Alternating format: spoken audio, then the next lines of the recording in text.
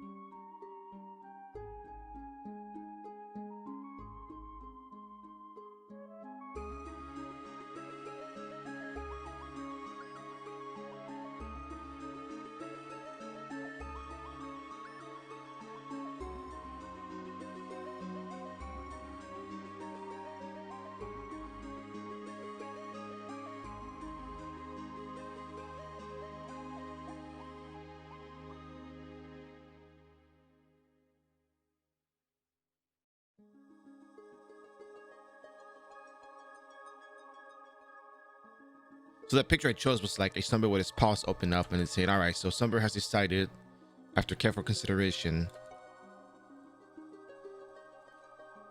It looks kind of cute because it looks like it's dressed in something, so.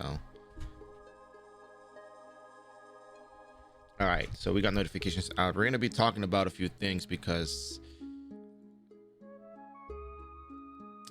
as it turns out, we have a particular approach to leveling, and there's got to be an explanation for what we're doing and why we're doing it this way. If you're watching the VOD, thank you for support. I really appreciate it. Stay tuned. We're gonna have more stuff coming up in the very near future. Join the Discord if you haven't yet done so to be notified of any upcoming things going on, new series, anything. And I'm gonna go ahead and grab the stuff that I need to grab.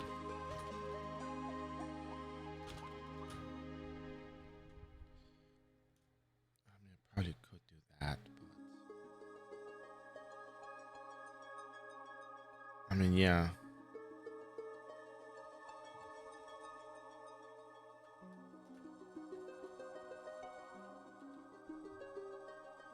So there's a couple of daily quests that we have available to our, character, but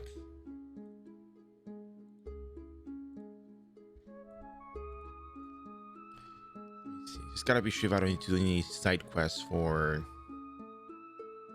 yeah. I think I do need to do a side quest for. No, that's another one. Bathhouse, warehouse. Let me see. How do I even get there? Oh, okay. So as long as you do the quests, you have access to a lot of all the maps, the daily maps that matter. Okay.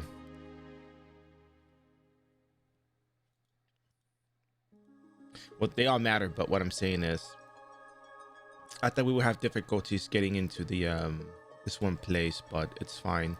So let's see, magic power plant.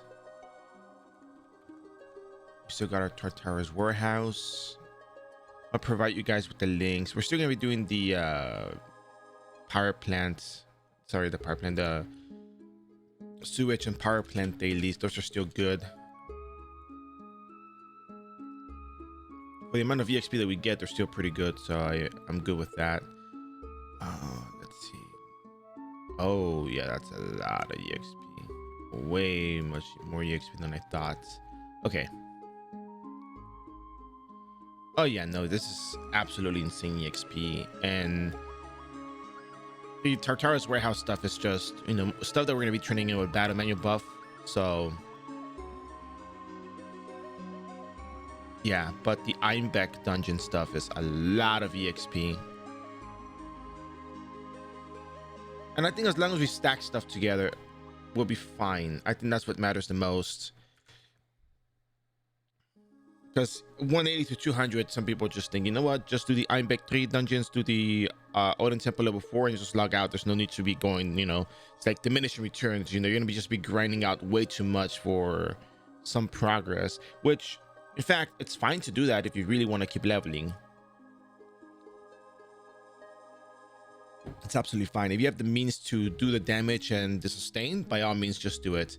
I currently do have a battle menu buff running on the Rune Knight, so we're gonna give it a few minutes before people show up, give you guys a little quick explanation, post some links based on feedback that was given to me yesterday. So I'm gonna give you guys the link for the stuff that I'm doing, so you guys are aware of what we're doing, where we're going.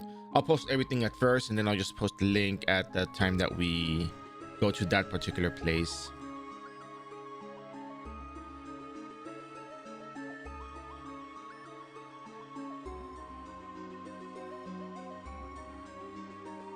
But yeah, it's gonna be fun. I think we're making a lot of progress on this character. It's gonna pick up a lot more, and hopefully I can make more progress if I manage to get what I want. There is a chance I may break the what's it called, the pew sets, because, well, not entirely, just the armor part, but that's gonna make me lose a lot of DPS, but it's gonna increase my survivability. Odin Temple level 4 has a lot of holy element monsters, and they do a lot of holy element attribute attacks. So, well, holy attribute attack is probably what it's called, but you could do one or two things, or three things actually. You could get, well, this one's not negotiable, but, well, this one kind of is. You could get Hunter Fly cards. You want to sustain and make a small mob of 3 or 4 monsters and use your skills, your wind cutter spam. You could probably survive that and kill them fast enough and stay alive. There's another thing I'm going to try later today once we get there, because I think it's really well worth trying to do this particular trick. A lot of people not complain, but, you know, a lot of people say that they can't dual client. Some people are worried that you can't dual client, so I'm gonna tell you right now, you can dual client, you can triple client, you can. I don't think there's anything against it. I don't think there's ever been anything against it, for that matter. But the reason why I bring up the reason why I bring this up is because there's a way. You know what? I'll just wait for you guys. I just wait for everyone to get here to show you guys, because it's better when I show it live. Again, this is just an idea. I haven't exactly done it. I could say I've done it, but maybe a long time ago when I had the need to do this. But these days I don't have the need for that. So yeah, that ought to make sense, right? In other words, there's something I want to show you guys, but I can't show it because I need to make sure it works the way I want it to. Hey Conan, how you doing? So we got to 181 yesterday. I think it was 181. Yeah, 181. It was really good EXP. It's absolutely insane. It's just no way I'm not gonna be doing this again. Like, I gotta do it again. So yeah, so let's see. I got the power plants, magic power plants. I'm not gonna do the bathhouse. I don't know. I'll probably do the bathhouse just because we get the chance at the cleaner card, but I'm gonna put that at the end because it's probably not extremely important.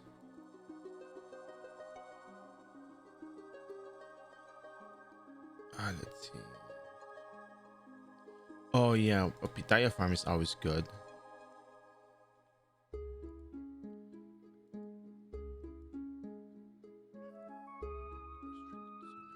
Floating garden, Grand Papillas. Grand Papillas is 8 million EXP. We can try it out.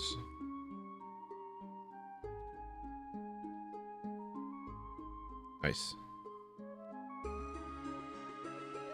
Hunt Grand Papillas. I mean, we could probably try the Hunt Grand Papillas, but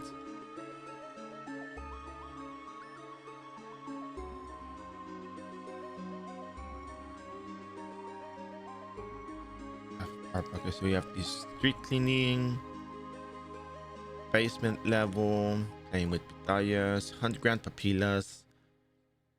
I don't know how hard hunting Grand Papillas is, but we'll just put it on there just in case.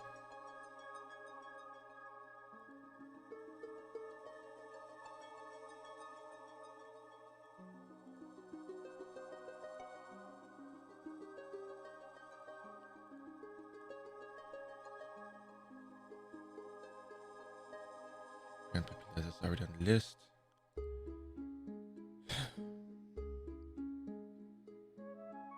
Where's the power plant?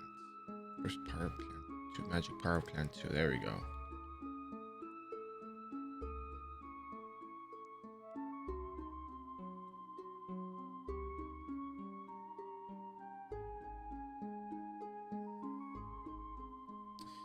Man, this is gonna be really good.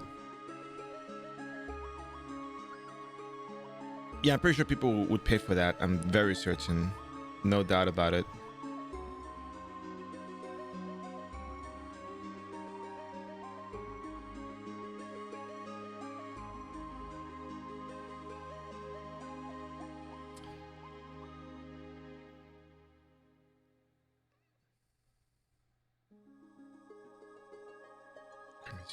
All right, we have enough people here. So, ladies and gentlemen, welcome back to the Captain Sunburst Show. Today, we have another treat for all of you people who enjoy leveling content, who enjoy Sunburst streams, who enjoy Rune Knight in general. Today, we're going to start off episodes. Well, not episode. We're going to start off the part 1 of the level 180 to 200 series of the Rune Knight series. Like, I guess just the phase, the 180 to 200 phase of the Rune Knight series to 200. Due to popular demand, we're going to be going all the way to 200, and because I have done some careful consideration, some in-depth analysis, not in my sleep, but just in general, I think we have what it takes to get to 200 with ease, and making it simple enough for anyone who's watching the streams, who's playing the game, to pick up Rune Knight and be able to do what we do. To some extent, RNG is the only factor that is different for all of us, but as you can tell, we've been able to level up our character without the Stormstone all the way to level 170 sub plus. And if anything, it's just you know, it helps you a little bit, helps you quite a lot actually.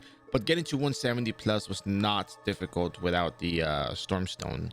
So if you have access to the Stormstone, if you pick up some Zinnia along the way, you decide to farm cards before you get into the 150 plus part of the Rune Knight series, or your own personal Rune Knight series, then by all means go ahead and do so. It'll be only to your benefit, and you'll do very, very well with that. If you do have questions about Rune Knight in general, you're more than welcome to DM me on Discord, or you can ask on here, just to be sure that you are on the right path if you're concerned about not being where you need to go. So by all means, just come in and ask, and I'll do my best to help you out with your questions pertaining to the game and leveling in RO. Mainly iRO, because we do more iRO-esque stuff here, but general renewal, I'll ask you a bunch of questions and then we'll see there. Hello Ace, how you doing? Yeah, Demon Familiar is good once you have the weapon as well. The extra attack that you get from that it helps. I think the aftercast delay reduction does a lot of work on its own, which I'm pretty content with. So just because it speeds up the killing process, and 30,000 damage, just maybe like an extra 2 or 3 wind cutters. But when you have 183 attack speed, it's fine. All right. Hi, hola, ¿cómo está usted? So today we're starting off with the Einbeck Dungeon 3 daily quest, which I'm going to post again based on feedback. This is where we're starting the day. We're going to be running in and just get straight to leveling because we have the battle manual running. So yes, again, if you have questions, comments, concerns, you're more than welcome to ask. Do not hold back in terms of asking about RO stuff. So here we are starting off with the intern researcher. We have 28 minutes in the battle menu, so you're gonna pick up 1 quest, then talk again, 2 quests, 3 quests, 4 quests, and 5 quests. There's only 5 quests here, so once you have 5 quests kind of on your right side, you're good to go. I think we have enough runes. Yeah, we have enough runes to get by. We're gonna forget about Teddy Bear for the time being. We're already way past the level for that. You can still go back and run the dailies, but with a battle menu buff and 200% server EXP, you will be getting approximately like 2 to 3% for the turn-in. So unless you're in the business of doing dailies, exploring maps, post 180, that's perfectly fine to do. If you want to get straight into just the leveling, you could probably just do raw EXP here at Odin Temple. You can probably do, yeah, I think those are like the better options of what I would do at this point. And last but not least, we're going to use Fire Elemental Converter. And here we go. Off we go into the spam. But we're about to die. And what did I overlook? Did I take a lot of damage just now? I think that's what happened. We're going to add golden syrups to our mix now because clearly we did something wrong. And we need to get another Fire Elemental Converter. So if someone's selling it here, I'll just buy it. 40,000. It's okay. I'll take it. That's a fair price. That's a fair price. All right.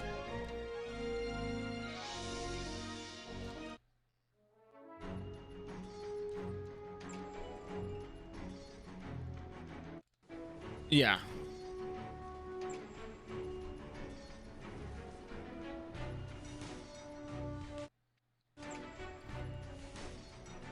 I think, if I'm not mistaken, actually, I can look at the list here. I posted the link for Einbeck Dungeon 3. Yeah, 5 quests, 27 million, 27 million, 27 million, 26 million, 13 million. So that's a lot of EXP for these quests, and it's much better than you think.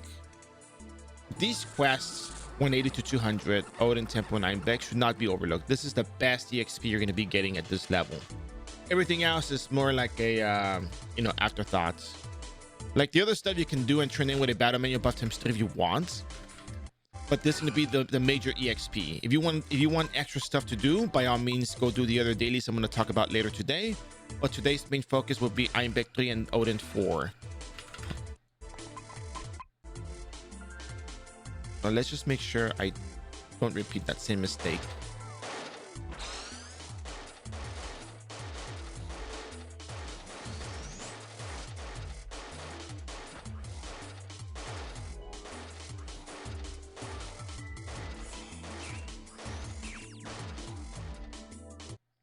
Yeah, the converters are very nice. I'm a huge fan of the converters. I think converters is a pretty good market to get into if you have the means to do so. It would probably be more EXP, but the other factor we have to consider is how well we can handle it. But at the end of the day, all I'm going to be really doing, I'm going to go and do the quests, do them, finish them, and get out. There's times where our characters cannot handle the amount of damage we take from certain dungeons, and that's one of those places where I have these concern that we don't have what it takes to survive there for an extended amount of time. Like, yes, you can do the quest and all that stuff, but raw EXP farming there, unless you have a lot of power or a huge party to help you out, you might just want to do the dailies and get out, because then it becomes frustrating thinking I need more damage to level up, which to some extent is not incorrect, because later on there'll be stronger monsters in the near future, post 200. But there's also just daily quests in the future as well, and you can just build up your character over time instead of just trying to rush all the way to the end, right? A lot of people say they stop around level 230 because they don't think they need to get out much more EXP, and the EXP table is just very, very tough post 230. So I think we can handle the Abyss Lake. My only concern is surviving, because they do shadow element attacks in there, like shadow strike stuff, and it's a lot of damage.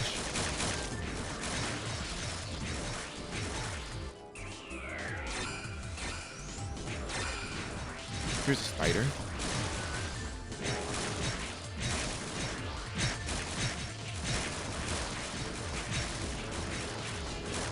Huh. Takes forever. Oh my god, there were 2 ants there. Why did I... Oh wow.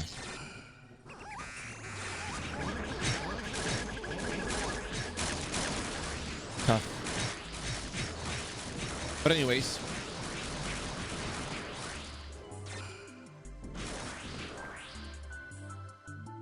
let's go get more syrups, because we are just drinking way too many syrups, because that's how we survive.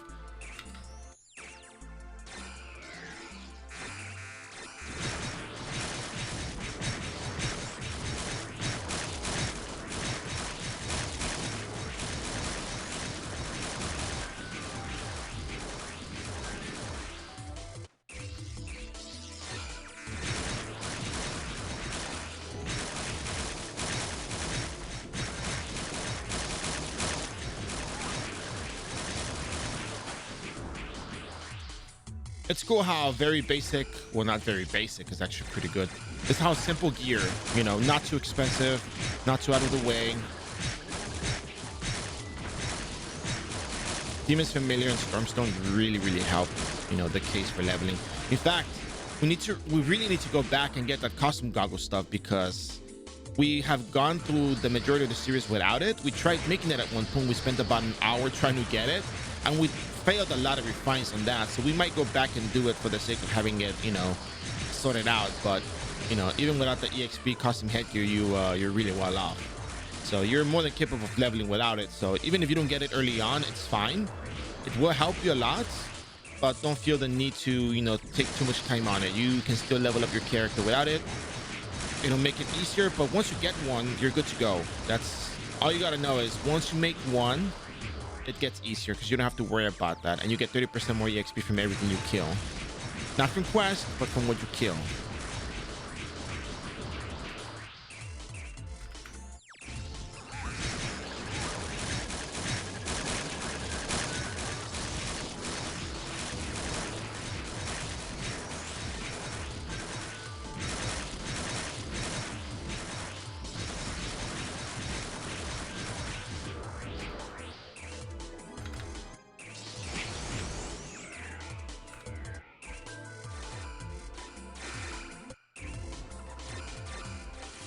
The most troublesome mob for me is the Julians and the Perselios.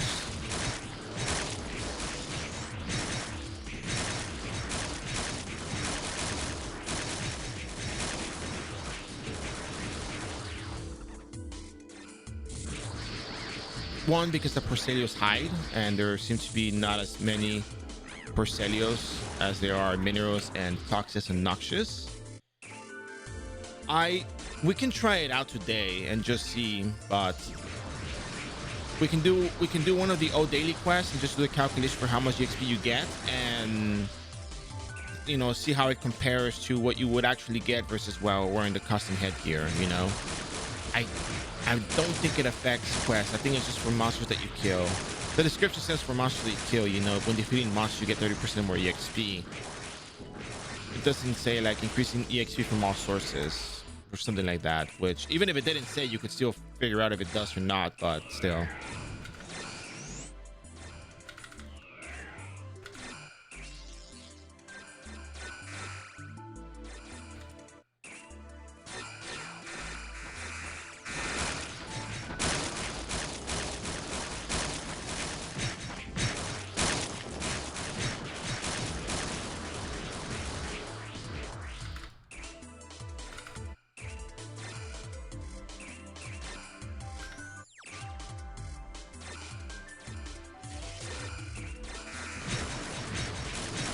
So we can probably do a lot of raw EXP right now because we have a battle manual running.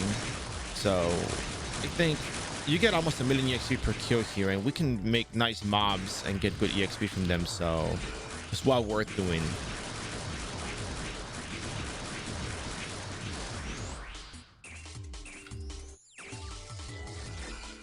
There's 2 ants right here. Very nice.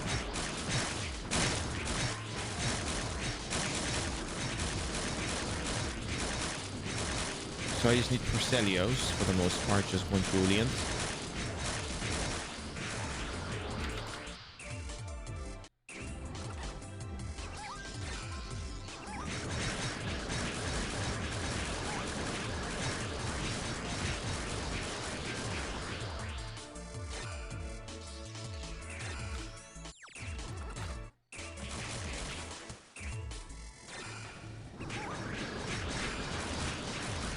So when it comes to Odin Temple, you know, if you don't have holy armor, you will be taking a lot of damage, which is unfortunate.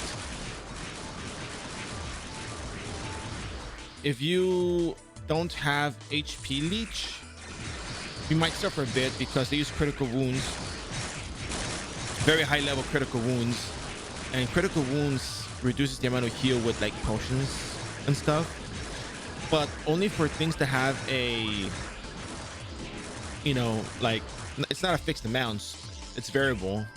But if you have anything that is percent based, such as you get Drasso seeds, you get Drasso berries, the boots from whatchamacallit, Illusion Dungeon, those are percent based healing, and those are really good. So it's well worth considering collecting those, because they really help surviving at Odin. Now, if you have holy armor, even better. If you have HP leech and holy armor, you're pretty much set.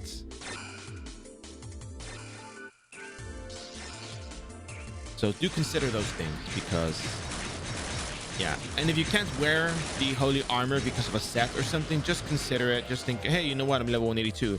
Just be like, you know what, if I can survive and I can do the dailies, I'll get more EXP than wasting more resources trying to get the same amount of kills. Or at least, you know, you could try looking at it that way. If you can't look at it that way, then, you know, try it out and see how it's going to work out for you, because it's very likely you might be surprised at how effective just having HP leech in that one map in particular, you know, how much it would really help your case for leveling.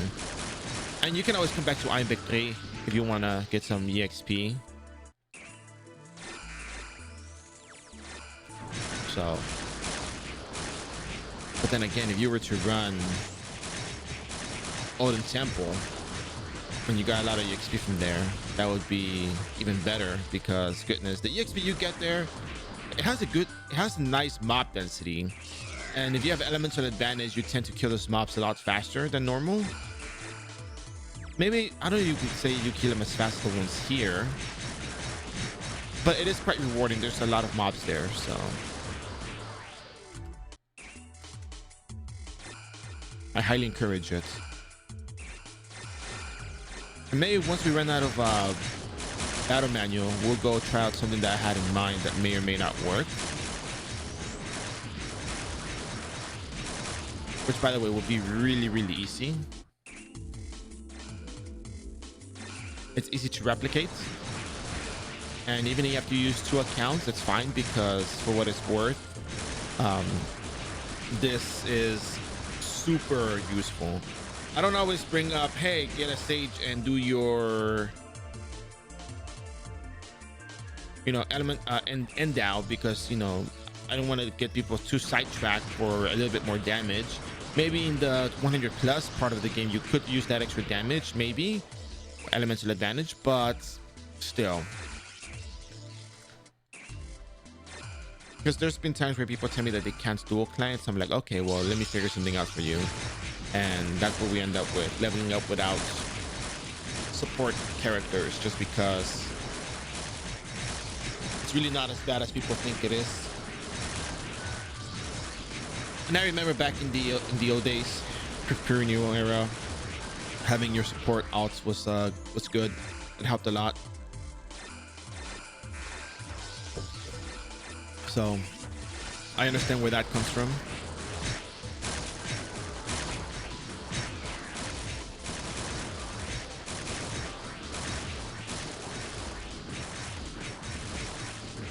We just leveled up and you got 10% already. this is kind of the map to be at for levels, I think. At least early 180s, you're really well off here.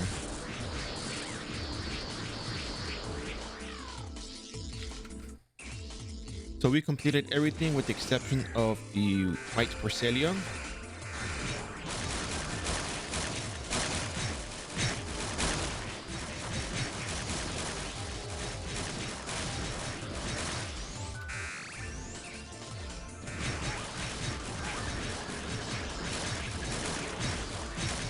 And just like that, very, very easy, very straightforward.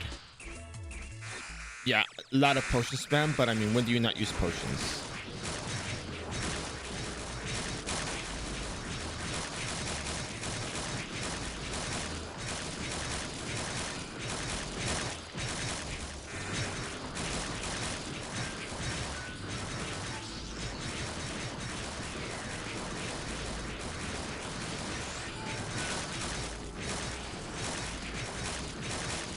Oh yeah, no, absolutely, absolutely. But again, there is one particular detail when you say who cares. There are people who care, and let me tell you why they care. I've been asked, and again, this is not anyone, because I've been asked over the course of time, even with syrups available. They asked me, how do you get HP leech? They need HP leech because they can't sustain the fights. And I'm like, what do you mean? Like, do you have syrups? Yeah, but you know, it's not enough. I'm like, So I really wonder if it's like, you know, people don't follow the 4 to 6 rule, or people just try to over mob, you know, not recognizing how much extra consumables you use trying to kill a larger mob when you. Oh, hello, Hitman. Use sight. Oh well, he didn't have to, but nice.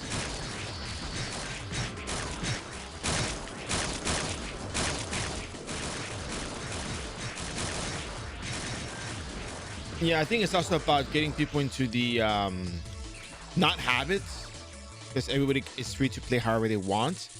But I think this is more about, you know, showing people how leveling has changed over the course of time, and we don't have to entirely rely on just having HP leech on a character. It's more about, hey, you know what, you can level up as it is. Just get the syrups. Here's where you get them. People sell them. People get into this particular market, and it's good. We're at 11 minutes on the battle menu. We're gonna just keep going here. We'll do daily quests for other places after we're done with this.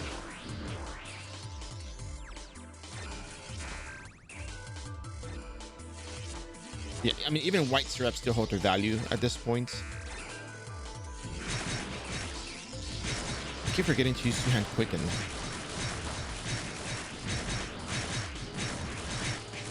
Oh yeah, my rune's expired, that's why.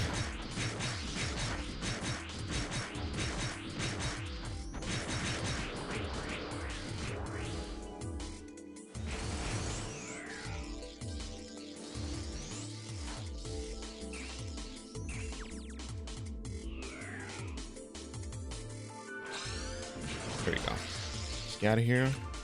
Let's go run out of our battle menu buff, and then, you know, I guess we're gonna turn in the quest right now. Should we train the quest right now, or just do like a BMX train at the end of the stream?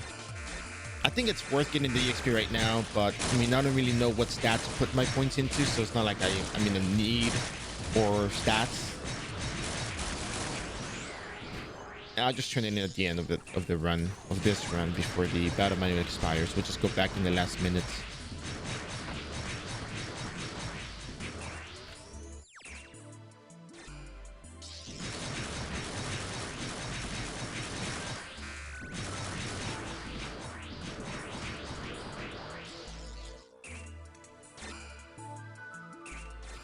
Goodness. I wonder how I'm gonna do Odin Temple, because the critical wounds does hurt a lot. I could probably try going 1 by 1, but that's not effective. I could probably do 2 by 2s, but at the same time, it's just not exactly, you know, theory versus, you know, actual practice is way different. I made the runes yesterday for the first time. I know it would make them in well. Okay, so we can talk about the runes. It'll be very easy for me to go over that. I mean, depending which character you are, right? Some of them are not as effective as others. Some of them take more effort to make, and they don't give you such a huge benefit overall. One of those runes, I mean, it does have its use. It's just kind of hard from when you read it. You're like, okay, maybe this thing is not as effective early on, but maybe later on it could be. But Stone Skin makes a shield that is 20% of your health from what I understood. So if you take 20% of your health in terms of damage, it's like, okay, shield's gone. You get 100 magical defense though, but I don't know if the 100 magical defense is gone entirely or just the shield part, which we can always test, right?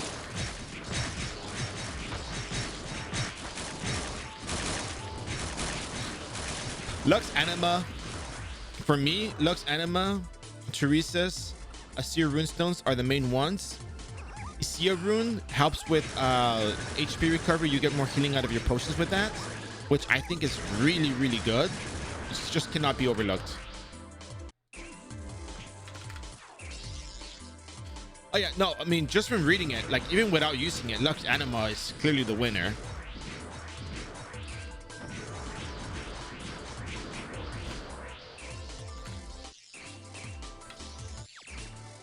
For physical classes, Lux Anima, Asir, and Teresa's are the main ones. No way you can go without them.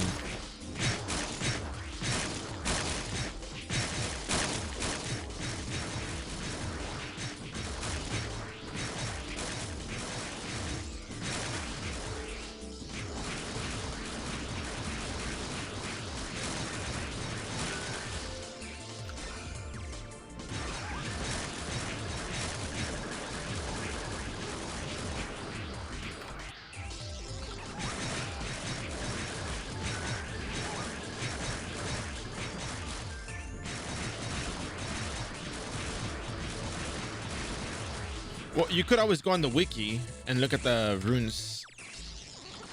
I mean, I know that going on a wiki is probably not like the best response, but that's where you can find all the information. It's like a little bit of a resource kind of deal. Well, not kind of, it is a resource, so.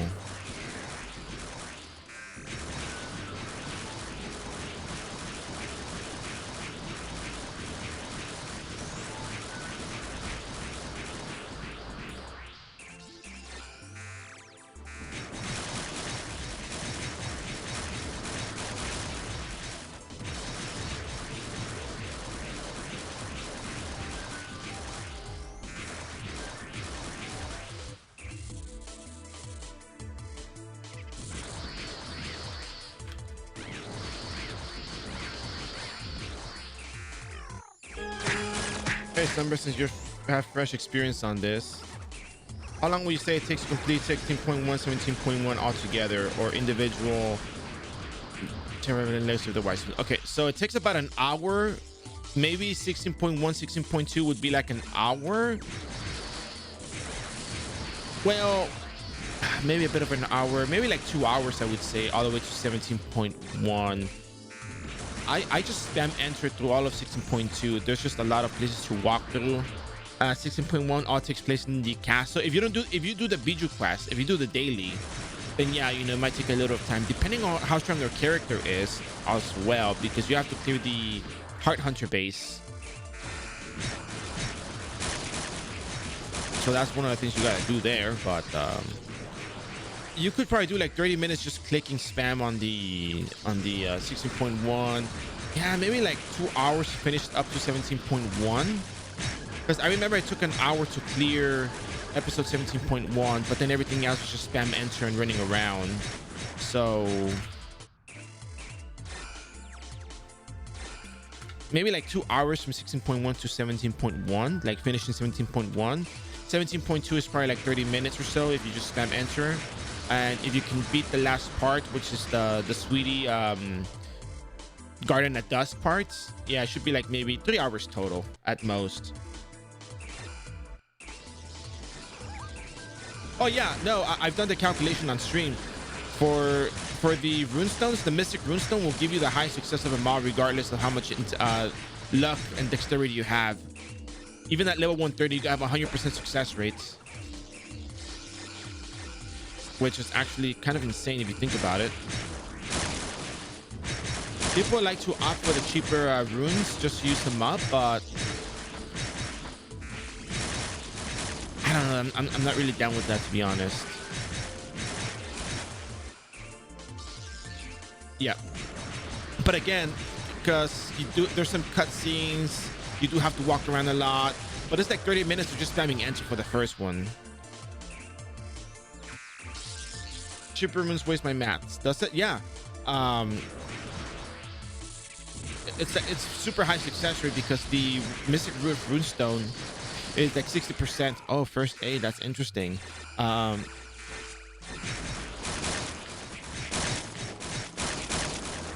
It's 60% success rate, and the C rank runes only like subtract 5% of your actual success rate.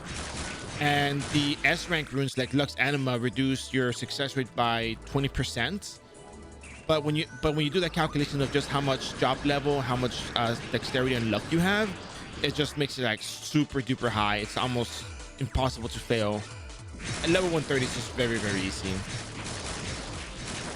Oh, it looks overwhelming, but it goes by really fast. I've done it on stream very consistently. Well, I've done it on 2 characters so far, and I thought it was not bad.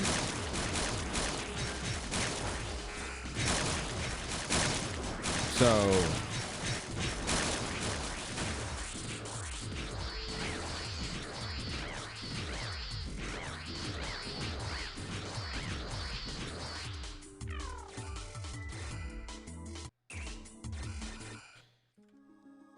in fact, let me see what I got in my videos here, my VODs. What level are you, by the way? Just to get an idea of what I'm expecting here.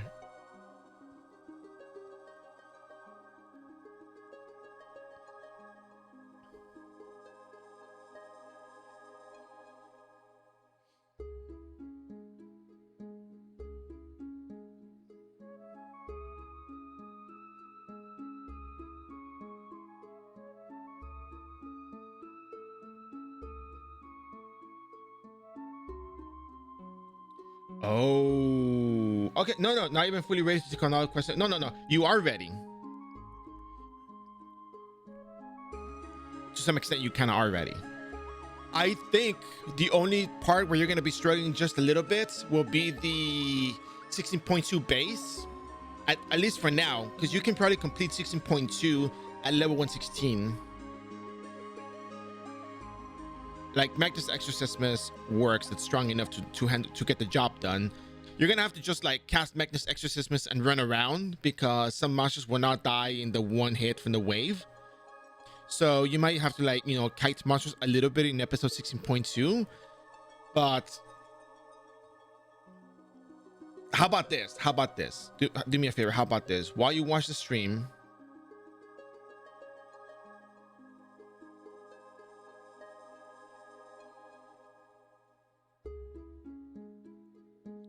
why don't you start 16 point? I mean, if you want. I'm just suggesting it because I'm still here and you can just run through it. You can watch the VOD where I do the run with the Rune Knights. You don't even have the whatchamacallit, the Grace equipment. I mean, not the Grace equipment, the Bleach equipment.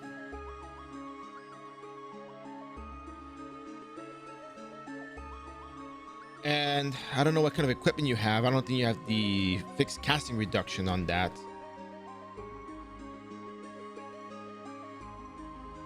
But I'm pretty sure that even with the Noblesse equipment, you're going to have more magical attack in general. So I'm guessing you probably will.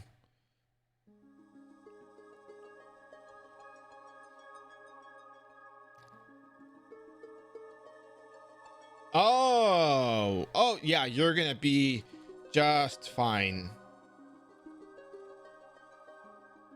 My Rune is level 182. Yeah, what other armors do you have, by the way?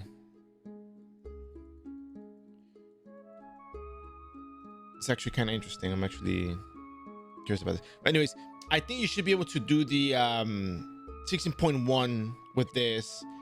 I don't know what armors you have. Normally I tell people to get the Noblesse stuff just because it has decent stats on it and fixed casting reduction. Let me see. I think the Shrine Maiden hat only removes the variable cast time.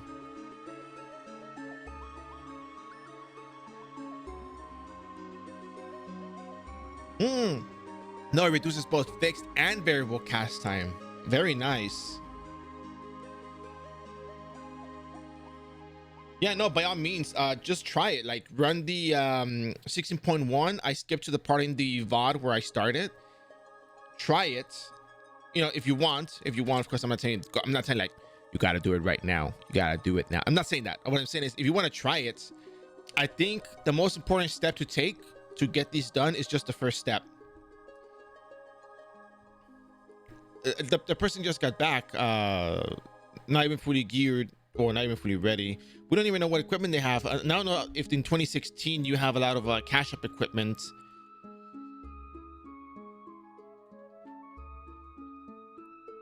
And then we don't know how much Zenny they have. Like, those are questions we would have to, you know, ask once they're a bit more, you know, settled in. But yeah. All right. I'm gonna go back to it, and if you have questions, ask. You're more than welcome to ask questions. It's all good. We're gonna defeat this one last mob, and we're gonna head on out to the entrance to turn in these quests because we have a lot of EXP to get. So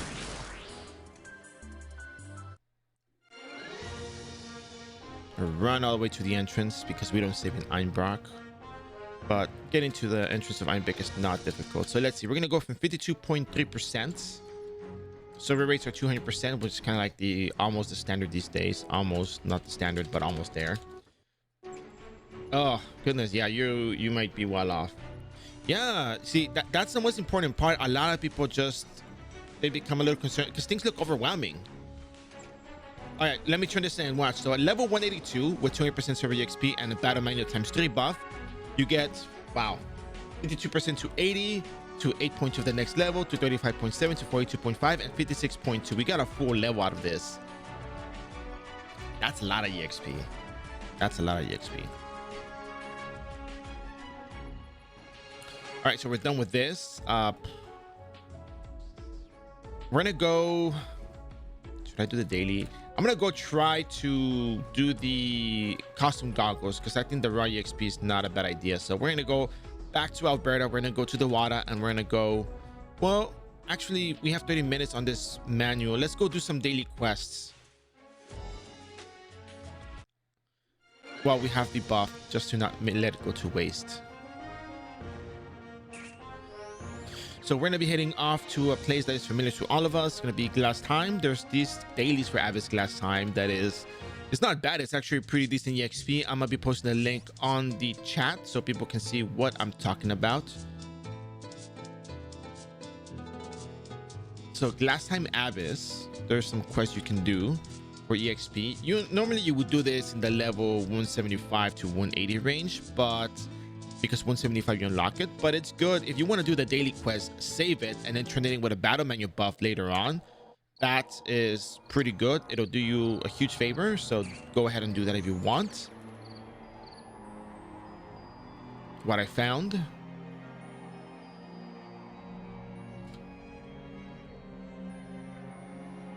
And then you're gonna go what I found.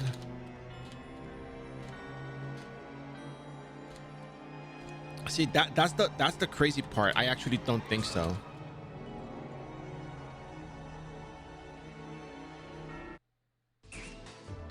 On this quest, you can't save it for the next day. What do you mean?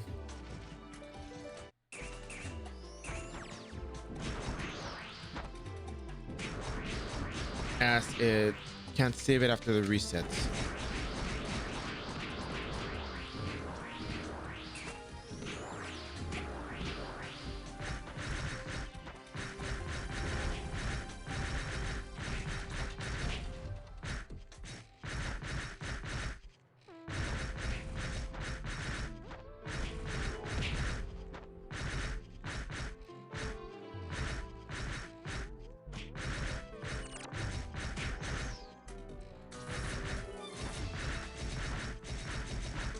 Just because I need to kill frozen gargoyles, only because I need to kill them. Otherwise, I wouldn't be doing this.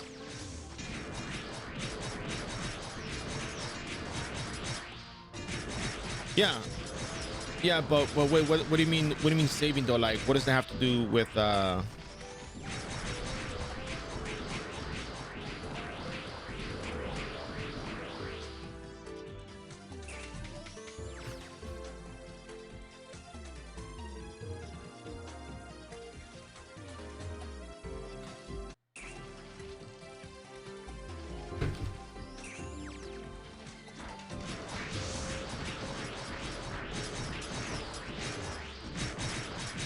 Well, actually, hold on. I will address the thing about the mages. I just want to make sure I understand the question that's being asked or the thing that's been mentioned.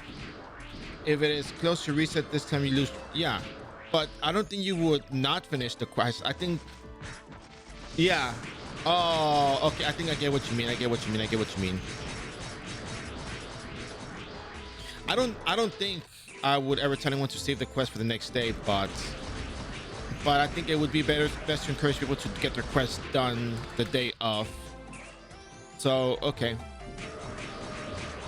Okay, so about mages, I think mages will be able to level up to 150 with ease, which I think is probably the standard at this point. I think 150 is easy for all classes, or should be easy for all classes.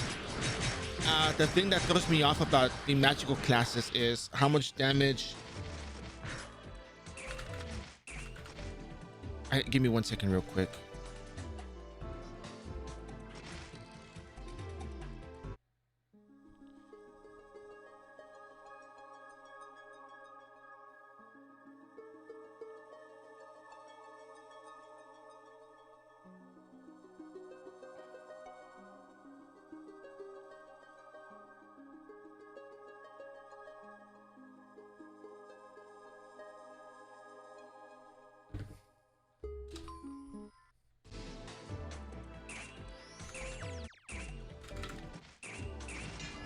All right, today we're going to be having a bit of a shorter stream than usual.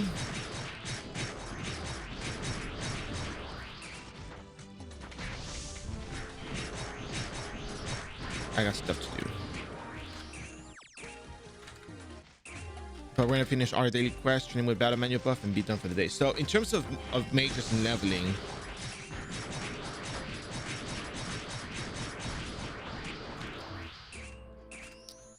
yeah.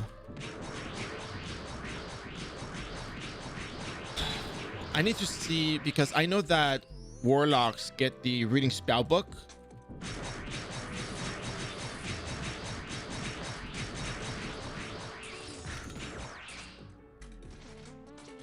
So they can probably, just drop the spells and kill stuff.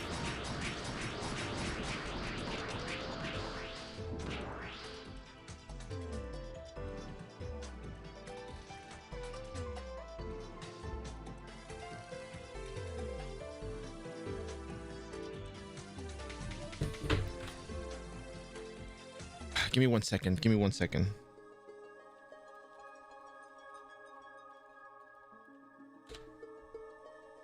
Yep, level 183.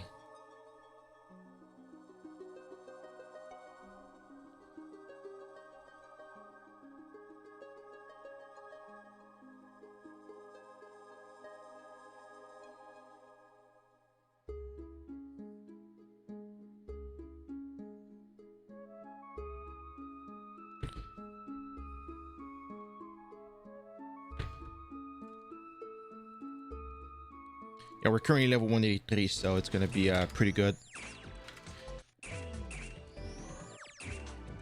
We're almost out of this buff, but it's fine. We should be here for a little while longer.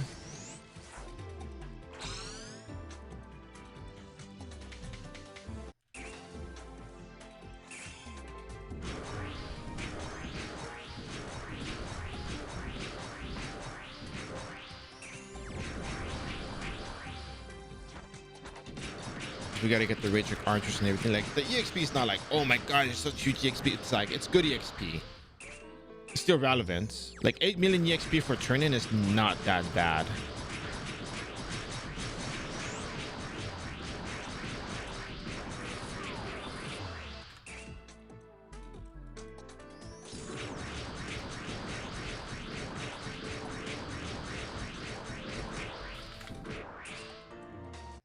Yeah, I think a lot of people do struggle with the warlock and mage classes. Okay, so what is he struggling with in particular? I don't have my crit on. Okay, great. I gotta just, I'm gonna leave this behind. Took him 1 hour to do a kitchen quest. Well, how about you could probably try linking your friend this over here.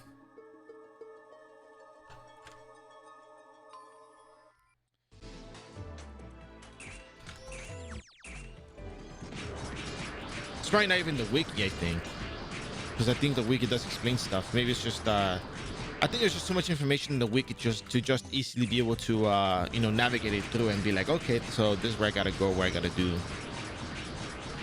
Actually, I think I even did the quest with Warlock, the entire quest.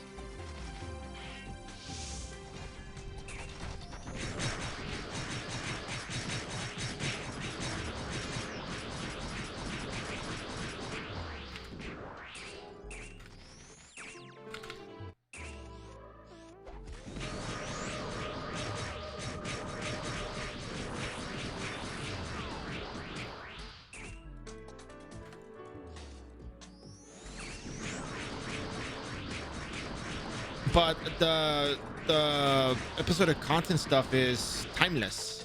It cannot be outdated because the episodic content doesn't change from the moment it's released in terms of like doing the quests.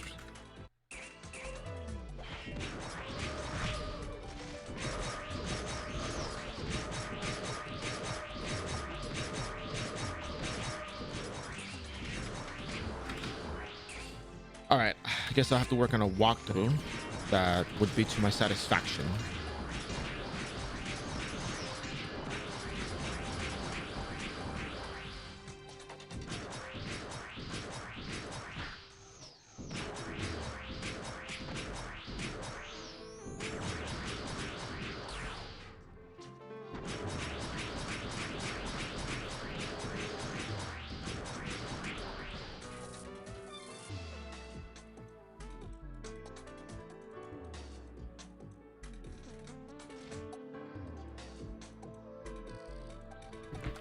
Wait, which chief?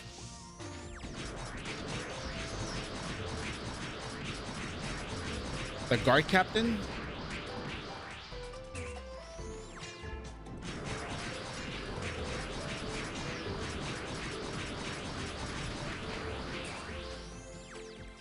The guard captain is level 140. Oh, the chief. Oh, okay. It's because you said chief, and I'm like, chief? I guess you meant chef, the cook. Okay, yeah.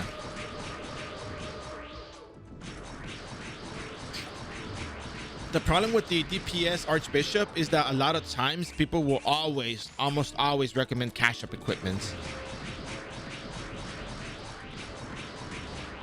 So, the soup man, the butter soup man. Yeah, the butter soup guy. I know that guy.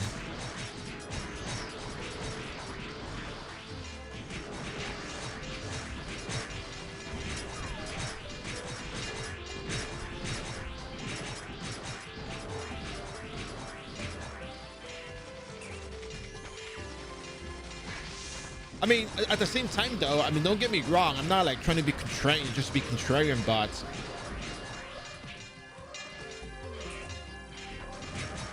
he tells you what he needs right off the bat.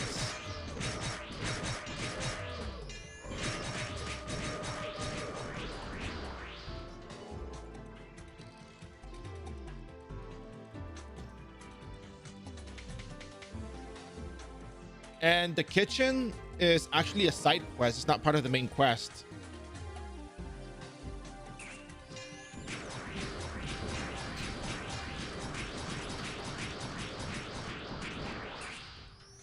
But then again, he's doing the dailies. That was when she's doing the dailies, but it's not EXP. You don't get EXP from the kitchen dailies. That's the thing.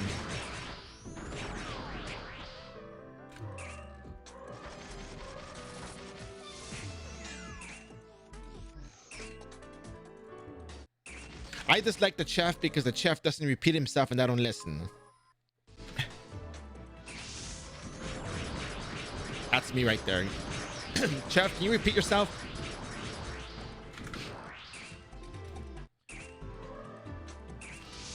What is the matter with you, Rune Guardian? Do you not understand the basic concepts of the kitchen? I said, never mind, the soup is ruined.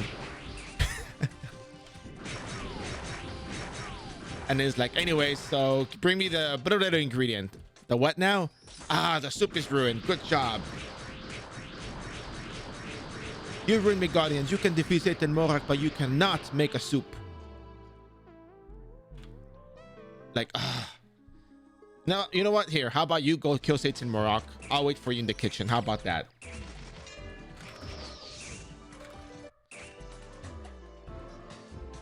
But anyways. A gravity error in Abyss Glass Time. Look at that. Well, you can't see it, but I can.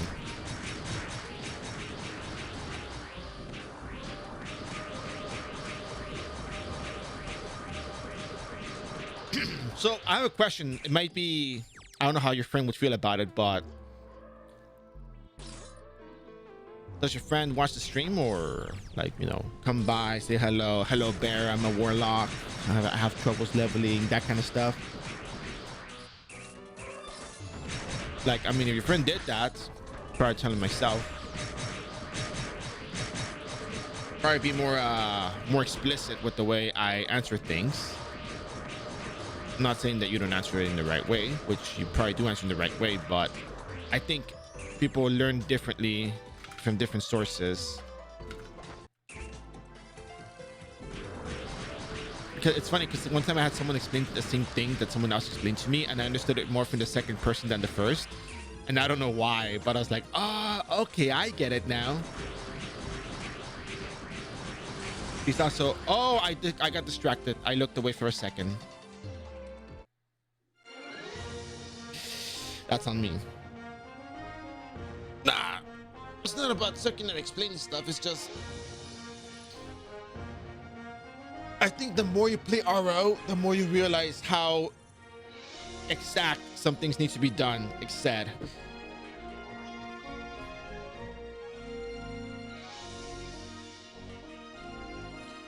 All right, I need a couple of minutes. I need to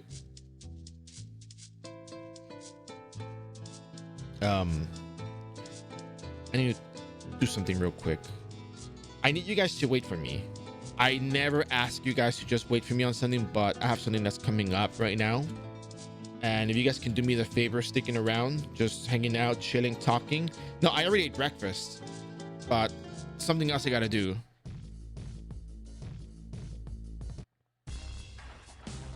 You guys can just, you know, stay here, wait for me. I would really, really appreciate it. It's very rare for me to do this kind of thing, but we're gonna chill here for a bit.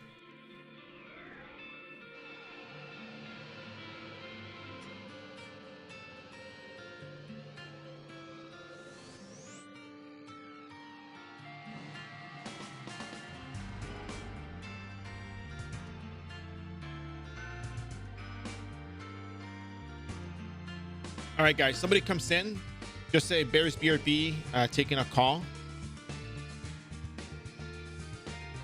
So I need to take this. Well, it's coming up very shortly, so I need you guys to just wait for me, okay? So again, thank you for support. Really appreciate it. We're gonna continue with the Abyss Glass Time. We're gonna finish that up and probably move into another set of dailies. No, because then people are gonna jump in, and I don't know what people are gonna write in there. I'd rather not have things written on there, so that's why I don't open up chats.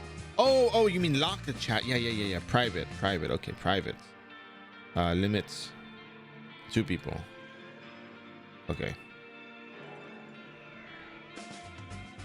Here be call.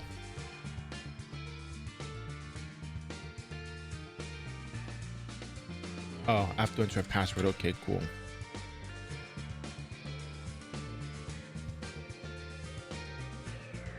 Let me see if I can do this right.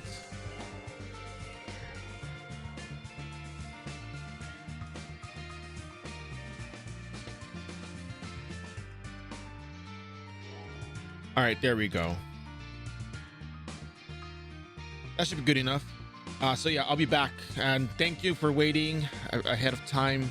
I never do this, but yeah, some stuff cannot be avoided. So thank you for support, BRB, and yeah, BRB, thank you.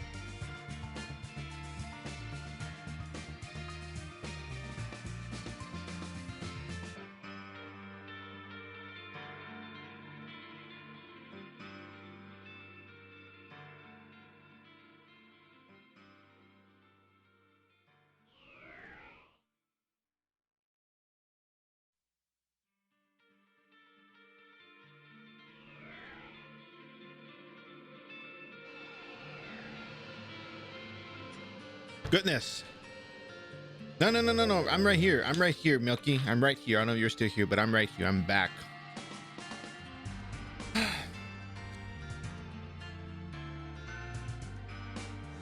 Goodness. Guess Milky is gone. Milky, I'm sorry. Forgive me, my friend.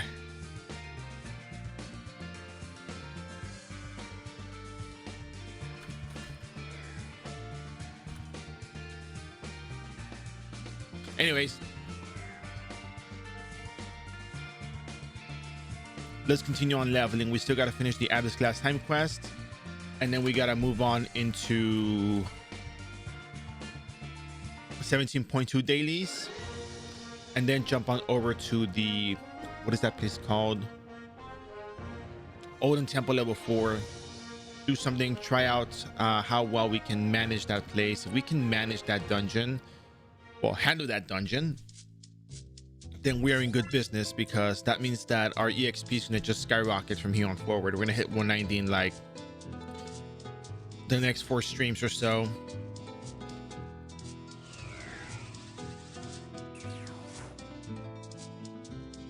So we're pretty much set. I mean, even with just the Einbeck daily dungeon quest, it's already good enough as it is. But yeah, so back to Ace's question earlier about the mages.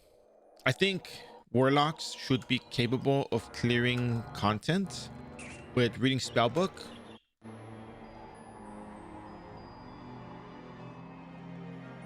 But I think what it would ultimately come down to would also be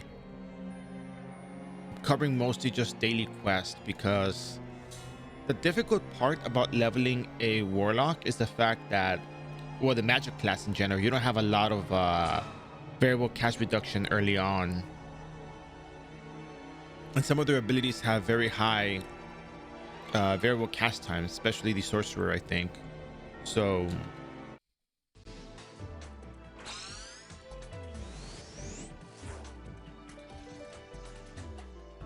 it's one of those things that you got to be on the lookout for, because if you don't have preventing cast interruptions, I think you can do it without the cast interruption stuff. Personally, I think you can still do it, but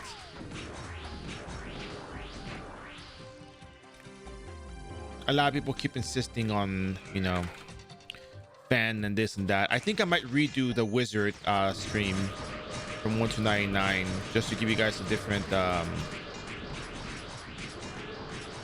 because I feel like the booster stuff does throw off some people, but I think I took a way too long at Mac Marines. I don't think I had to do Mac Marines. I had to do those quests that David recommended. I don't know. I feel like I probably could redo them, but maybe 1 to 90 and then 91 to 99 just level up off stream, because we already have the locations for that place. You just grind them out. It's very time consuming to level up as well. Then Ruins is also a really good map though. Like, let's not get it wrong. Ruin is an absolutely amazing map.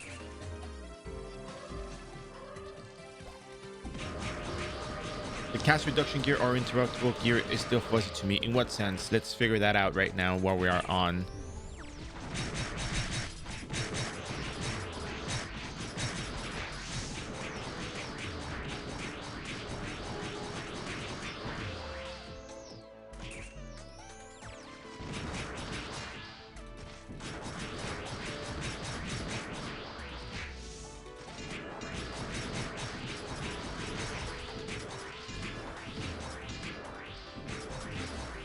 Okay, we can go over that, but I'm kind of curious right now. I don't know if person's available, but Agatha 87 was doing the 16.1 backward for hero stuff. Kind of want to ask if it's okay to ask how's your progress on that, if you're moving along with that, or if you're struggling, just to get an idea.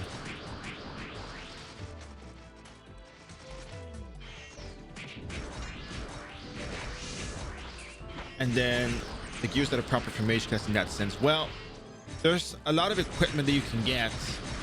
Sometimes there's cash gear that will, you know, satisfy those requirements for variable cast time. they'll just give a lot of variable cast reduction, or maybe for just an ability. But the go-to has always been Fen or Bloody Butterfly, or Butterfly for uninterrupted casting. Wow, that's a lot of damage. What the hell?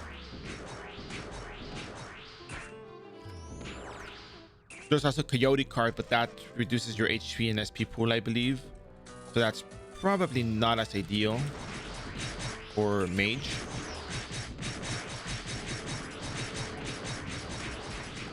But Fan and Blood Butterfly are the staples. Orleans Garment is really good for High Wizard while you get that.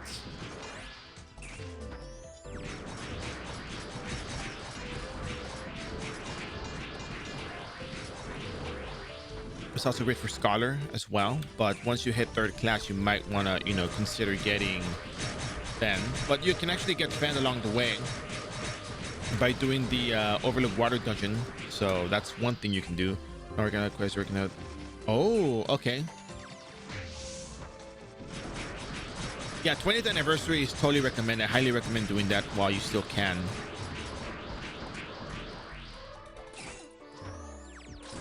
I don't do it on my characters because, you know, once outside the events, like, hey, where do you get that? I can't get anymore. And just so people know that you don't need it for leveling. All right, so we're done with all the quests here. We're going to go over to episode 17.2 and start working on... Does anybody have cursed water here? Cursed water, cursed water, cursed water. Nope. Nope. Nope. No cursed water here either. Okay. I'm gonna go buy 1 cursed water, and maybe we can finish the quest over there before this expires. Yep. Maybe 2 of them, because we do have 2 places to go to. So let's see.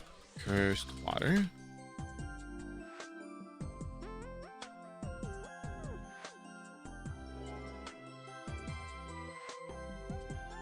Go get some syrups as well, because we're almost out of syrup.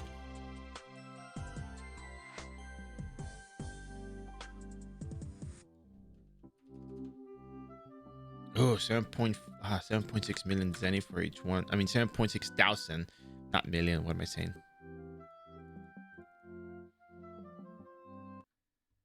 That's a lot. Let's see how soon we can finish these quests. Maybe we don't have to rely on the runes at this point. I think we're strong enough to just take those monsters down. They're level 140 plus mobs or something like that. So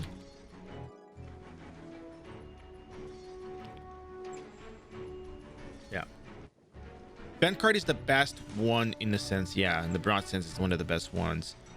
You can also get it from Overlook Water Dungeon as well. So that's the thing you can do. You should do. So maybe I will do it the Overlook Water Dungeon thing and kind of have that on there for people to go do.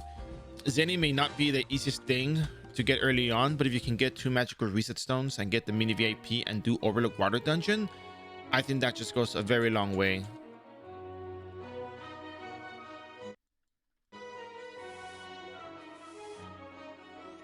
Like, it's probably just, you know, might as well just do it, you know.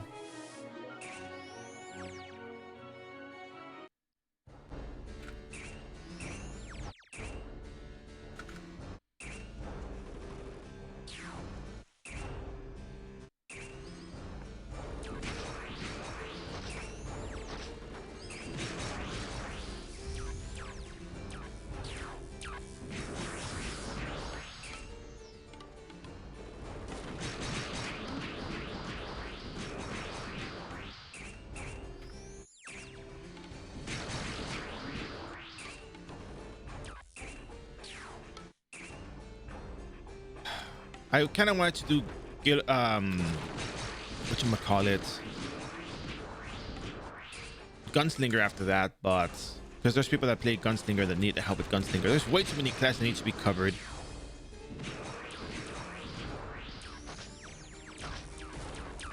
I mean, all of them have to be covered, right? I mean, I can consider doing Wizard. I can consider it, but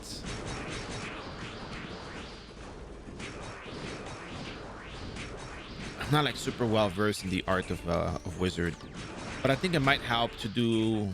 I think it might help to do like a range of physical and magical class and then rotate like that. We can consider this the physical class, maybe switching to the other one.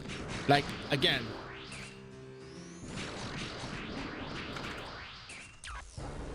not doing the custom goggles. I got the runes running right now, so I'm gonna do this first because I got the runes running. I don't want to waste the runes. I don't want to let them go to waste. Above level 200? Well, we can't. We don't have Night Watch as of yet, so.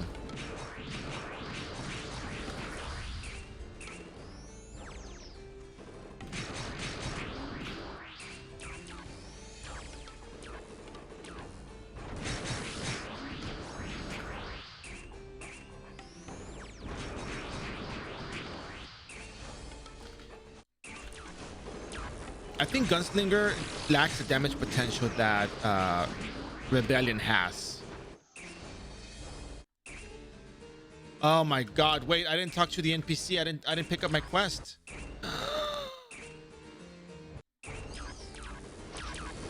No! Cleaning robot, give me my quest.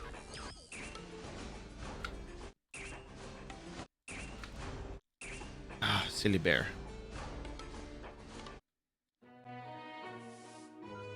Okay, let's go. Let's go. Oh yeah, links cannot be posted. Can you send me the link so I can post it?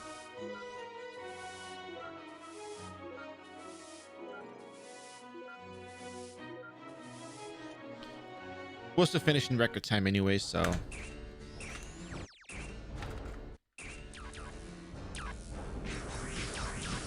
I guess you can say I was farming cards at this point. All right. I'm so surprised that that event has not been like phased out.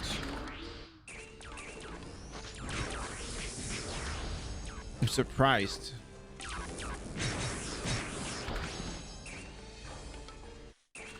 Oh, and before I continue, right now we're doing the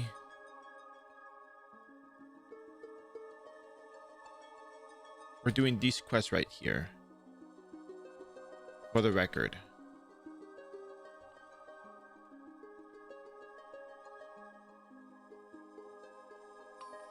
Cool.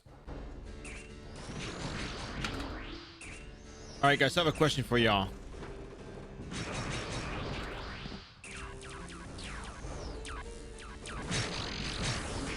What do you guys think about Sunday streams? Or rather, the Sunday time slot?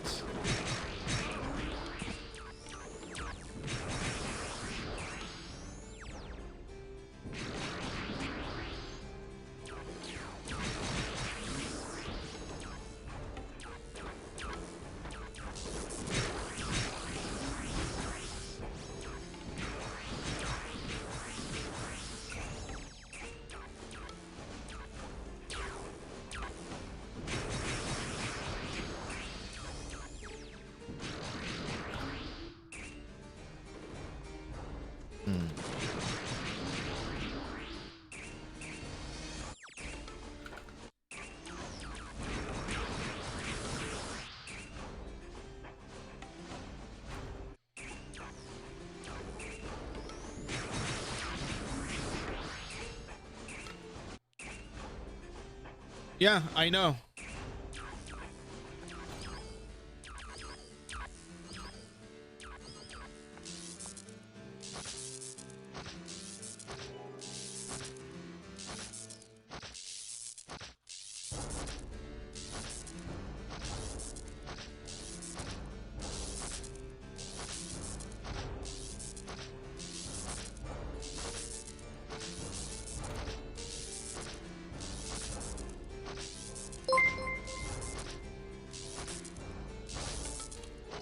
Burntas, thank you for the follow. Hope you joined the stream.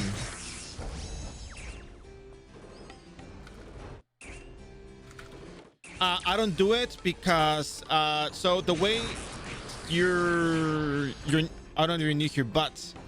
So the way that I run the streams is that these are technically leveling guides to some extent, and I'm trying to do things that are not considered outliers or special events.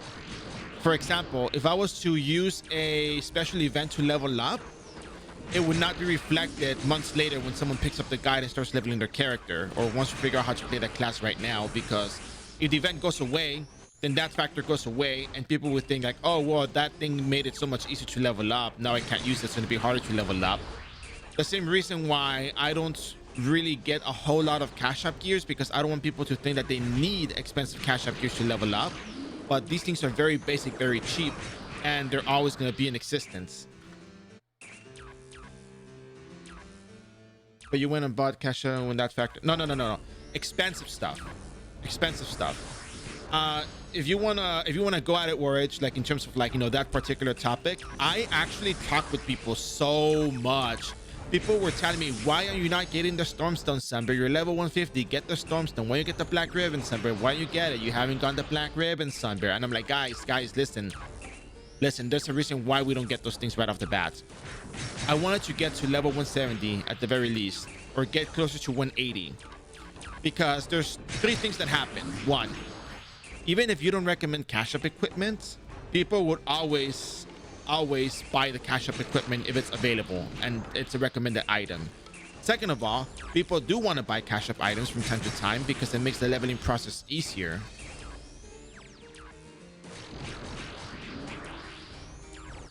So, you know, people do buy into the cash up. I can do everything free to play style, but I'm still going to be told, hey, Sunbear, what cash up gears do you recommend?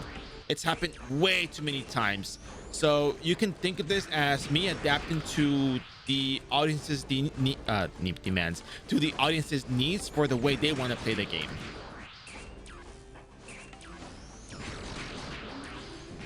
So if I got the Stormstone, if I got the Demon's Familiars, because these are very, very cheap items compared to all the other cash up gear that gets recommended, but I want the record to show that I leveled up all the way to 177 or 170, or what was it, 170 plus, without getting the Stormstone. We just did daily quest, and the point of that is to show that you don't need the cash gear, because people become too reliant on cash gears to do leveling. Yes, we are using cash gear equipment at the moment, but we leveled up all the way through. We defeated all of these monsters without the cash gear, and it was just as easy as if we did have it or we didn't have it. It doesn't make that much of a difference. The character is more than capable of clearing content as it is. Besides, the Stormstone and Demon's Familiar are in cash up boxes, there's fire sales, and people always buy into the cash up sales. It's not to say that it's impossible to level up free to play. Anything can be done with sufficient time, but people value their time and they rather spend money to save their time leveling. Now, that's the one thing. Now, to address the other part about the why don't I finish the 20th anniversary, or why do I not do it? That's because the event is on for a while. I don't know why it hasn't been removed, but if it becomes removed and I have it on a character, it's like, okay, well, I can't do that anymore, because, you know, Summer did it, he recommended it, but the event's not there. So I can't exactly recommend something that is just event wise, or something that just helps you for that particular time frame. The only exception to that is the EXP rates, because even if you have EXP rates, the thing you're doing is going to be the same. You're still going to be at the same leveling spots, you're still going to be killing the same monsters, you're just going to be getting a little bit less EXP, and you might take maybe a day or two more to get the same amount of EXP than you would on 300% EXP rates than on 200% server EXP rates, right? So that. As for the Black Ribbon, the way you get the Black Ribbon now, the way to generate that item in comparison to the loot boxes that give you the other equipment, is you have to spend a certain amount of money on the cash shop during the spending promotions, and you get a box, and that box has one of the community headgears, which includes the Black Ribbon out of like 16 headgears, I think it was. I can't remember the exact amount of headgears that are in there. So generating that headgear is kind of difficult, and if I'm recommending you spend all that much to try to get a chance at a box, that is at the service in my parts, because I'm saying, hey, here's how you level up the character with ease. Now, if you find a Black Ribbon in the market and you think it's a fair price and you buy it, by all means get it. Like, it'll only help you. But if I can do it without it, there is no excuse to not be able to level up the character, thinking that you need to have all of these items to do so. Because without this and without this, you're still going to be killing them in like 4 or 5 hits, and that's fine. Like, the only difference is just the speed at which you're killing.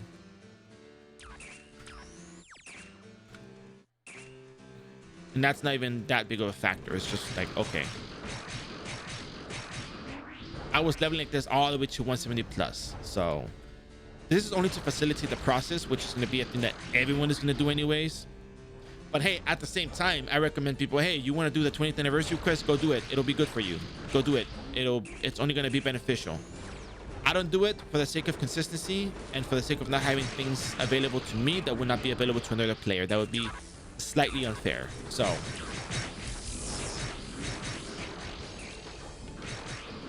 yeah. But okay, you have to understand that there's a lot of what do you say?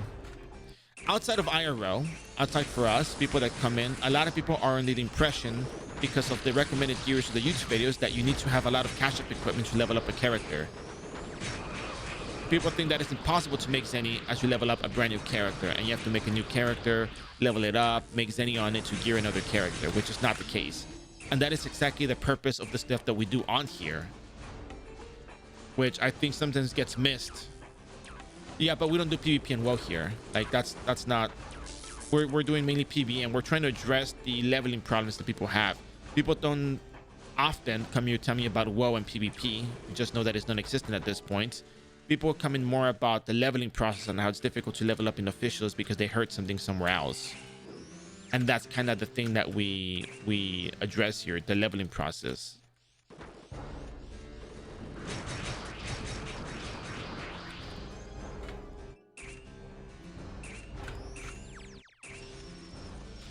But yeah, so that is the reason why I don't do the 20th anniversary quest. That is the reason why I'm doing this quest. Because if you get, I got a sewage venom card last week, and I sold for 150 million Zenny. If I got a sewage venom card today and I wasn't making that much, sorry, if I'm not getting much EXP, at least I got the card. I got the daily quest you turn in with a battle manual buff, get some EXP out of that. So, but at least I'm not fixated on the whole farming thing. Lucian turtle, okay. Yeah, and you're level 171. Which class are you?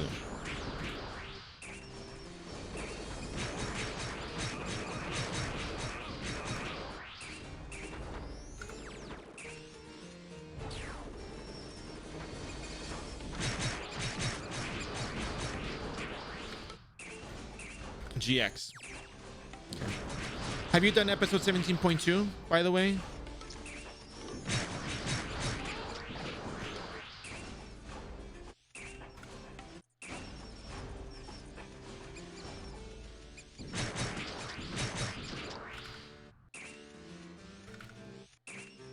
Yeah, I play solo here. It's not like we need to you can do parties and get more EXP, but it's not like, you know, no, not yet. So episode 17.2 has a lot of EXP quests, and yes, I know that I may be out of the level for some of these, but if you look at the daily quests for these, for example, you can just go down the list. I think the major ones are playing with pitayas, sewage cleaning, power plant cleaning,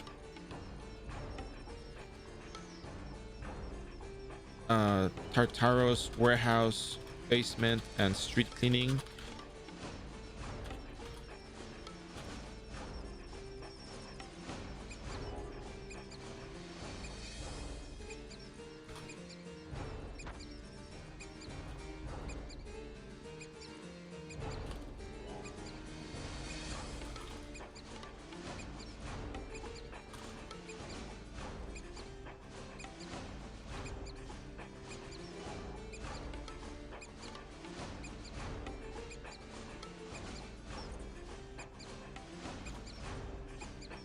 Yeah, so there's a lot of really good EXP quests that you can do, because I also do Vera City dailies. I stopped at 170. Oh, it's not enough EXP. But what I did was I did 16.1 level 140 plus quest. I did Vera City dailies.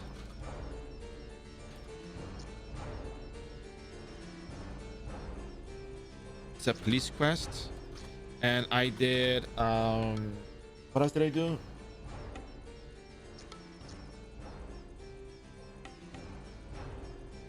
$17.2 daily quest.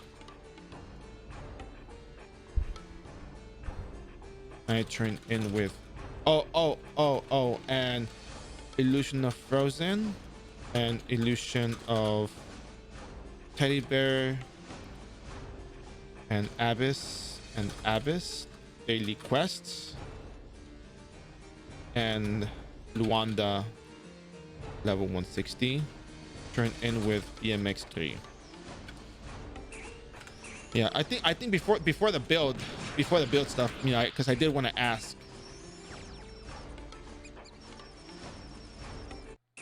I did want to ask about the build, but I just want to establish what I did with the character, even regardless of the build. You know, Guillotine Cross, Ranger, and GX. No, sorry, Guillotine Cross, Ranger, and Rune Knights are the classes that can certainly handle things without really needing, you know, I think regardless of build, you're still going to be able to manage to do all of these things. It's more about the way you're going to go about it. Because if you grind raw EXP, you're going to get burned out, and sometimes not enough EXP. You use a lot of consumables, but it depends on the build after that. I just want to establish the way I got to 184 before we get into the build, because I think a lot of people aren't aware that 17.2 has a lot of really good EXP daily quests. As long as you do the daily quest chilling with a battle menu buff, you get a lot of EXP.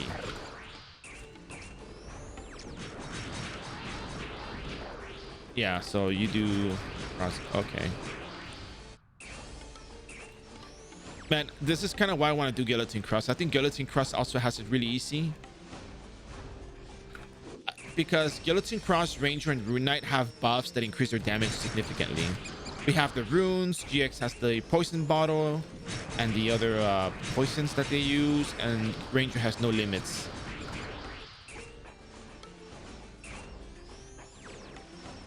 So that's really good damage. But if you can do 600,000 damage without EDP, you must have decent equipment. Really decent equipment.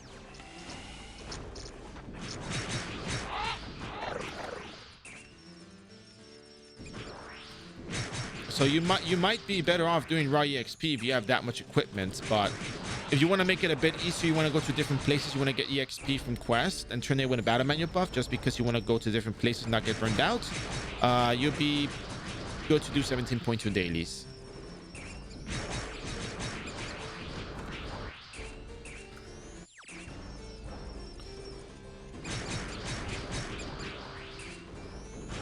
I mean, I even feel like with Rolling Cutter and EDP, he might be doing a lot of damage as well.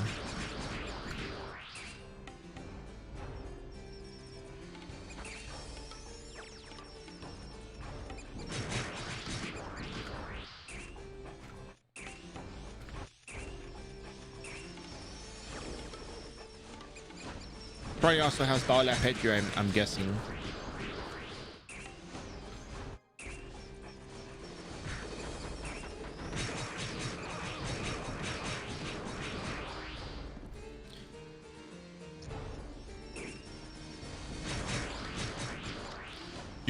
You can more certainly level up at the Tartarus warehouse. If you can do that much damage, you can probably get EDP and just level up at Tartarus warehouse. The monsters there give like about 200,000 a little. They give more than turtles, I think, or a little bit about so.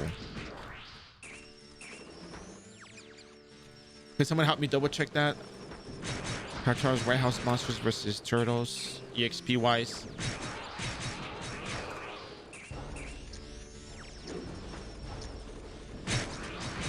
I think Tartarus is really good EXP. Yeah, episode 17.2 has a location which the monsters have about 1.2 million HP, but the EXP is really good. I think it might be better than turtles. Let's see if I'm right. Ominous turtle. Wiki Tartarus warehouse. But yeah, I mean, if you did the episodic content quest, you would get a lot of EXP from that as well.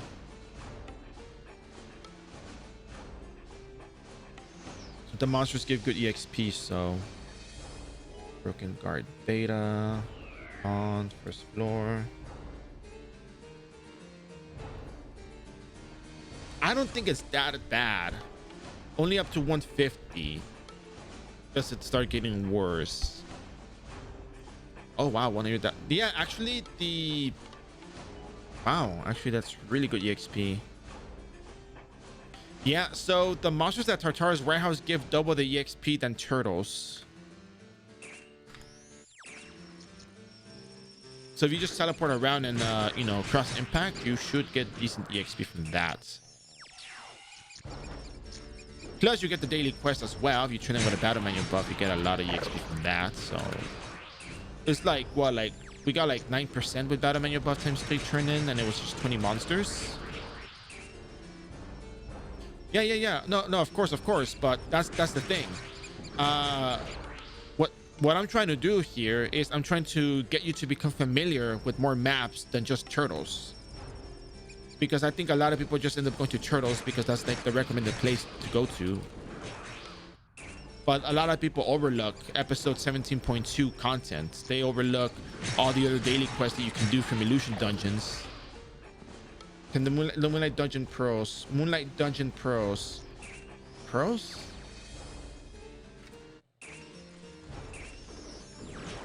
Is that what they're called?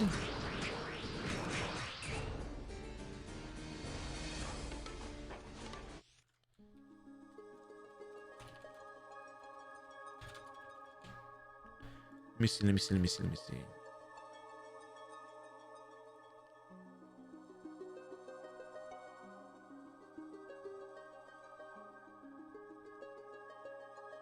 Oh, illusions. Are you talking about illusion stones or?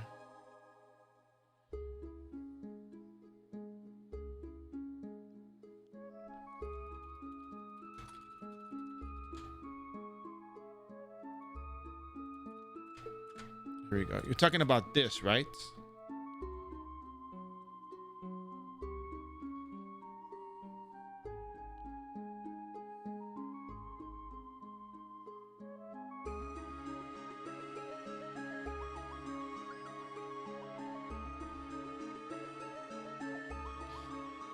Yeah, the quest reward currency.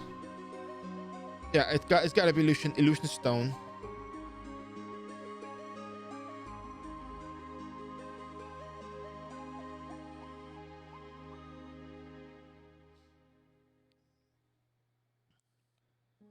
All right, so here's the deal. If I was leveling Guillotine Cross, I would still be doing the same thing as I'm doing with my knights.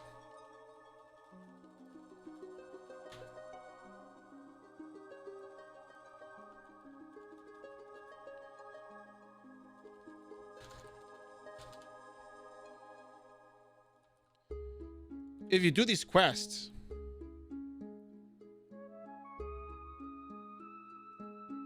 Gloria Banquet, Terra Gloria Illusion, you get access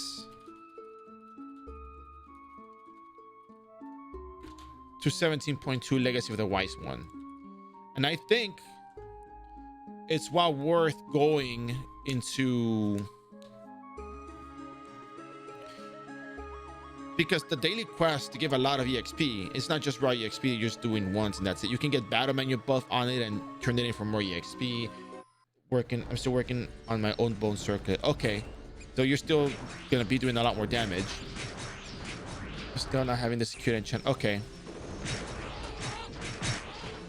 Yeah, but if you can do 600,000 damage, I think the mobs here have like what, 1.2 million HP. Some of them have like 500,000, 600,000 HP, I think, or 300,000. I can't remember. But point is, I'm killing them with like maybe 10 hits. You can kill him in 2 hits. That's already way more beneficial than spamming this ability over here. So yeah, and you're focusing on more damage, but you have sufficient damage. 600,000 damage right now is not bad. Imagine doing 17.2 and getting a card that is worth a good amount of Zenny. That'll pay for a lot of things, or it'll help you a lot.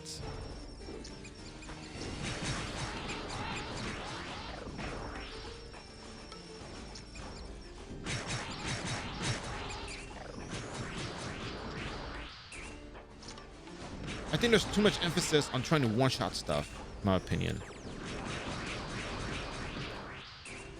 Like, a lot of people think they gotta one-shots, and everybody needs more damage, but we have enough damage as it is to clear stuff. I think 16 point, I mean, sorry, 16 point, 17.1, 17.2 may be worth for you to run.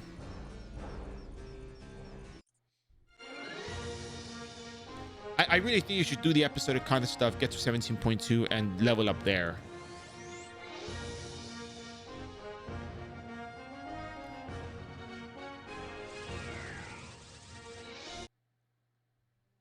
So let me ask you this. What kind of equipment do you have?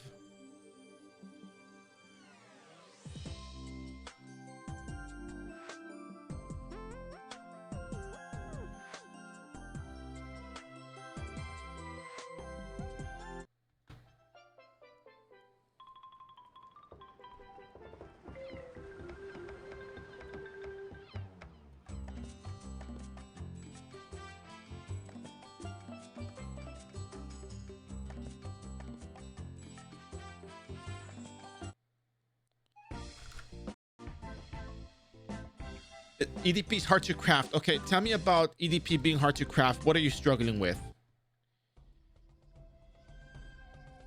Plus 9 Avareco, High Luck, and Garment. Okay, so you do have damage there. That's really good.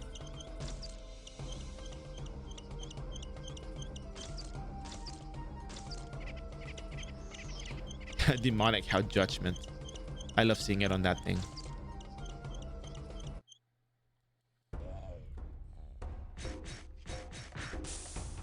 All right, so let's go farm some. Oh, we don't have a potion. Okay.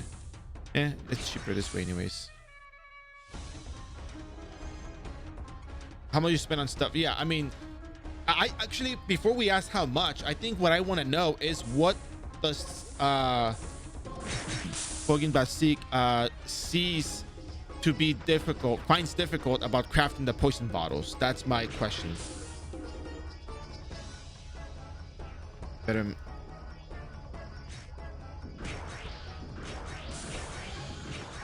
Yeah, I just really want to know what is the thing they find difficult, because I think if we can at least figure out what is the difficulty, what is the obstacle, and we can clear that, it'll make the things a lot easier.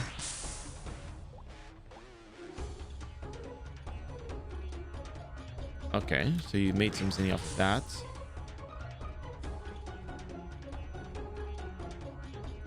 That's good.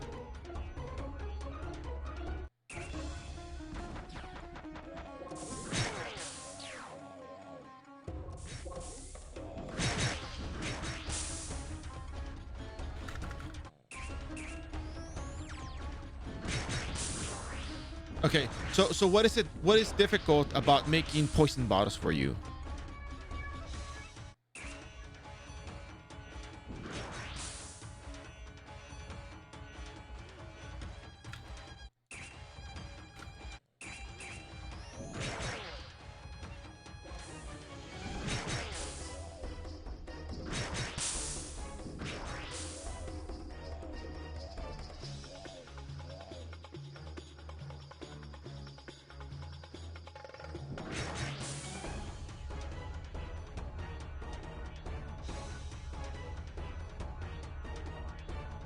I'm lazy gathering materials. Okay, so it's not hard to craft. You just find it difficult to go do it. That's it.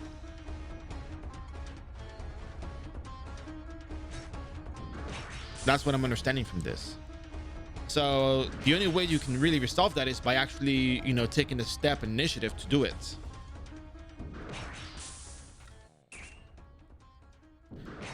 If I was playing Guillotine Cross, this is what I would do. Are you familiar with Face from Nest? Well, the other thing, Warrage, is he said that I mean, I don't even know. I mean, that's the thing. They could just buy it, but if they haven't bought it, then, you know, trying to figure out what it is. I think it's better to try to understand the person's approach rather than just throwing approaches at them, you know? Because buying is a very good solution. That is a very legit solution. The thing that throws me off is that they said it was hard to make it, and I thought that making poison bottles wasn't that difficult. Yeah, I mean, that's the other thing too. They can just do that. The other problem they have is that leveling maps. They say like, oh well, you know, they're waiting for a party or they're looking for a better map. And I'm trying to provide the alternative to leveling at Turtle Dungeon, which I've said multiple times, which is 17.2.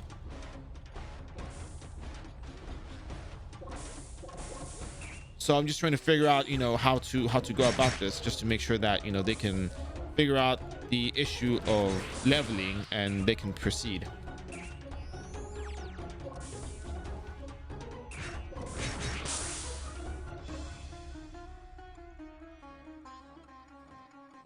Because look, if you were to try to get Carvodaineros, what I would do if I was playing Guillotine Cross,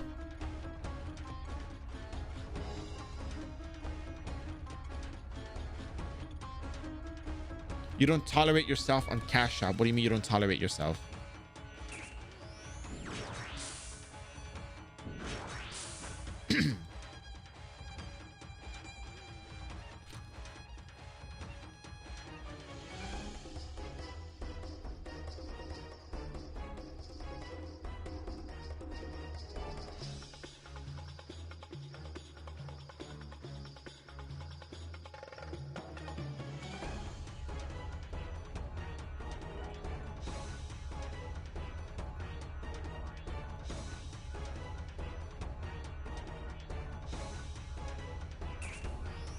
Yeah, so I think we should probably establish, you know, what the issue is, because yes, other people, yeah, a lot of people recommend Cash App equipment, which is what I'm trying to tell you right now. We are not recommending Cash App equipment. We're telling you in-game content to, you know, proceed with the leveling process. We're telling about in-game content so you can farm the items to make your poison bottles.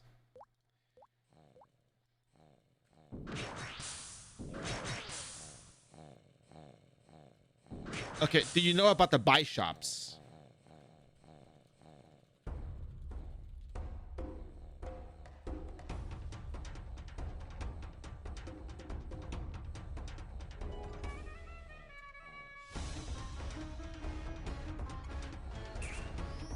I think KVM badge is too expensive for that.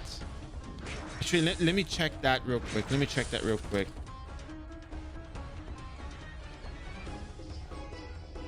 It's too much Zenny for 3 Carvodaineros. You can get more for that much Zenny. So there's this quest you can do to get a buy shop voucher, and you can set up your own buy shop to buy materials if you want, which I think may be helpful.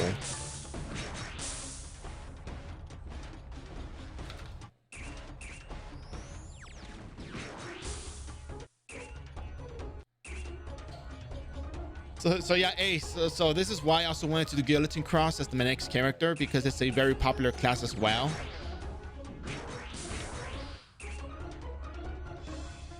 But then you have to combine so many elements of different things to do so, like a buy shop to get materials, faithfulness, hard mode to get materials, you know, the way to approach leveling through episodic content. Because I think a lot of people just get told to go to Turtles, and I think that is really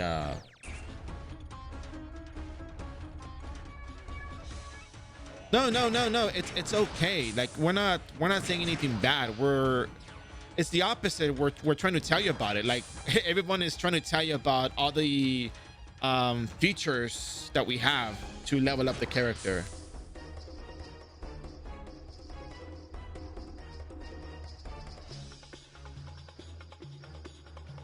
You know, like we want to help you.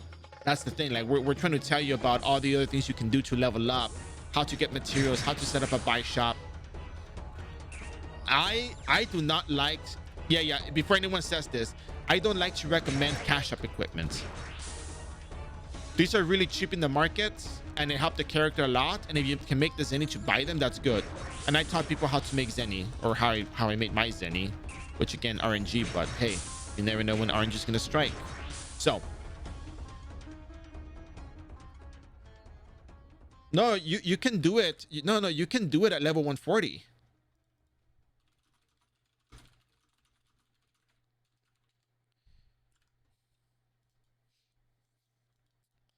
I mean, the Kappa face throws me off, but I'm pretty sure you did, so you're welcome. I hope.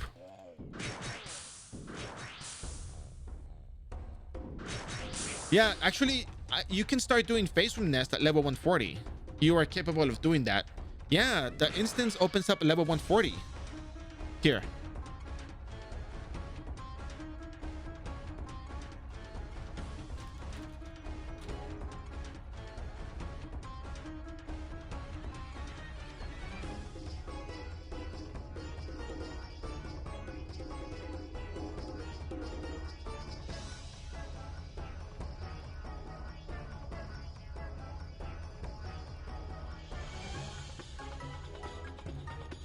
Oh, so what happened over here is that from what I heard in KRO, there was this mushroom thing where people were just using the mushroom thing and farming that or something. If I'm not mistaken, that's what I read on a forum one time. And they removed the skill from the characters. If you have the character and you never reset, you still have the character, but new geneticists can't exactly get the skill now.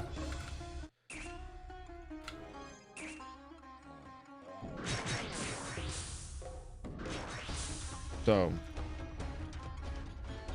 well, you can sell them.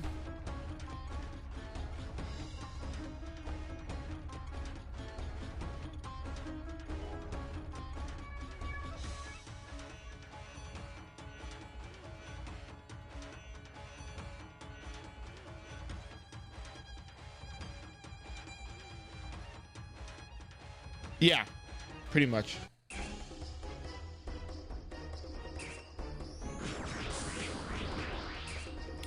Poison grass? No, there's better cards for that.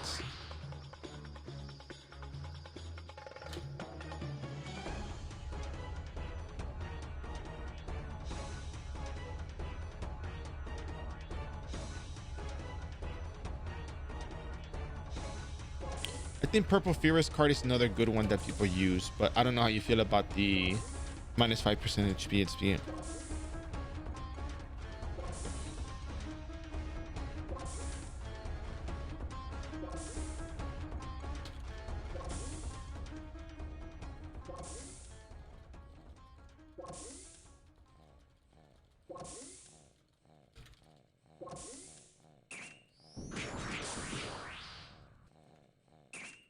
No, actually, the reset stones.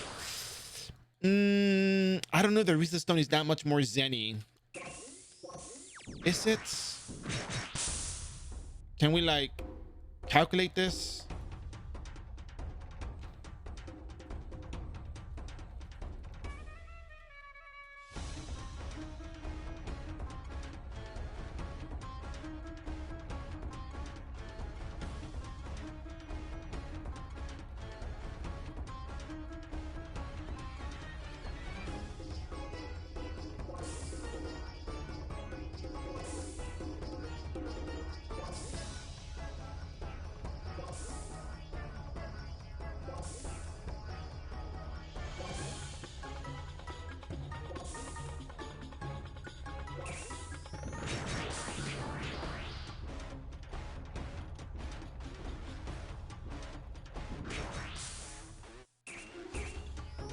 Yeah, so if you sell, okay, if you make magical reset stones, you have to sell them at least at 1.28 million zenny to get your zenny worth of just the snake skins alone per value of EMB. Only if you sell them higher do you get more profit out of that. But at the same time, if you sold for 850k zenny, that means each merit badge is worth 170,000 zenny. So you have to sell at 1.36 million to get the 850,000 zenny worth for snake skins. I don't think people are gonna buy the magical reset stones like that, because they can just calculate the Eden merit badges and be like, oh, for 8 Eden merit badges, if I buy, you know, it'll be cheaper.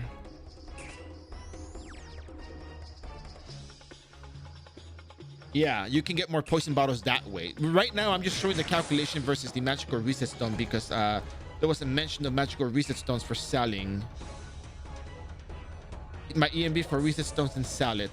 So, you know, there's a approximate value you can look at to get an idea of how much your merit badges are worth in the market at that very moment. So you're better off selling just a snake skin.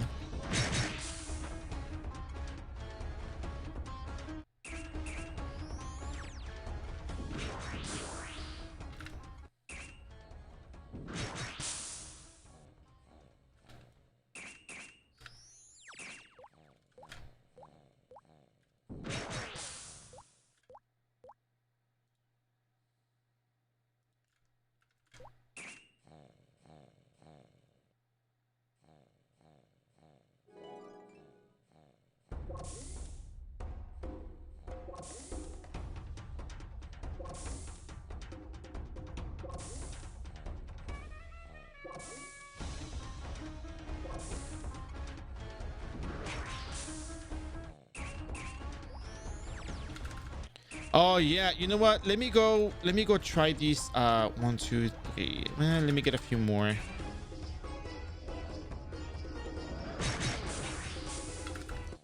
Yeah, okay, you learned that already. Okay, he knows about the spooky machine. Okay, cool. Oh yeah, no, I was a bit nervous, not gonna lie. I was a bit nervous. When I play off stream, I do a lot better, but I get a little bit nervous with the stream on because I have to like dictate what I'm doing to kind of upkeep that engagement in a sense. And then that sniper was really good at pulling aggro, and I didn't want to get too close and risk getting too many hits because early on, either he did more denies than I did, and he got level 6 faster, and when I got hit with snipe, I couldn't use the ball lightning to dodge because he had higher level than me because of the denies. But yeah, I do get a little bit nervous, but when I'm fighting snipers off stream, it's usually a draw, because if they're really good, it's a draw. But this time he was really good at drawing aggro.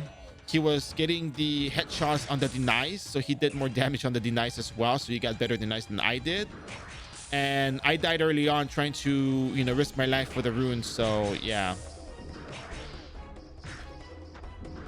I'm willing to do one Dota stream on the on Discord and show you, you know, that I'm not like as nervous as, you know, I'm normally like that.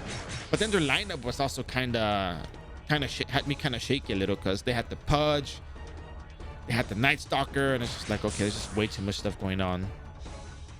It was a very hard matchup, to be honest with you.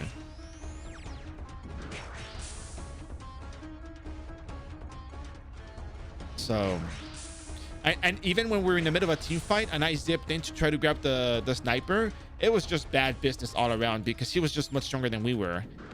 And it happens almost every time that I stream Dota. There's always like, we're a little bit behind on stuff. We're a little bit behind on levels or gears, and we always lose the fights. But my purpose for this is every time nobody bans sniper and I pick them, I get told crap at the end of the game. They say like, oh, like easy sniper, like all sniper players are bad. Like, and I have to tell them, I don't like sniper. I don't like playing sniper. I don't like the character, but I have to play it if it doesn't get banned, because then when we're in a team fight, nobody, absolutely nobody, goes to the back line to try to get the sniper. Yes, it's probably my responsibility, but in a team fight, no one goes after sniper. Even when the tank is, you know, occupying 3 people, people all stay focused on the tank. Like, nobody focuses on the sniper ever, and that just gets me, oh my god. Like, and then when the sniper's on your team, he always gets targeted. So it's like, okay, there's just no winning, you know.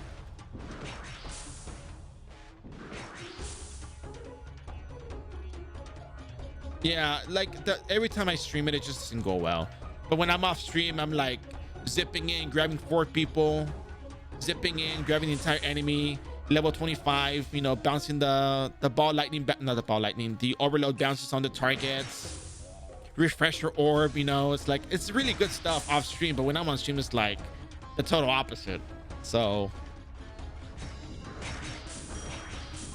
Benespetti card. Smaller health bar, lower HP. Ah.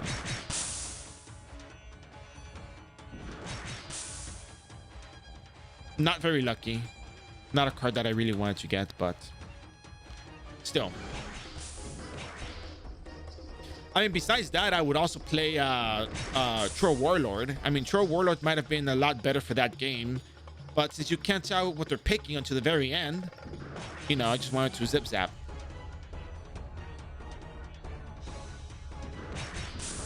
You know what? You can just buy syrups. Probably just buy syrups. It's probably not much, Sandy, to be honest. The Benespetti card is probably not worth much.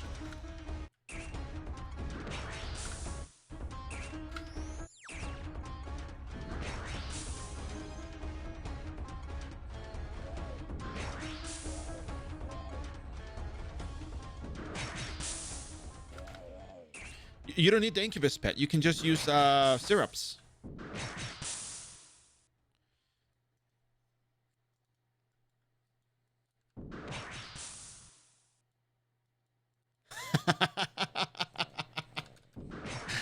Post game big damage numbers. Look, I did all this damage.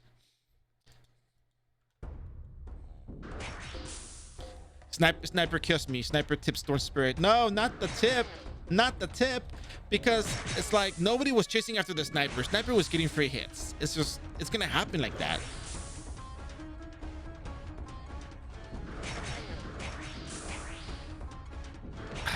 But yeah, still. It's tough business all around, honestly. It's just really tough business. I'm not saying that, oh my gosh, it's a tough lineup, I'm gonna lose. Like, no, I mean, we could have had a chance of winning, but it's just... I did have some zips where I saved the Legion Commander when getting dueled by the Pudge. I mean, when getting ulted by the Pudge, and then we pull the Pudge off of the Legion Commander, then we help the Legion Commander kill the Pudge. Like, that's good. But the sniper's still running around.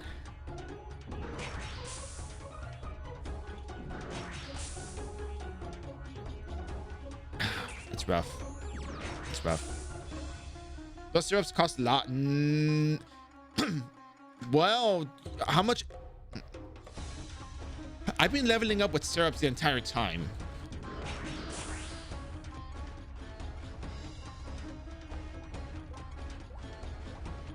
You know, but then again, I'm also running other content to build up my Zenny little by little.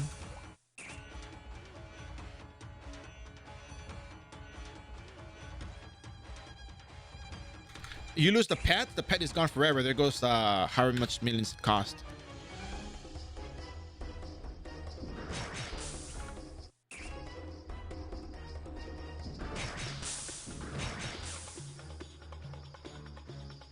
Yeah, and then if you die, the pet loses intimacy and it can run away from dying a lot. And then but you said you're single target though. You're single target, right? That may be a bit more difficult because if it's a 1% chance to leech SP and you're single target, out of 100 times that you use cross impact, you'll probably get the proc.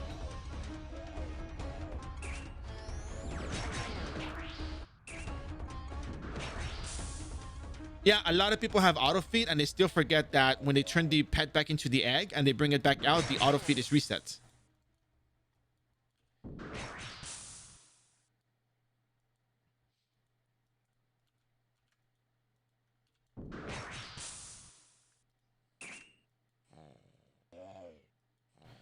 Yes, but it's 1% chance though.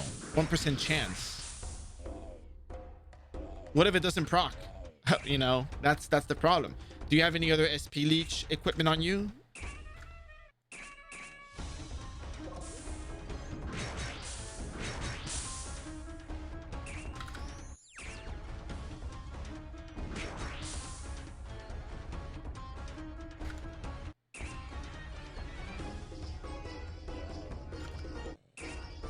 I mean, maybe for me, one syrup at level 160 healed almost my whole SP bar. I know, I think it was 2 syrups healed my full SP bar. For 14,000 Zen, well, 15,000 Zen, you get your full SP back again. I think that's a really good deal. But then again, you also gotta be making Zenny. Okay, how about this? How about this? How about I tell you something? I'm gonna convince you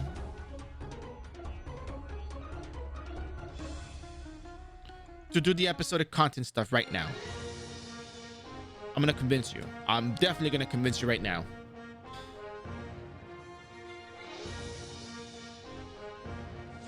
I will change the way you play iRO from here on forward.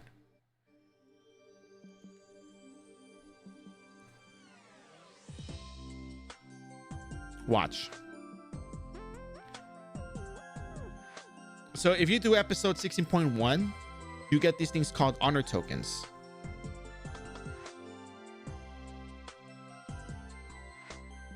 Those honor tokens can be exchanged for Noblesse equipment. Do you know what Noblesse equipment is?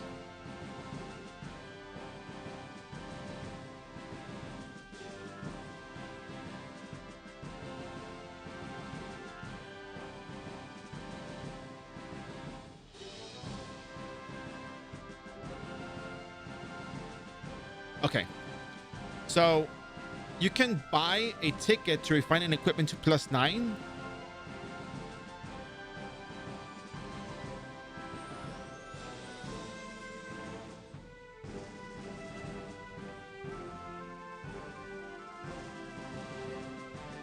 But guess what? It gets better than that.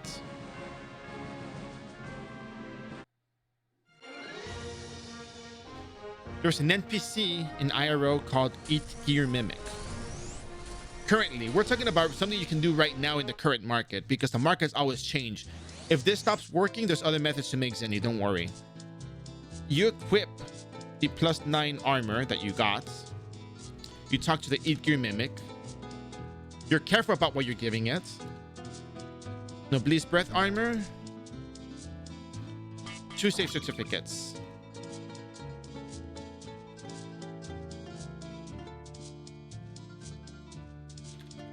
Noblesse Knight armor. 2 safe certificates. And make sure you don't give it your good gear, of course.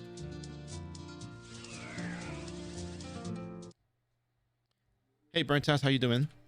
And then you do the quest that I talked about for the offline voucher. I'm gonna show you where the offline voucher NPC is. And I'm gonna give you the link for the offline voucher. This is to set up a sell shop or a buy shop. Yes. Don't wear your good equipment. Take everything off and only give them what you're gonna, give up. You have to be careful what you give it though. So you go to this NPC over here, and it'll give you a quest to do a part-time job.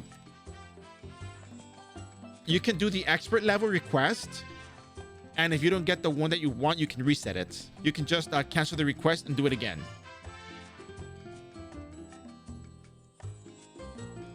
No, I can't do it. I don't think I can do it, right?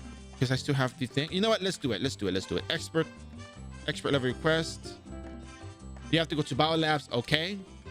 Okay, so kill 3 Margareta Sorwins. Oh no, I cannot kill Margareta. She's too strong for me. So what you do is you talk to her and be like, cancel the request. And then talk to her again. Expert level request. Kill 3 Catherine Kirans. Hell no. Cancel the request. Expert level request. No, thank you. Cancel the request again. Talk to her again. Expert level request.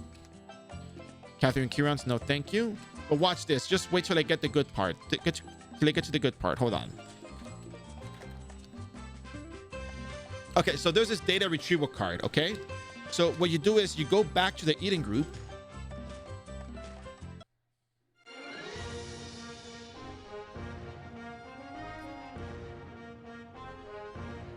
Not this one.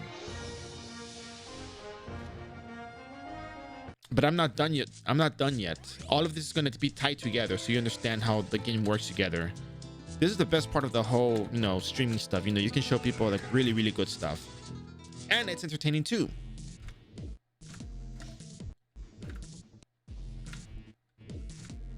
So the way you do this is you go over here. Let's see. Let's land somewhere we can go to the next floor. Too far. There we go. Perfect.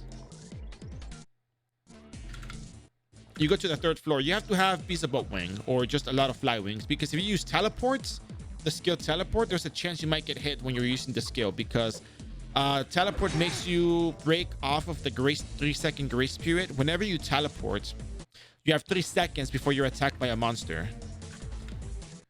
Like 1 Mississippi, 2 Mississippi, 3 Mississippi, and attacked, right? 1 Mississippi, 2 Mississippi, 3 Mississippi, and attacked. 3-second grace period. And if you use a skill, you break it and it start attacking you. So what you do here is you teleport around until you land near this area. And all you gotta do is just click on it once.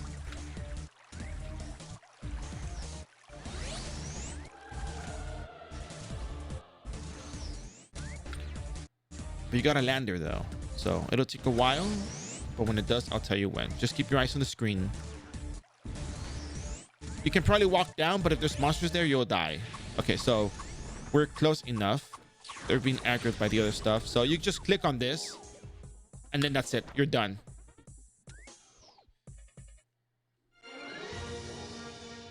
Now you go back to Alberta.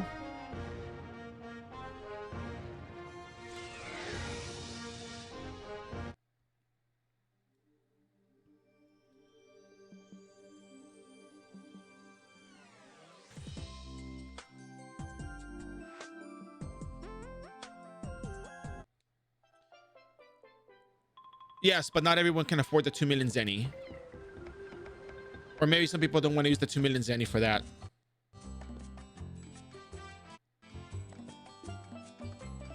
You go back over here, you turn it in. The sheep takes it and you get a receipt. And you can choose expert shopper or expert merchant. If you are expert merchant, think of it this way. You're going to be a merchant.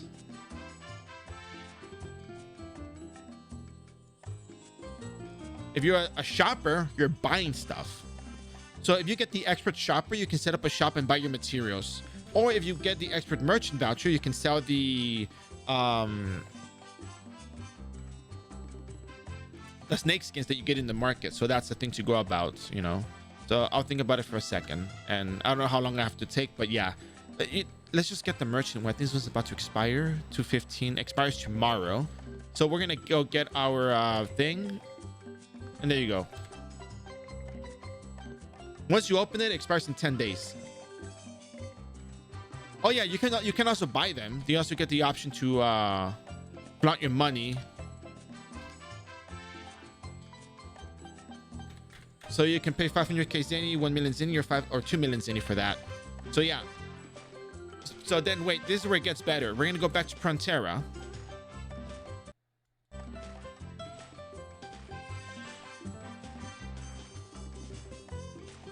And again, this is the reason why I keep emphasizing the episodic content quest.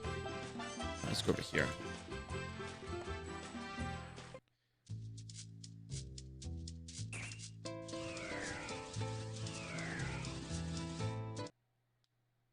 Yeah, I mean, there's nothing wrong with it. I just want to show how easy it is because sometimes people want to buy that when they're brand new, and it's probably not worth buying it when you're brand new. You might have to just, you know, hold off on that.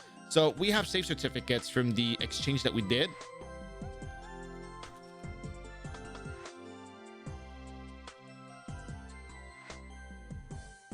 Almost 1 million zenny, pretty much. So we're gonna set up the shop for, let's see, just to get the point across. We can sell this for 800,000 zenny or 850,000. Let me see what the price is for this before we do that. Snake skin. Well, I'm gonna use the snake skin, but I just want to make the point that you can set up the shop for these things. 800,000 zenny right now in the market, so no reason to go down below that. If anybody buys them, they're gonna buy everything in one go. So you know, you can set this up for 800,000 if you want. I'm gonna set this up for 99997.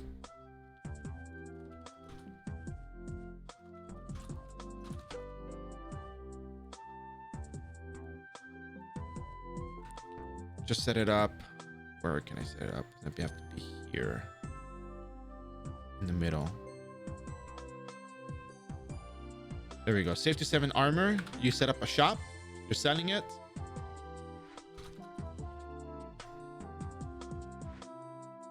The prices are so close to one another. Oh my god, someone set up for 988. Okay, so okay, somebody did that. So we're gonna just cancel it. We're gonna have 4. It's just so little zenny, like 10,000 zenny difference, which is not a big deal. When you close up your shop, you also get your items back in the mail. So just be careful when you do that. And then we're gonna set up a shop again. 988. That's just it's whatever. Actually, how much was it exactly? I don't want to go way too low. Save to 7 armor. 988888888.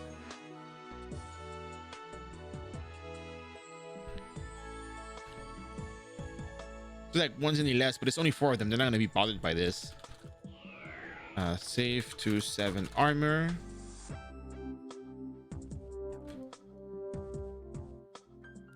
I'm gonna click on the carts.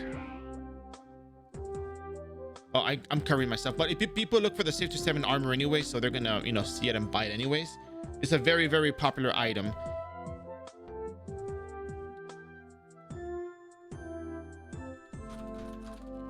sometimes the price is like 1.1 million, 1 million, depending on what the market currently does. But you can expect the price to always be like maybe 10,000 zenny difference from here. So, and that's it. And you're going to wait a little bit and you're going to sell it and you're going to get enough zenny to buy poison bottles.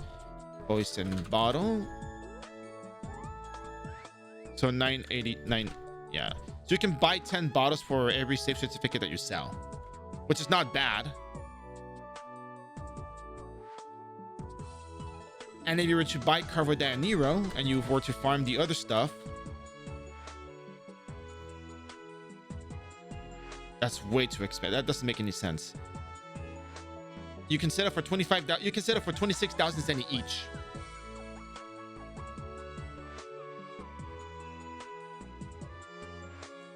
Imagine 26k zenny for each Carvo Nero.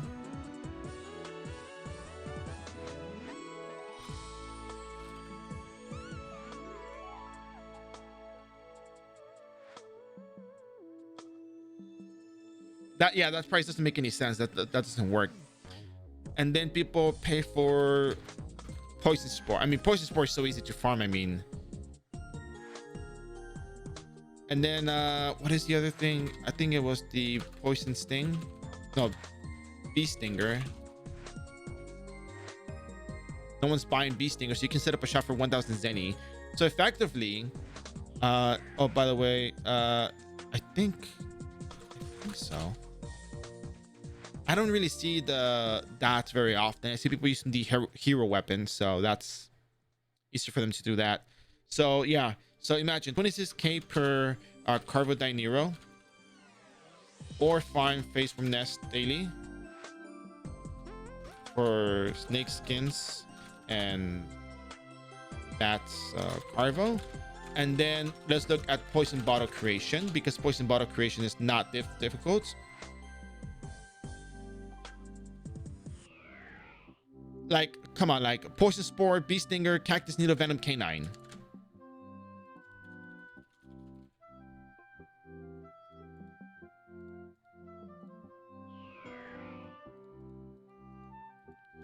Venomous. No one's buying it. And then what was the other thing? Did I say cactus needle here? Yeah, cactus needle. Let's see, cactus needle.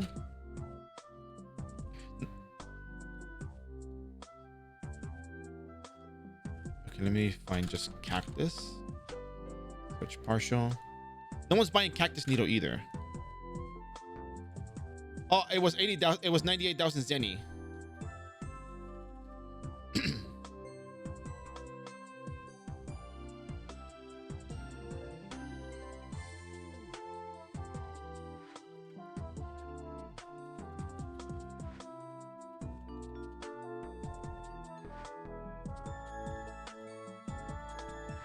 In the sale, not buy. It's sale. This is the sale one.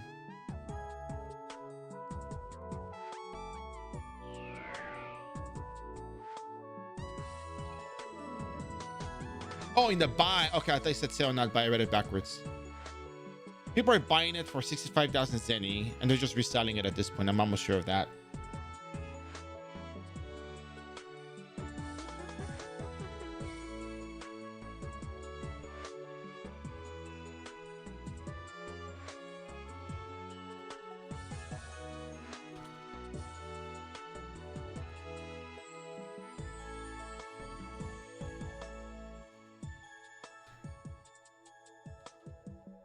How much zenny was it for the other materials?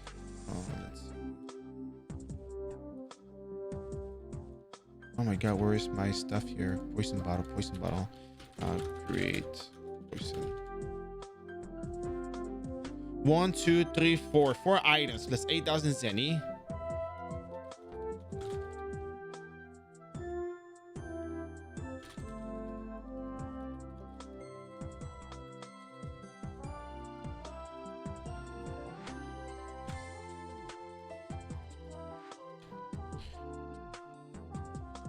Hey, you, how you doing?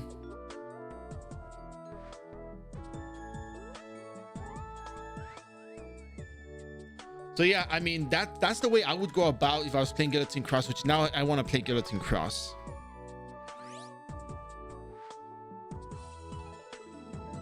I am doing just fine. How about you? Oh, why don't I go? I don't know if there's really that much of a gain at the moment from going to 125 on strength. Maybe going higher in vit might not be such a bad idea, but I'm not exactly sure. I think it's just a big investment on points, but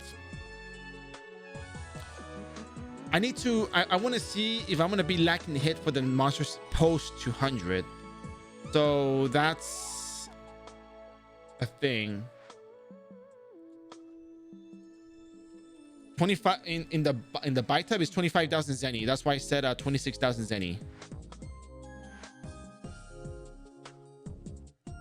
I mean, even if you pay like 40,000 per cover than iRO, you're still getting it cheaper than, you're getting it half price than the market for whatchamacallit, for poison bottles. So, you know, so yeah, so that's the way you go about doing your you make zenny to buy your poison bottle stuff. So it's not difficult, it's not bad. I think you just have to like look at the market a little bit more to become more familiar with it, and you know the features. At the very least, do 16.1. I mean, if you do 16.1, 16.2, 17.1, 17.2, cards in 17.2 cost a good amount of zenny in the market. Like, marketing efficiency, are they opportunity? Yeah, they are. I mean, that's what I'm getting at. It's just,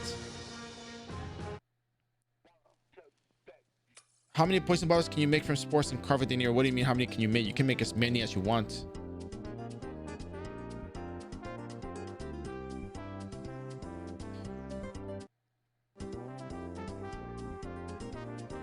Or what's the question? I'm a little lost. Oh yeah, the dragon stuff. Yeah. Anyways.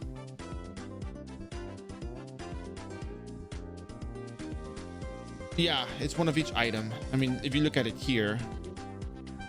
Oh yeah, no, it's just one at a time. It's just one at a time.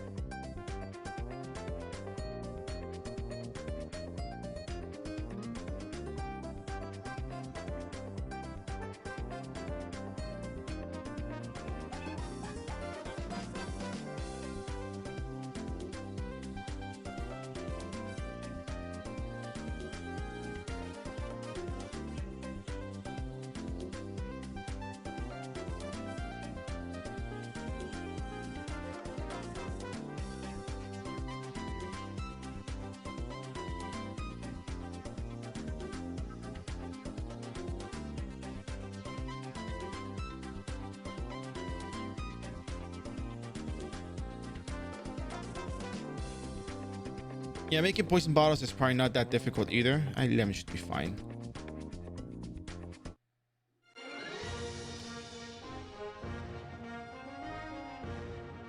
I mean, interesting thing is that long term, you know, you end up kind of going cross impact build.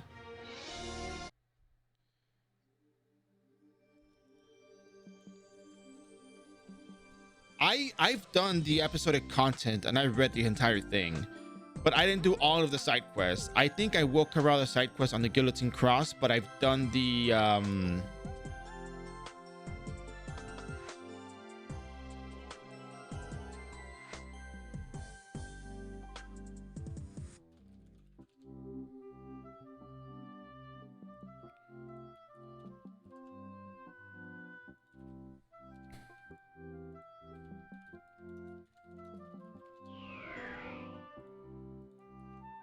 like I walked with them. Oh, fastest daily route as well. Yeah, that's more than I'm working on.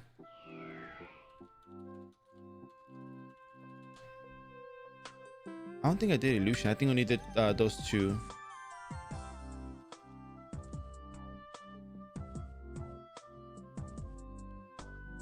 Yeah, no, I only did those two so far because reading takes a long time. So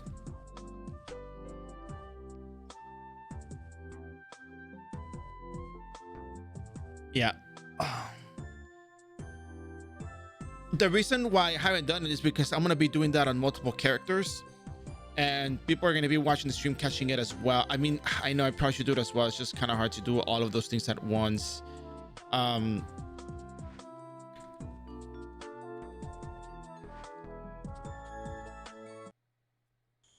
let's go to pay on to refine. What level 2? I think we're probably gonna end up at 185 today, maybe. If I can do the Odin Temple dailies, that would be really good for us.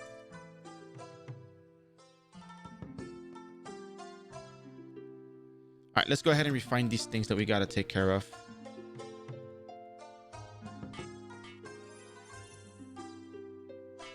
A lot of people catch the streams because I'm trying to at least build up on people wanting to watch the streams or wanting the content.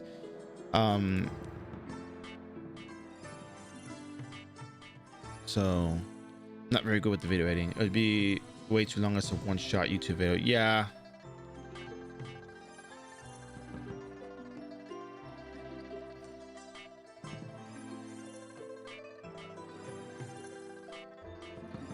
Yeah, no, I know, but I don't know if I can actually complete Odin. Like, I'm trying to get the goggles first because I said I was going to do the goggle thing. I want to finish the other 17.2 quests as well to train him with a battle menu buff. The Odin Temple stuff, I think, is probably doable, but it's just, I'm just a bit iffy on it because I'm not sure how well it's going to go.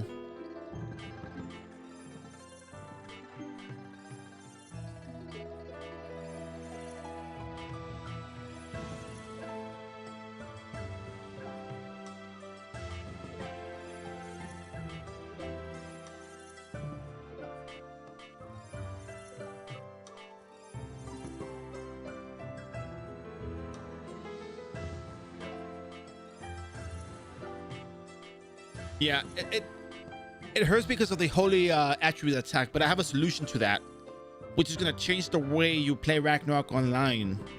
Or no, I'm just joking. It's not going to change the way you play it, but it'll put some things into perspective. It's just a bit more difficult because yeah, there's a time limit. There's two factors there that are detrimental to your character. Yes, 30% version, 30% EXP. Yep, that's it. That's exactly what I'm doing. If I can make it, if I don't make it, I'm gonna stop and continue leveling. So, because again, the point is, it helps, but you can surely make do without it. All right, let's go refine. Let's go see. We have 1, 2, 3, 4, 5, 6, 7, 8, 9, 10. Wait, it's 10. 2, 3. Yep. Yeah, we have 10. All right, so we're gonna do 10 of them and see how many we get to plus 9, plus 5. Plus 9, this guy. All right.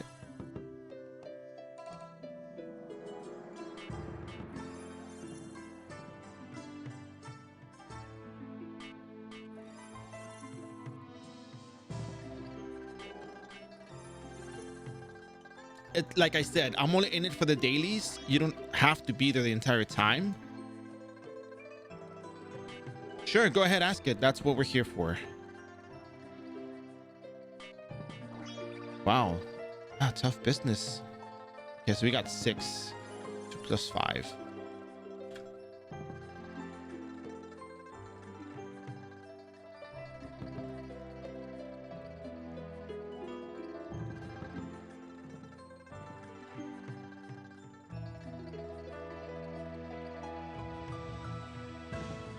It's already looking bad.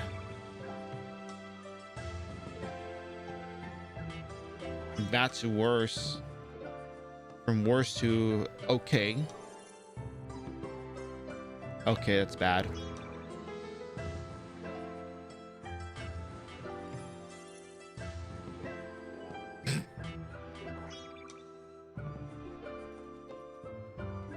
Does Wolf Officer have plus 9 no limit 150 cooldown winners? Let me see.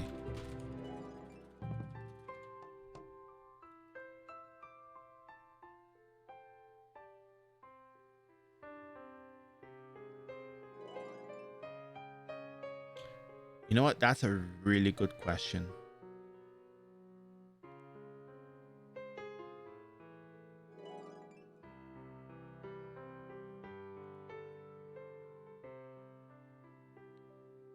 Right. Let me figure that out real quick.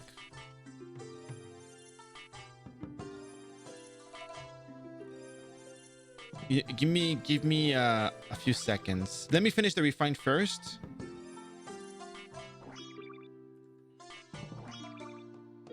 But I think I might. 1 second.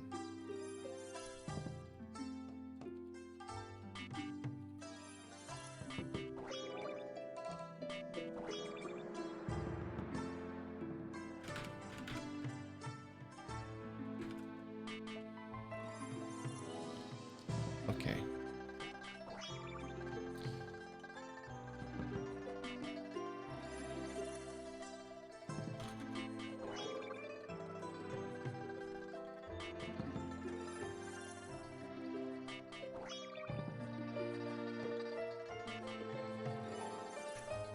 All right, so let's try to refine this. No talk is necessary. Talk with your... Okay, 1 plus 7. 1 plus 7. We got our hopes up. We got our hopes up. Okay, 1 plus 7. All right, we got to do some superstitious stuff right here. Okay, so right now you gotta turn once. You gotta turn twice. You gotta turn your head sideways. You gotta relog. You gotta log back in. You gotta turn around once, twice, sit down, half turn, move your head side to side. Okay. It would have been funny if it actually happened, but no. All right, let's get out of here. And swipe 3 times. There we go. Milky's got it. We could probably try another 60 of these. I mean, yeah, let's go try another 60 of these and get out of here.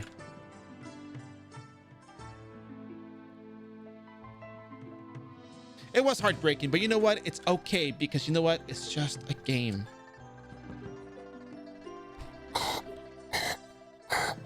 Copium.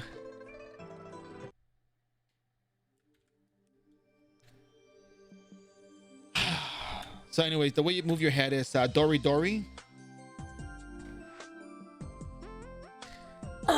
Okay, so Pepe Copium. I love that emote. So use Dory Dory. And then you just like do that.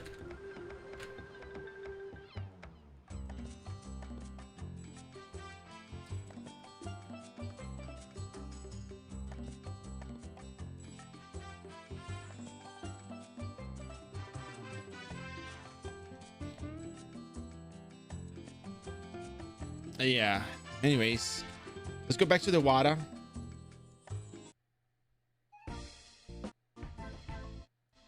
Let's go try another 60 luniums. Let's get some chit chats going. And you were... Oh, here you are.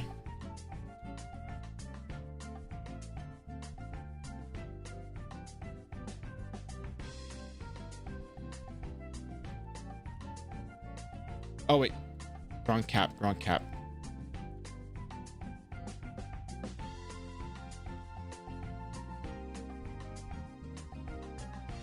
That's you, right? No. You try it. You try it. We're trying to find out if it works on the Trovier.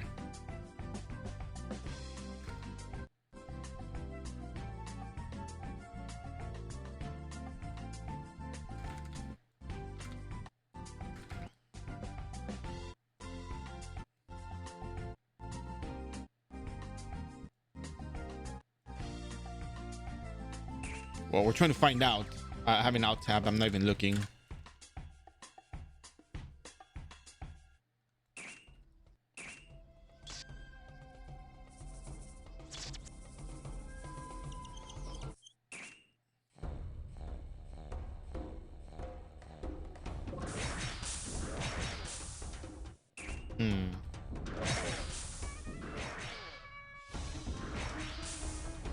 Well, let me see.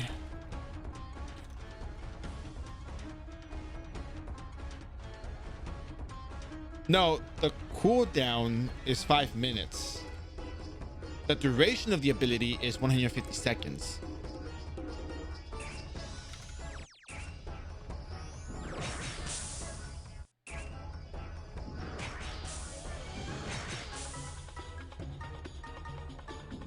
What's your cooldown on it anyways? Like, do you have anything that reduces your cooldown on it, or why the Sunbird gets censored out? I don't understand.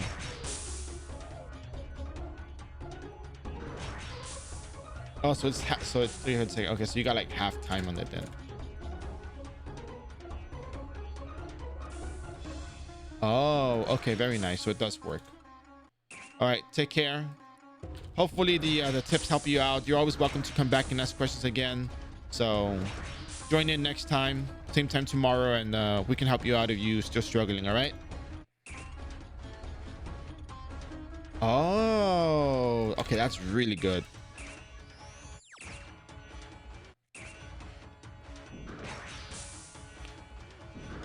Okay, go for it. You're welcome.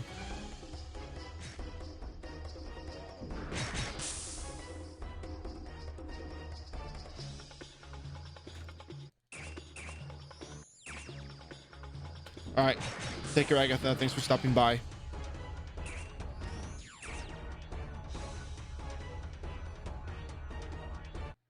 Oh yeah, you're welcome. You're more than welcome. You're free to ask anytime. All right. And you know, when you come back next time, let me know if you did the banquet for heroes and the other stuff. I think you should be able to finish up to Terra Gloria. So yeah, just give it your best and let us know if you have any problems.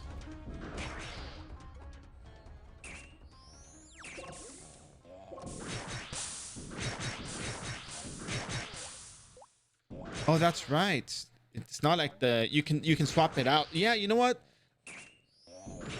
Good night. That's what I did too. That's what I do on my Ranger. Actually, I swap it out.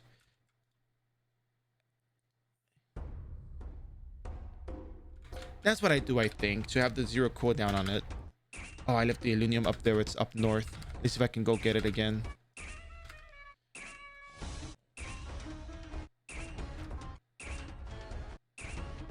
That's a lot more Illunium here, probably.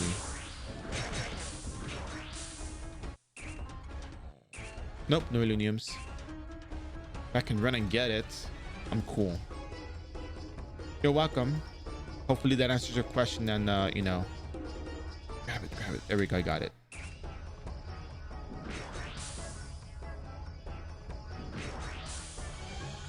You know what? I don't know. I don't remember.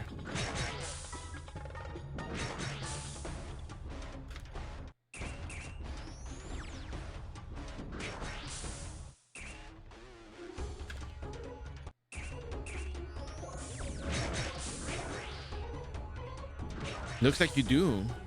Looks like it's really good.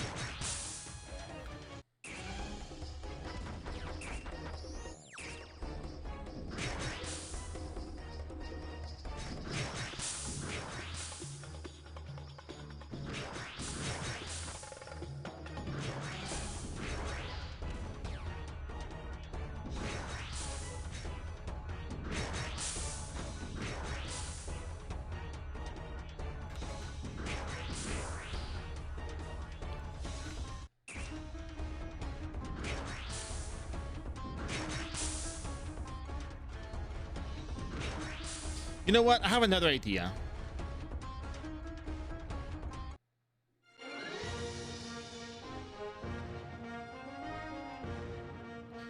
got the safe search for free, basically.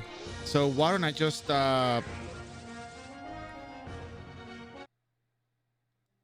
use them instead? Like, I don't need the Zenny at the moment. I'm okay for the time being. So how about I just try 4 of these, and if I get an extra one, I'll just sell it in the market. Like, what's 900,000 Zenny to try to make another 10 million? Yeah. Good thinking, Bear. Good thinking. I think somebody suggested this the other day, but I'm getting closer to finishing the series, and I kind of just want to get the costume goggles at least.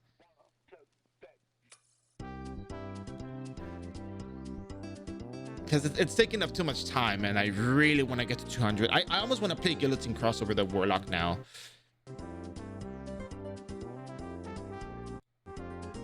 Ace, how can I help your friend while not making the Warlock?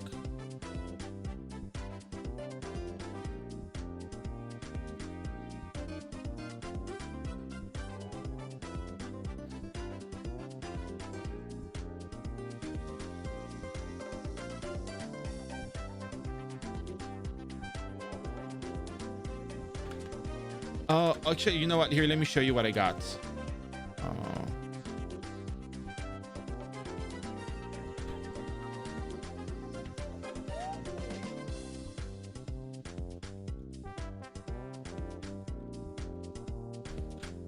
Like, this is my Wolf Chef Killers.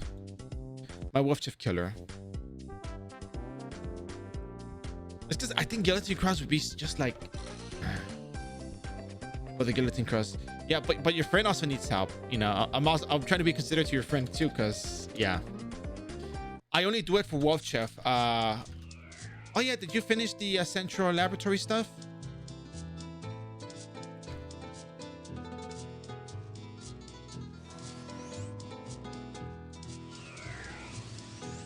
Yeah.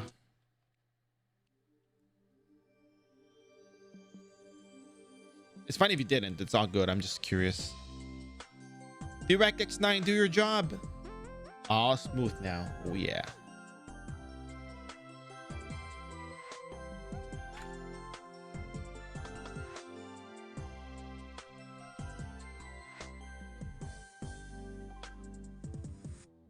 I thought they were selling the certs or something.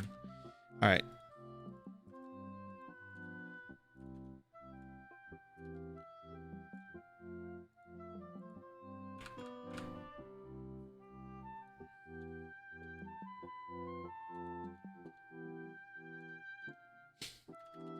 I can't believe I'm doing this.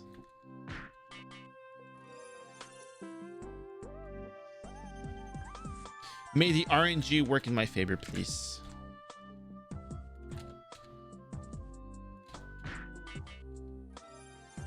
It's not like I'm tired of farming. It's just, you know, I kind of got other stuff that I want to show. And at the same time, I already tried like 4 goggles to +7. I mean, that's enough to know that, you know, you can make +8 with just Illuniums, but I just didn't get lucky. All right. We're going to refine 3 goggles to plus... I'm going to try to make them +7 as well. And maybe we'll make some Zenny out of this. Hopefully, if not, then look at these shops, man. People are in business these days. Oh, you don't equip it, Bear. You don't have to equip it anymore.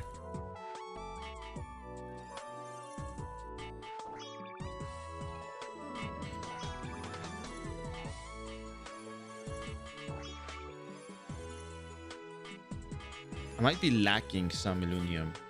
Yeah, go ahead, ask it. I will be lacking Illuniums.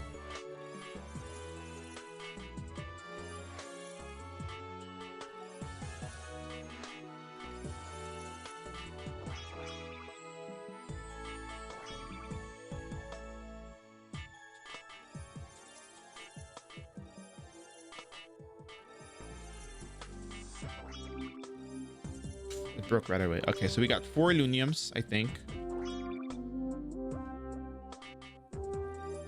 Or 3 Illuniums. I have to buy 1 more, but 95,000 is needed for Illunium? Nah.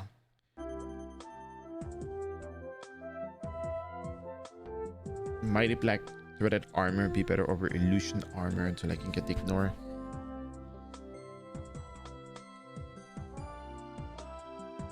You get 100 attack though from the armor at +0, and every 2 refines you get additional +10 attack, I believe, so you can get 130 attack on it.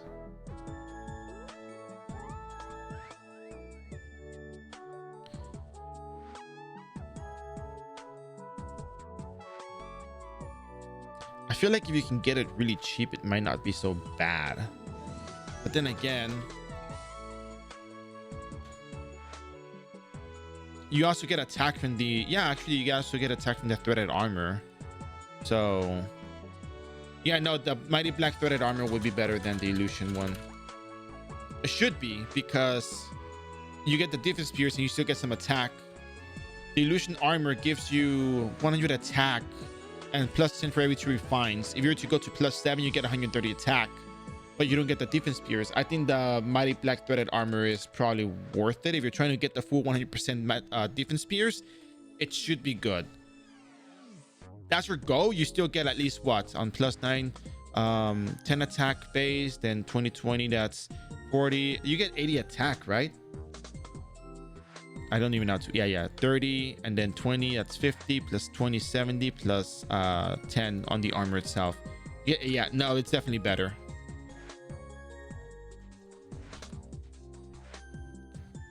$29,000 Zenny for Illunium in here. Look at that. No way. Wait a second.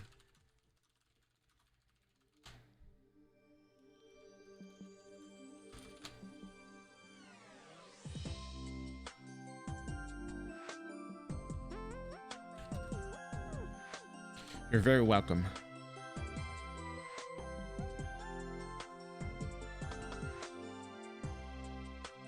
Okay, whatever.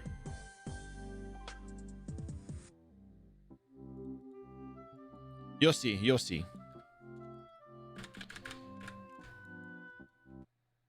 Not you, but you. YOU.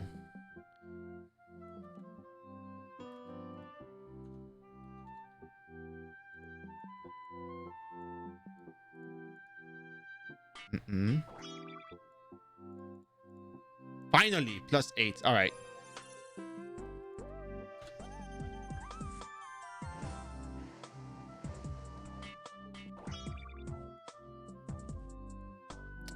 Okay, only one +8. I guess I'm not selling any extras in the market.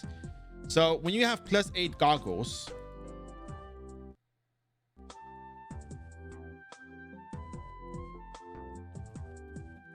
it's actually not a bad idea, to be honest with you.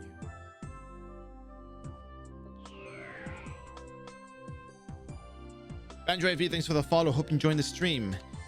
So now, once you have the goggles with you, +8, you go up here and you talk to this NPC. The name is Alora, I believe.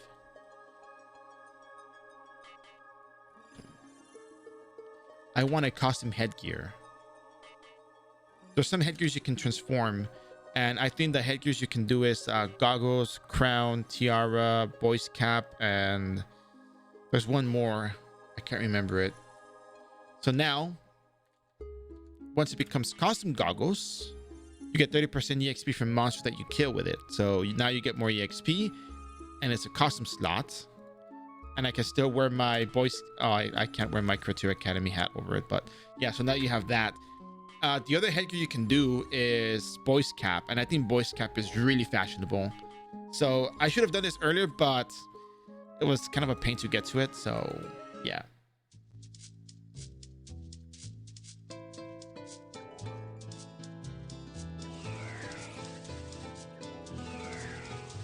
Now I'm actually thinking if I make another +8 and make another custom. Let's see how much they're in the market, because right now we have the 20th anniversary event, so they're not going to be as expensive. They're going to be lower on the price, but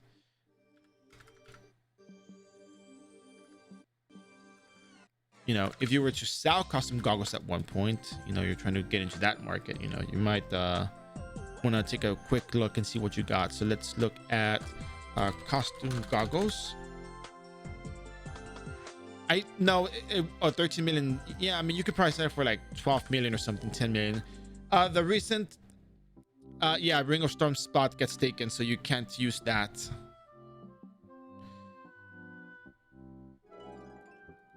Okay, so we're good with this. Now let's go on to 17.2. We got some dailies that need to be completed.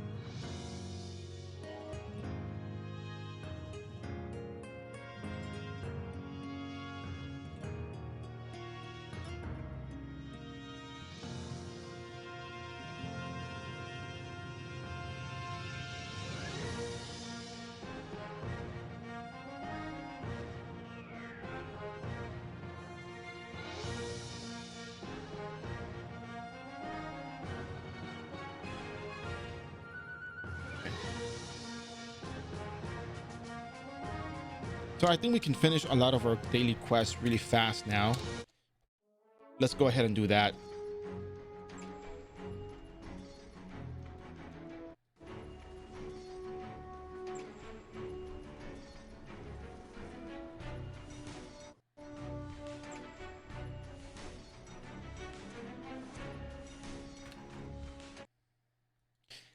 How do you guys what do you guys think about not lore quest, maybe like I don't know, how would you call it?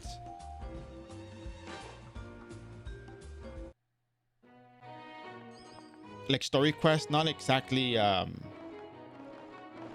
whatchamacallit,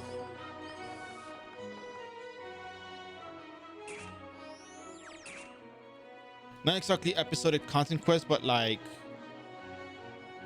story quests that are like quest of Geoborg, or well, you can calculate the exp with and without.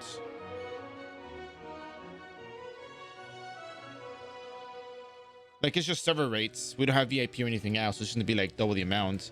And if the number doesn't match, for example, we have 200% server exp, we know how much exp the quest give. If the quest gives us more than that, then it's probably not, you know, not it. So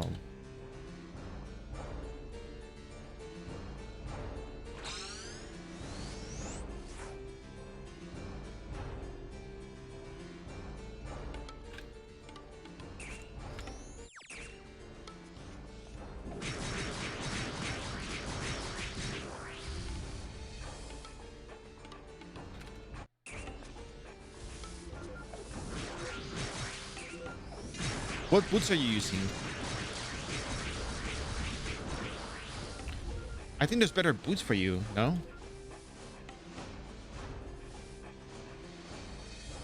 My boots are bad. What were they again?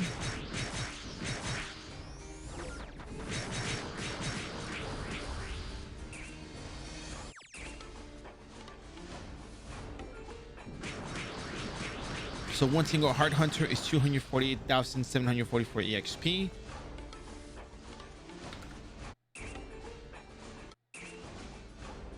So let's just compare how much XP we get per kill on the one monster that we can see.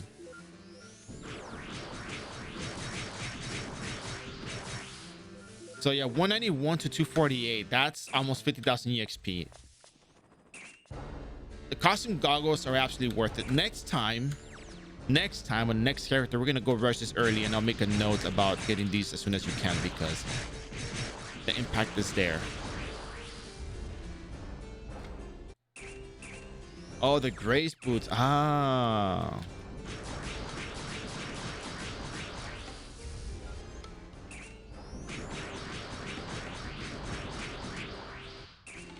Hey Rafa, how you doing?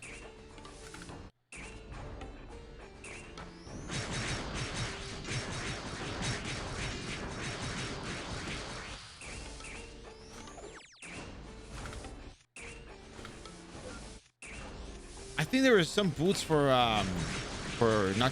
severe rainstorm.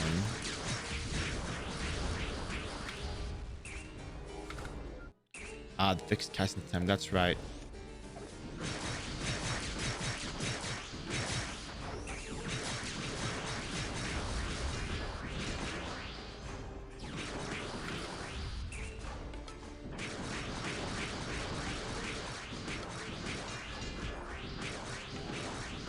Oh yeah, today's Valentine's Day. When I did the opening for the stream, I was like, today is February 14, 2024. And I did not even think about that. Nah, I'm just joking. I did think about it. I just didn't want to include it in there. It's like, Bear, why are you playing iRO on Valentine's Day? Like, well.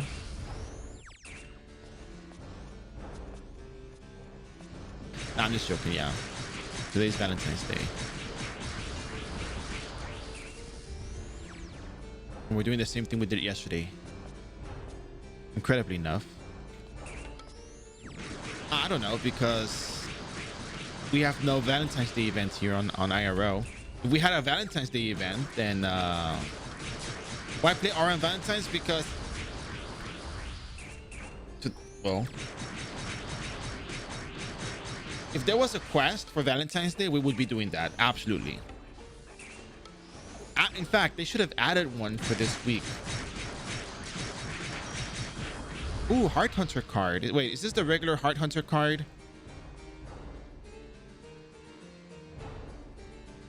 I think it's the regular one, right? Yeah, it's the regular one. Boo. Boo.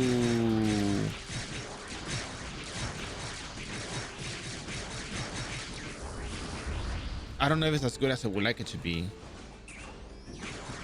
Actually, does anyone know if that Heart Hunter card is worth much?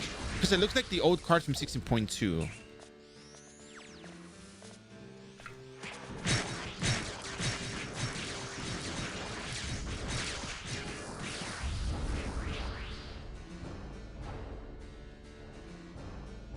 You buy them in Hugo. You buy them in Hugo. In the weapon shop in Hugo.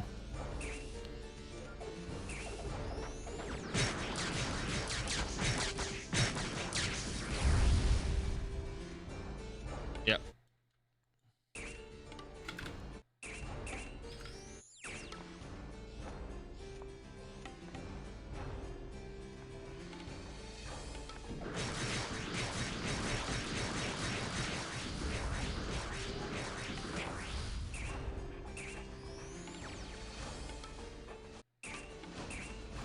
So anyways, how do you guys feel about adventure quests where we just like read the stories, we travel around, we do things?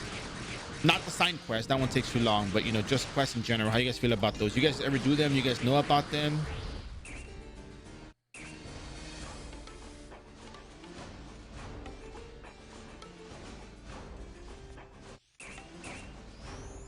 Depends on the quest.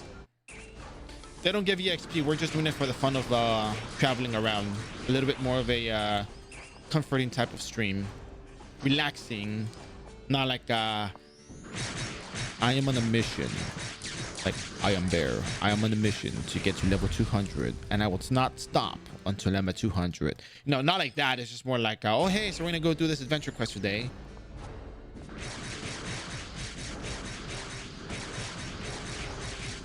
The Nameless Island one is just really good.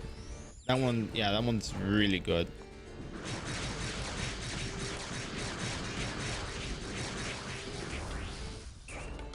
Okay.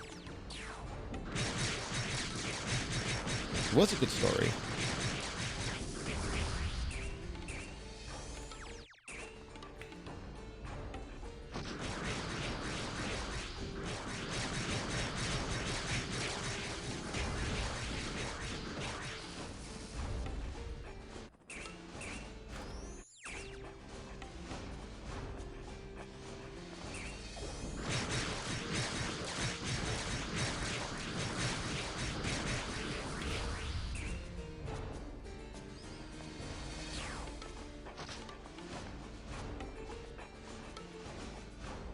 Okay, I think there's some quests that are really worth doing and going on. So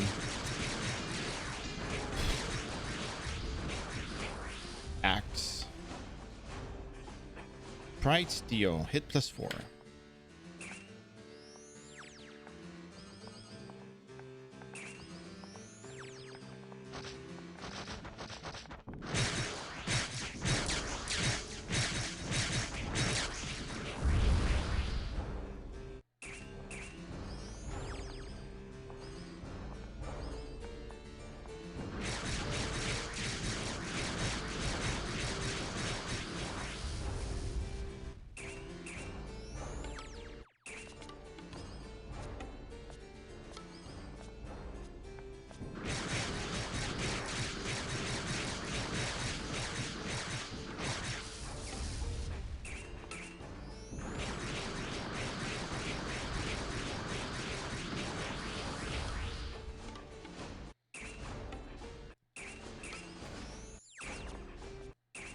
Okay. Instance wise, be let me see. Let me just try to make this right. Let me try to get this right.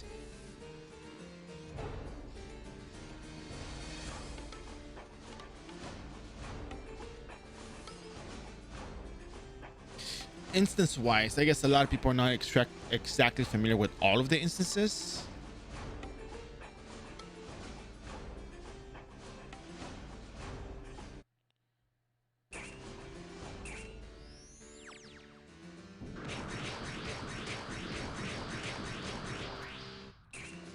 Okay.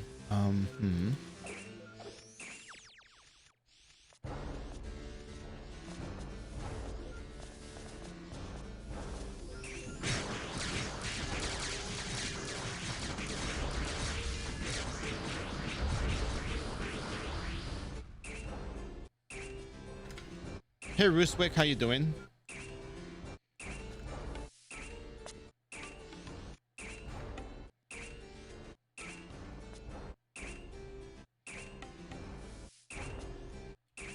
Okay, so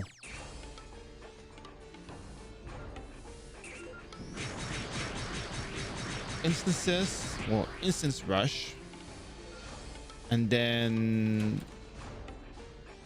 like stories, adventure stories to read.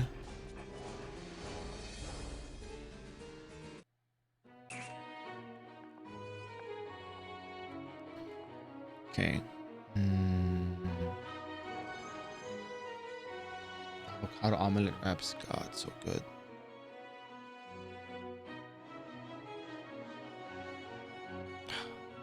Man. Yeah, I know. I just want to find where I'm supposed to go next for the power plant. Oh, here we go. This is it. All right.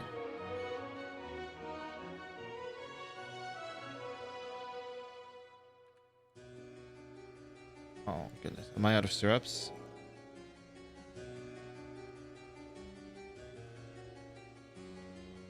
Oh, no. My last set of 150 syrups. Okay, so we have another quest here.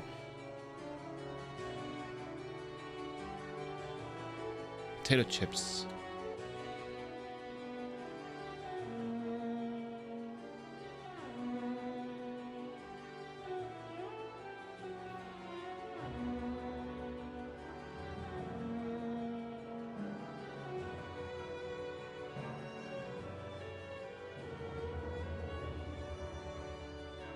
You have to collect potato chips.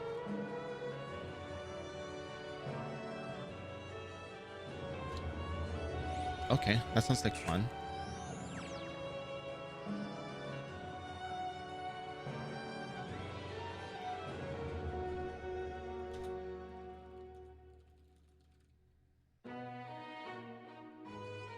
And these are here. Spawn. Ghost poison. One of them is poison elements. Takes 0% damage from shadow, but I guess I kill everything except the spell addicted Plaga.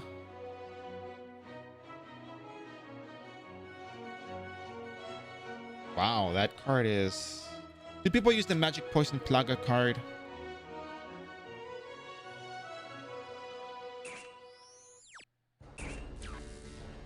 You don't think this quest is good for me? We're about to find out how good it is.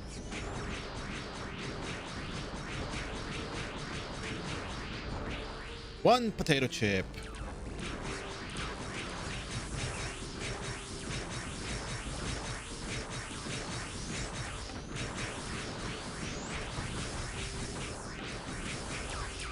Really, what's their deal? You just have very... Oh, I know what the deal here is. Ah, okay. Give me 1 second real quick.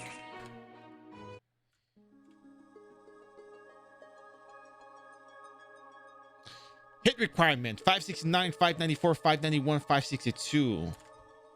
That's the problem.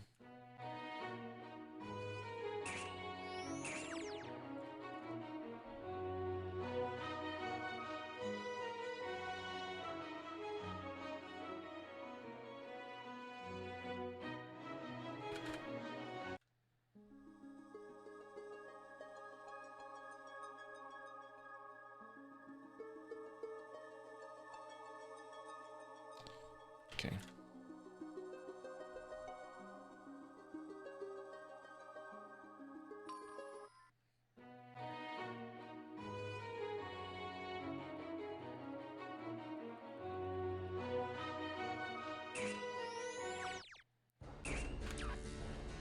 I'm still lacking hits from other sources, but I think we can at least hit them for the majority of the time. Okay, we can almost hit them for the majority of the time, but we have to switch to another potion.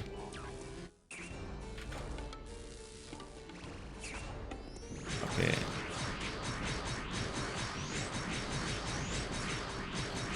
I think as long as we get the potato chips, that's all that matters. So we're not going to really confront the plasmas. We're going to just fight what we can for the time being and then deal with it later on. We could probably use the extra bit of attack speed though, but as long as we get 10 potato chips, that's all we need.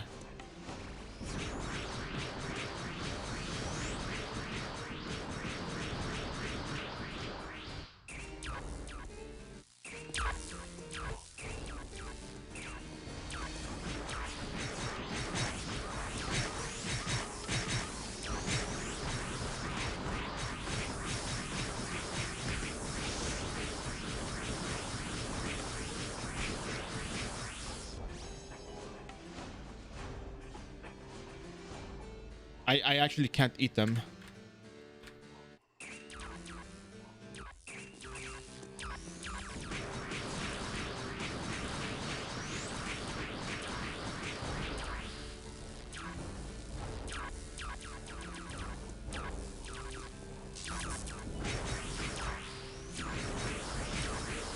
It's interesting that, you know, even at this level, we still lack hits. But the cool thing is that you're not exactly focused on this mob. This mob is not your main priority.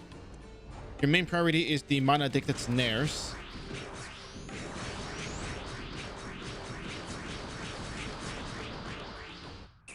And that's all that matters. You're here just for the chips. You're not here for anything else. Everything else is just extra.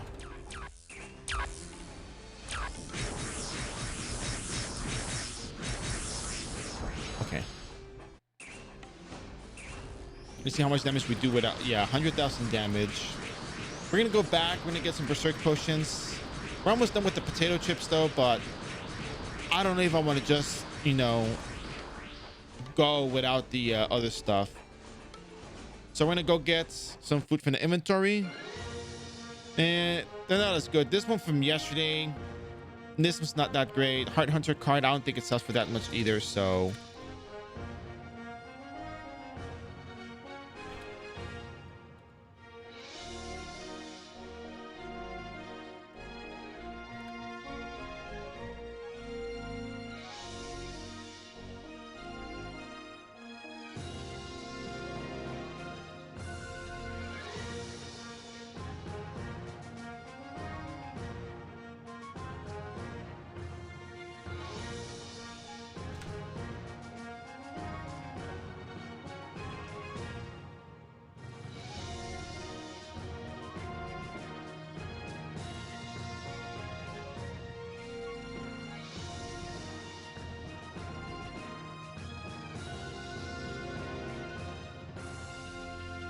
What is the +7 stat food called?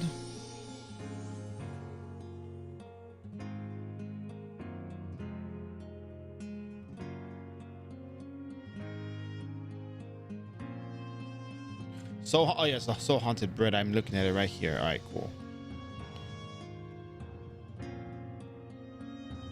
What is the agility one? We don't have the agility one, so we're gonna take this with us.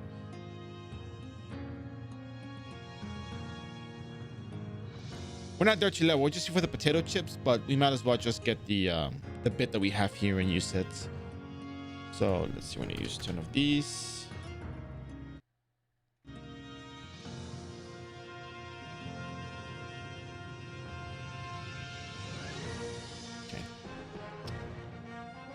We got everything we need, I think. So let's go back. Well, I should just put some stuff in storage because we don't need a few of these things. Let's put this away, this away, this away, this away, this away.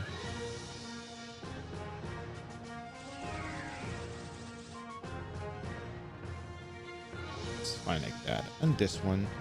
And these three.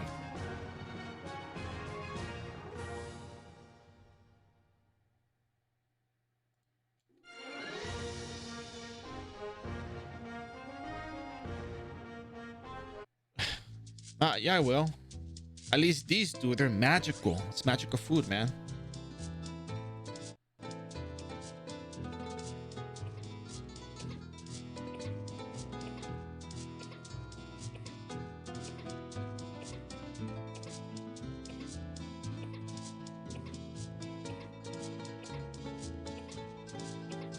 That's cute. Anyways.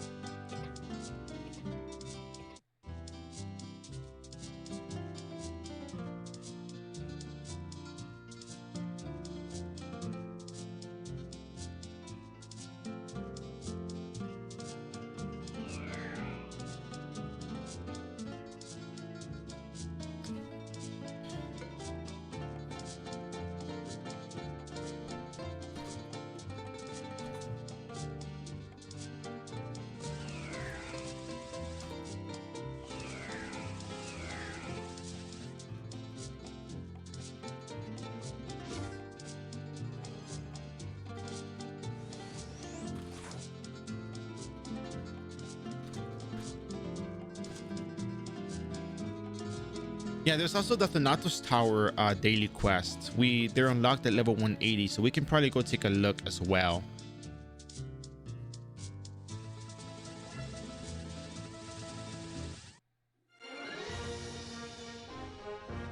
Yeah, I think we got what we need. I think that's the most we need. Okay, cool.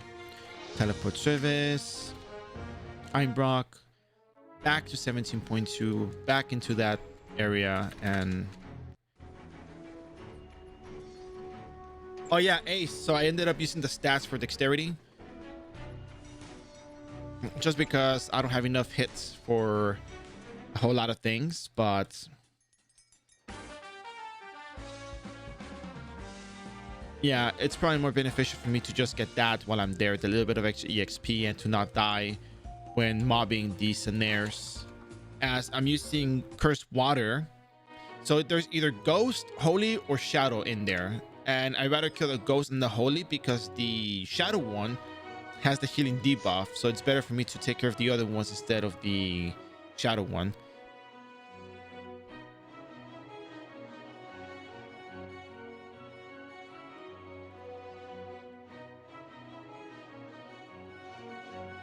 So our buffs look like this.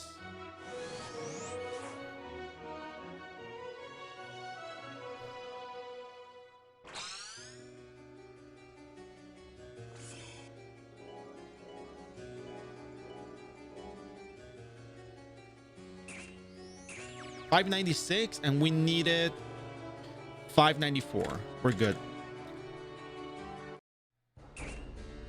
So now we can hit this thing 100% of the time.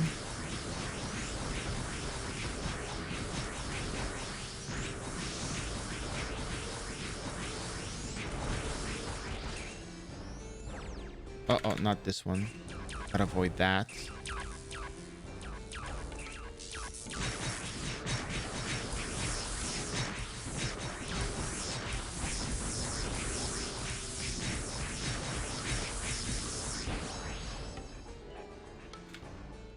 I left the potato chip on the floor right here.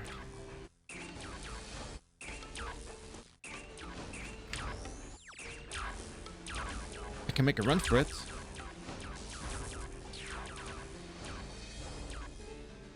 Here we go.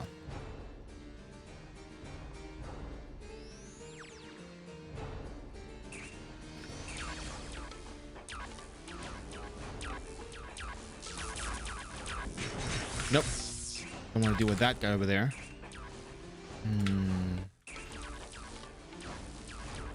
We have 6 chips so far.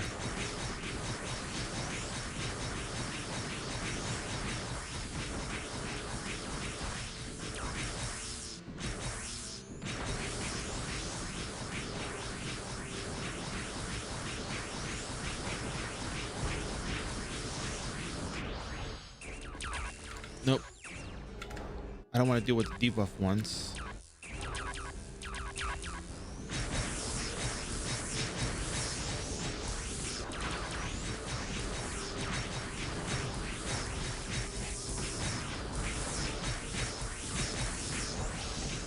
Wow.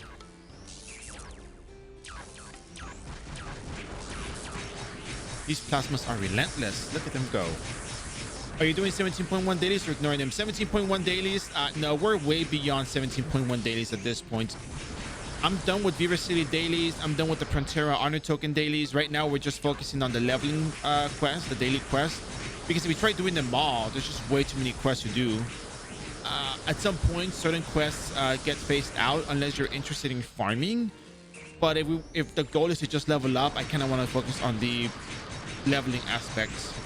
So 17.1 is not something that I'm really looking at the moment. It's more of an afterthought now. Actually, it was an afterthought after I got my illusion armor.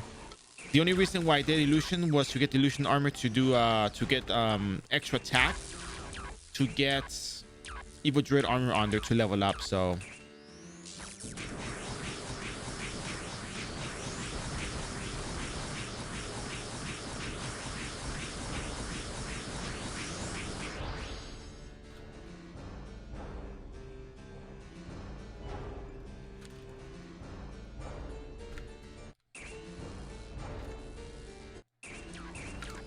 but yeah, this is why, you know, I like the stat distribution that I have is favorable for the stuff that I'm trying to do. No, they're too close to me. Nope. I don't want to get hit with... Oh, this is a really nice spot. I think we might make it here.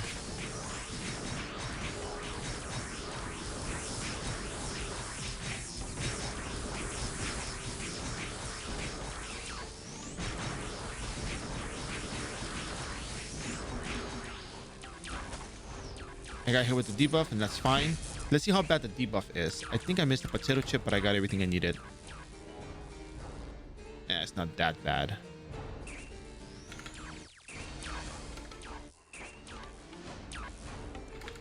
All right, so we're done with this. We can get out of here. We can try doing the Papilla one. So to save buff timer. By the way, I forgot to post it. Ruswick, I was posting the dailies I was doing earlier, so first slip.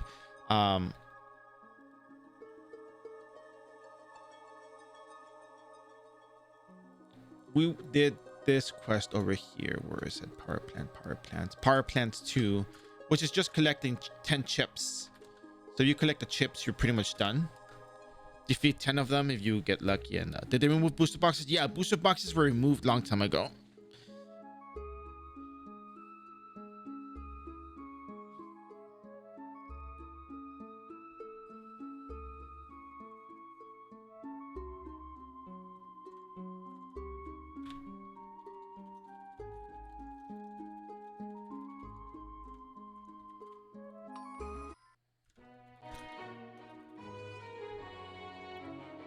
All right, so we're done with that quest. We're gonna turn it in later. But the thing I want to point out, yeah, I'm relogging. If you look at the link,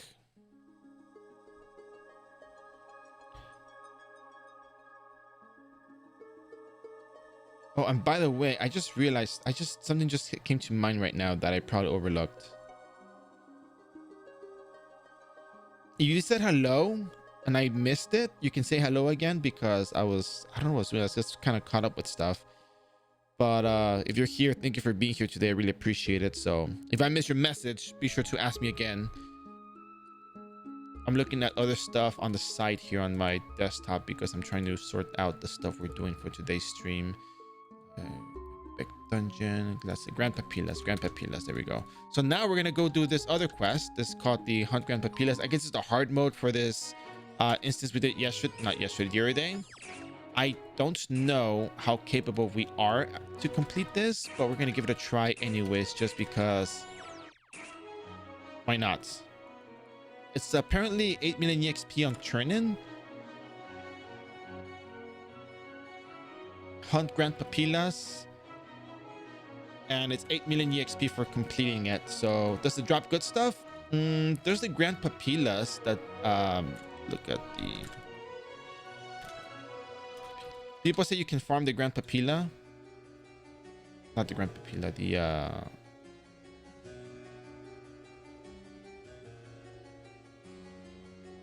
what is the thing called? Greater Papilla, I think it was, yeah.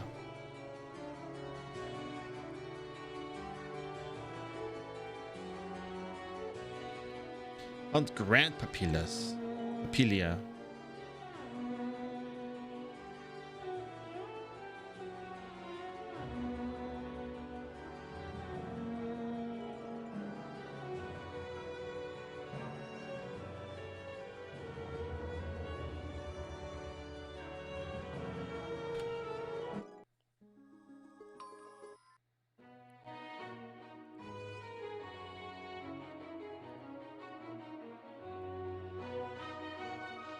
Huh?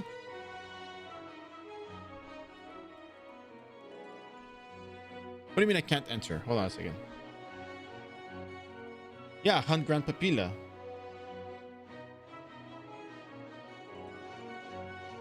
Wait, why is it not letting me do this?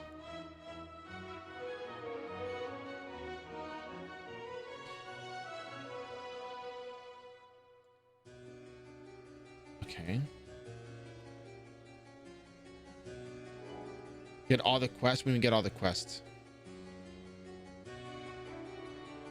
Is it 185 or 180? Hold on. Did I misread this? Yeah, the Grand Papilla says it's 180. Level 180 requirement.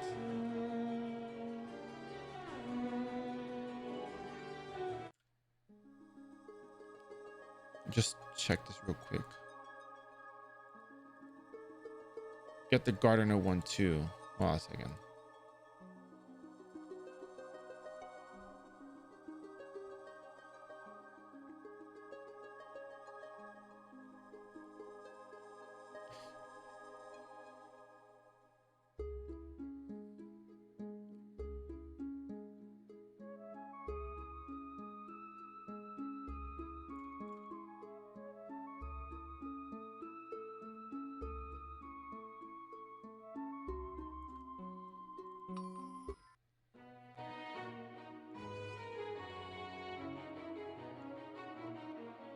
Oh, wait a second. I have another. Okay, Gardener's whereabouts. I'll look into it. Okay. But it doesn't give me the option to proceed.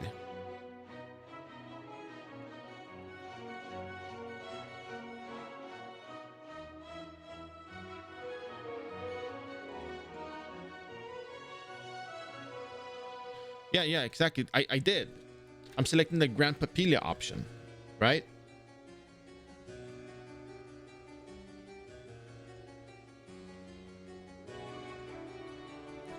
She did give me a response for the Gardener's whereabouts, but not for the other one.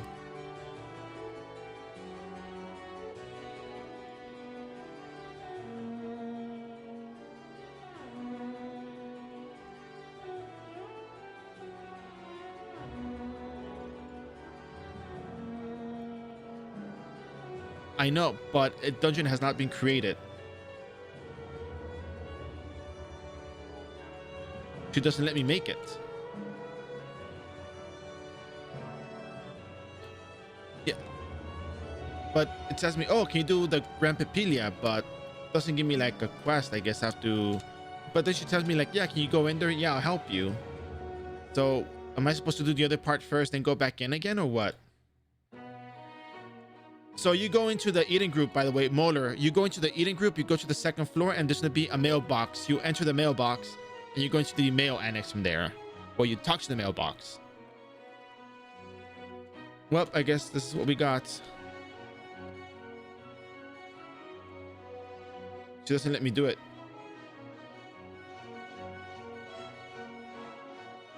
Yeah, no, I did this instance already. I completed this instance. Remember I died?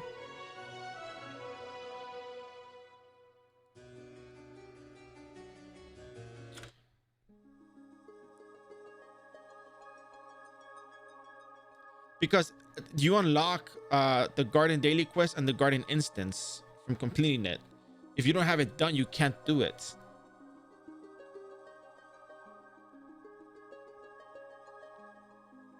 You can't select gardener whereabouts until you do the side story.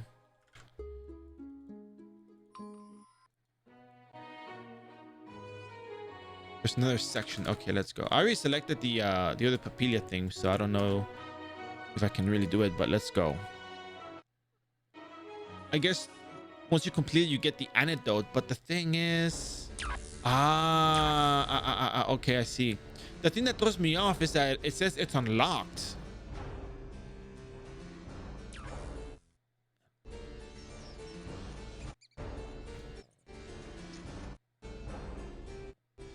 I'm supposed to give Illumina the antidote. Where's Illumina? She's not here, is she? She got taken out of the place. Like, I don't have to go back here.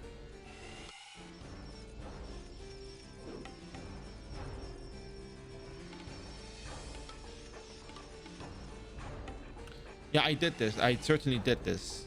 Because...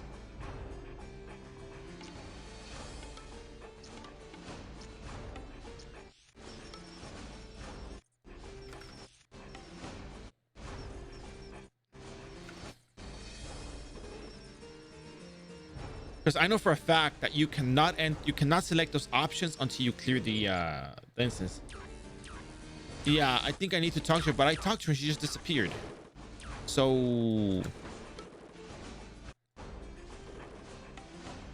top left main map. Okay, maybe that's where. Hopefully,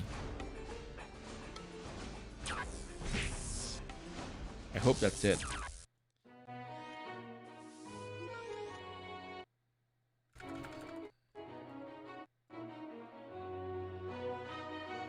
Where you go do Sweetie here?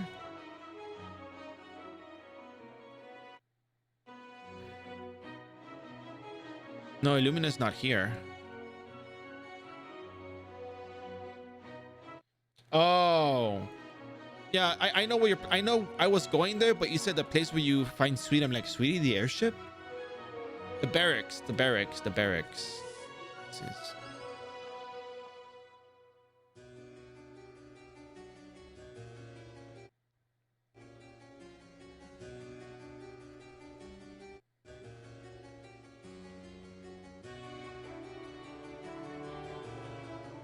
We got nothing from her.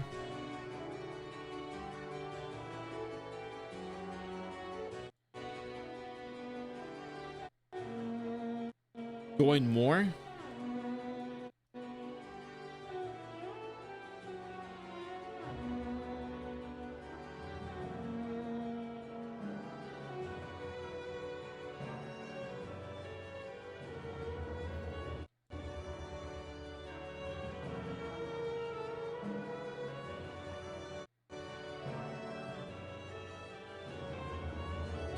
Like, if you can select the Grand Papilia option, you're pretty much done with the quest. That's established. Like, even the wiki says that's how it goes. They give me the option to select the Grand Papilia, but I can't go in for whatever reason. Why, I don't know.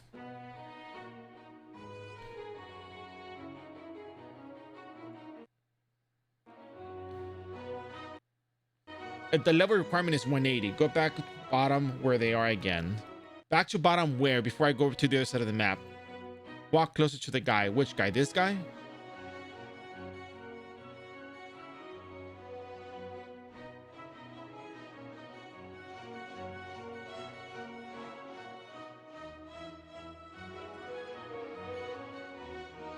Okay, see, yeah, maybe in the first line specified, go back to the bottom of the main map because that threw me off. You said there's one guy here in the bottom because I was in the second floor.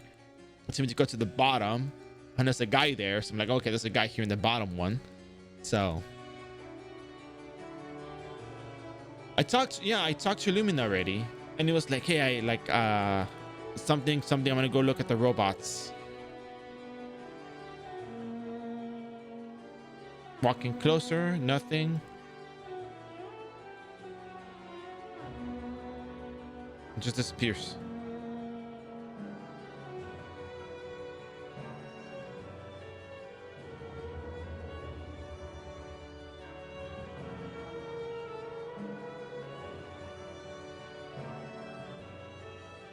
Yep.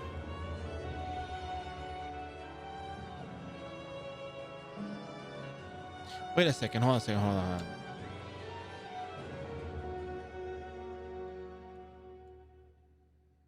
It looks like I already have the option, but I can't create the entrance.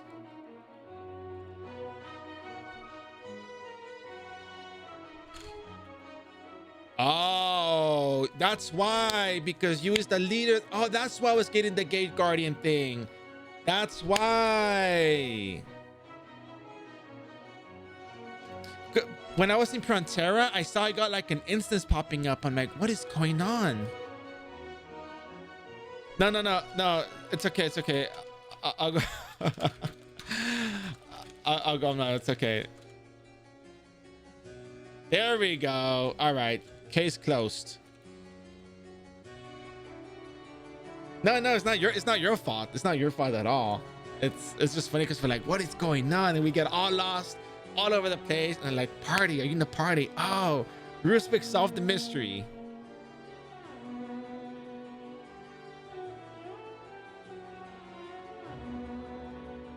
All right, let's go not die.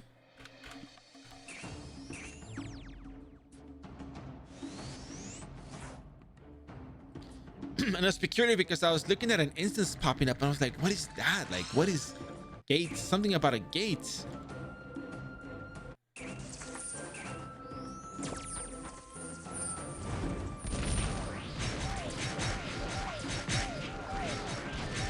Oh, I know what's going on here. I'm wearing the ground equipment.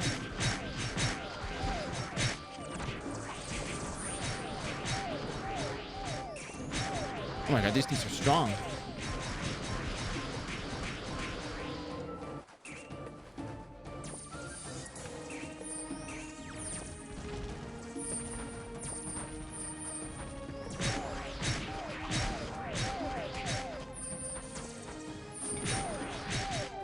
Yeah, we were in a party for the central laboratory. That's why. Totally forgot about that. And it's funny because I haven't had to enter an instance. And click away.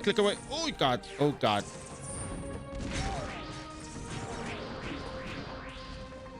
I'm scared. There's way too many mobs for me.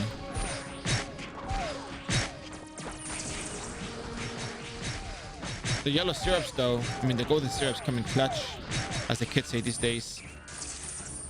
Oh crap, you can die here. If you get stone cursed and you get teleported to that little spot, you're pretty much dead.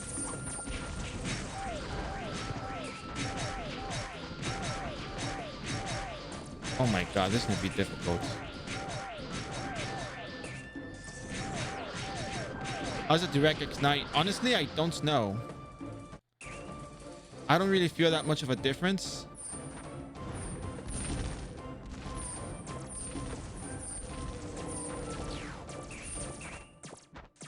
I think other people do, but I don't know.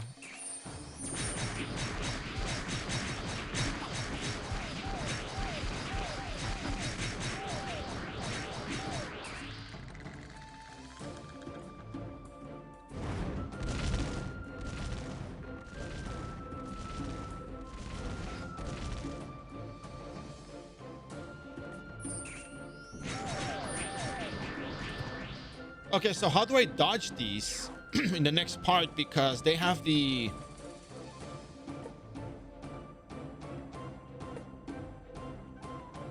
have like the earth string thing. So how do I know what I'm supposed to avoid?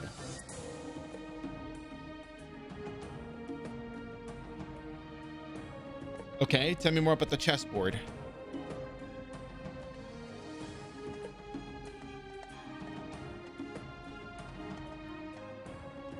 Because they do the earth string thing.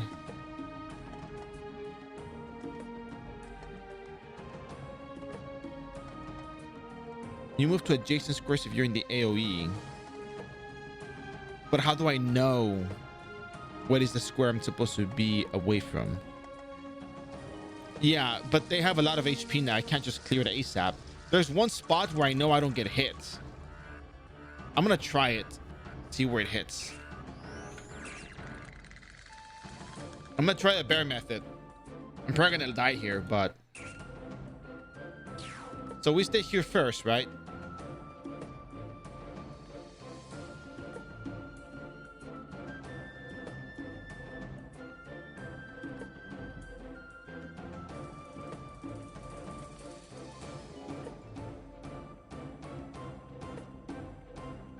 Because I know they spawn all over the place, right?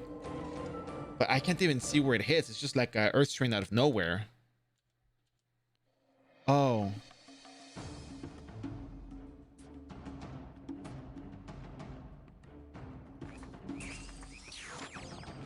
I remember I stood here and I didn't get hit by any skills, so I'm gonna just stand here real quick. There we go. See?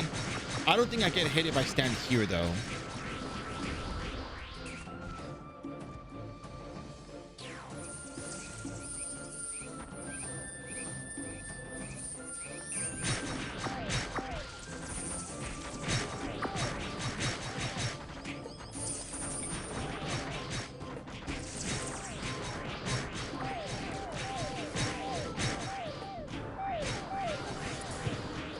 I mean, I think that's legit, right? Just come back to this little spot.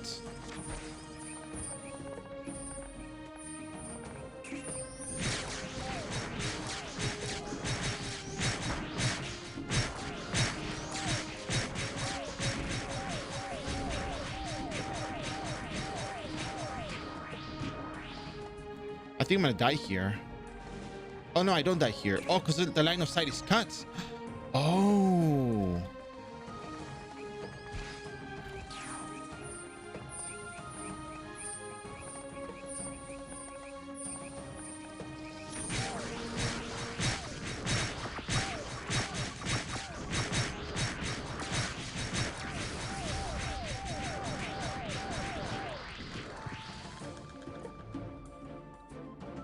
That makes sense, right? Suddenly get hit with earth string.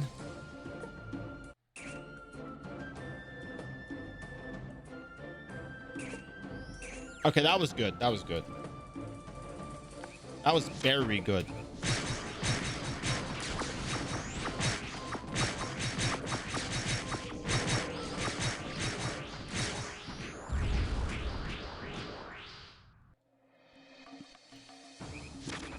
Well, I just got out of the line of sight.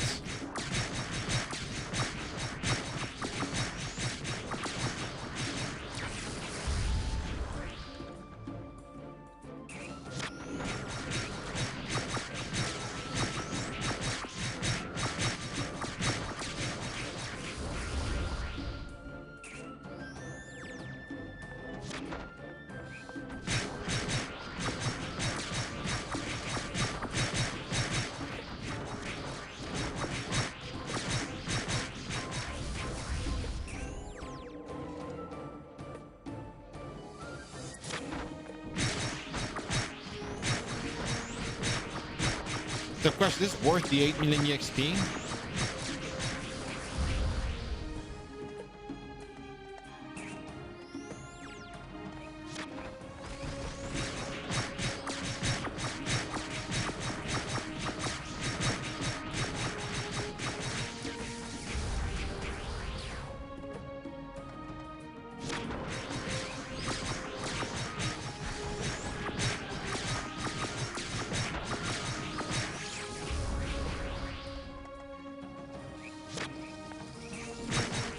I think depending on the class, this is probably not worth it.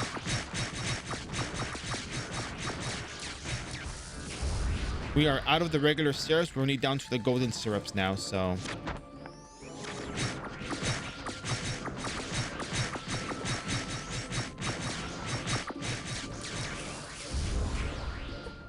If we don't defeat it and we run out of syrups, then that's it.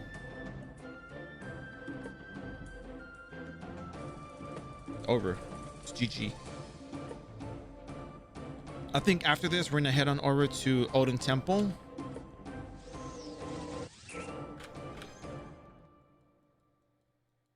And we'll try to figure out.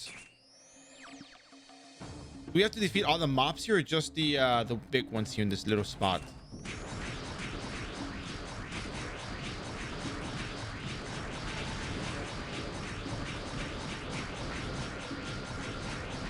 Okay, cool.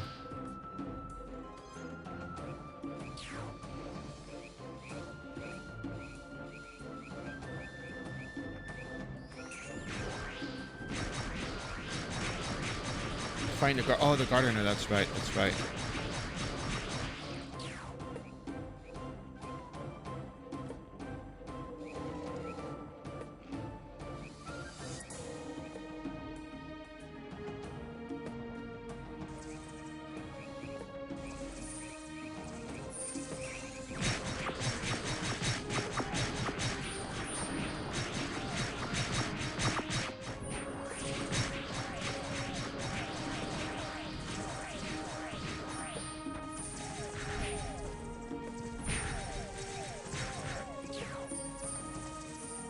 Oh, that's the gardener.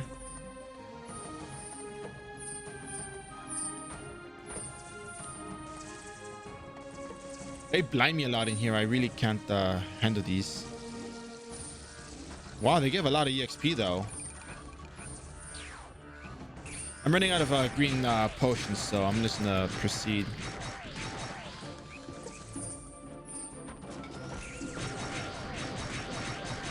How much HP does the boss have anyways? That's the my other concern.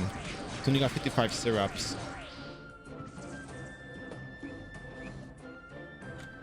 Let's see. Divine Pride, Grand Papilia. Oh, hold on a second. That's 72 million HP. I mean 74 million. Okay, hold on a second. That is not feasible.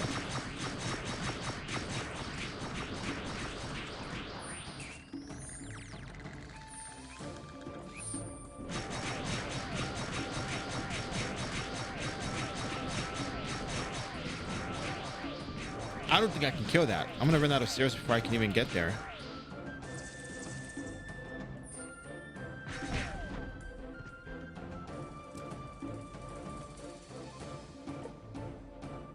If I do 200,000 damage per...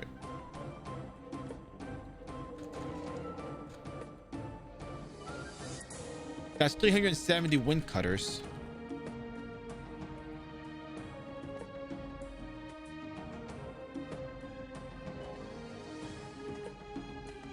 Actually, it's probably doable.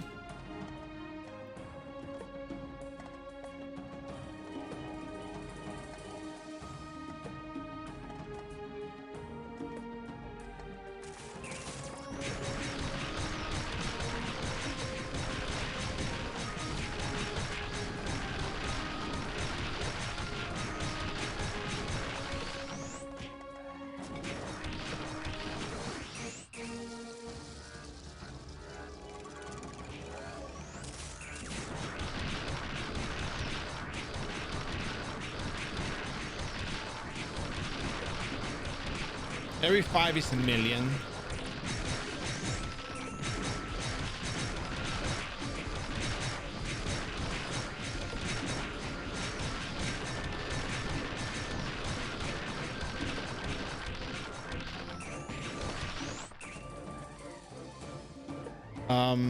Wait a second. Oh.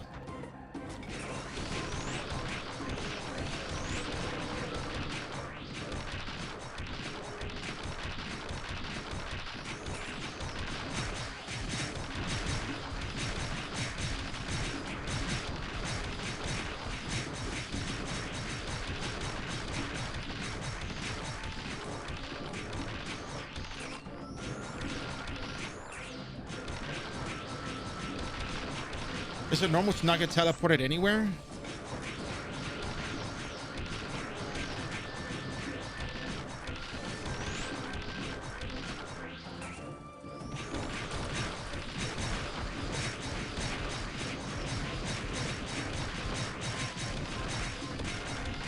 Oh, I leveled up in the middle of the fight.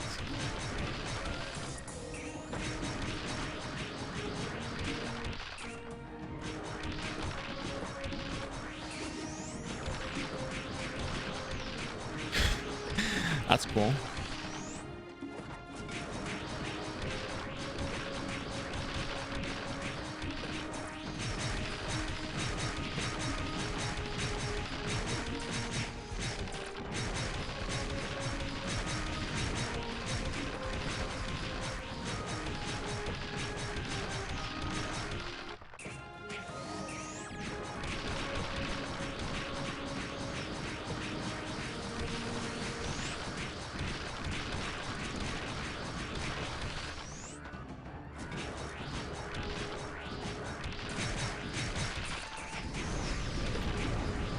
Okay, that was not expected.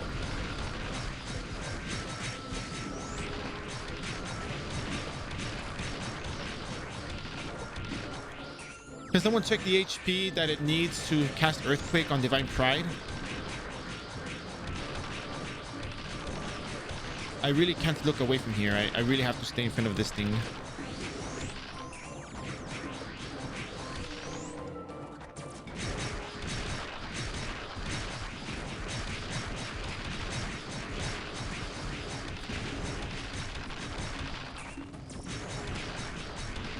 Oh, I beat it.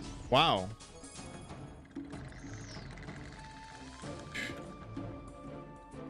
How much HP does it need to cast Earthquake? Earthquake is at 20% chance. What is the condition? 30-second delay. Oh, there's no HP condition for that. So according to my calculations,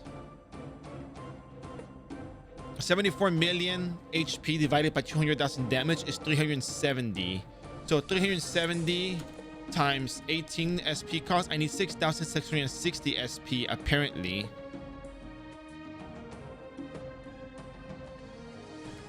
I don't know if I got that right, but yeah, I was spending for a while. So we're gonna talk to her.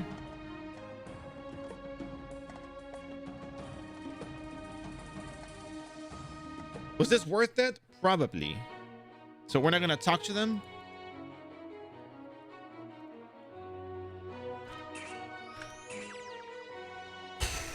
My God. Okay, so that was Grandpa Pila. So don't forget, you have to be the party leader, or you have to be the party on your own.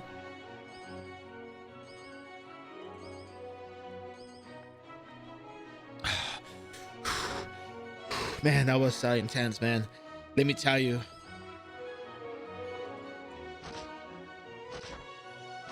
Ace, tell your wizard friend I'm very sorry, but your warlock friend, I don't think he's gonna be able to do this.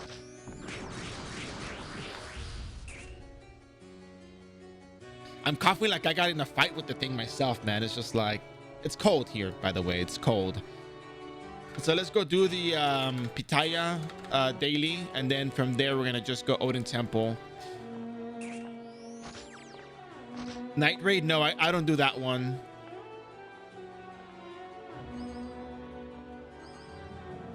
Like the main quest, or like the, is there another version of that thing?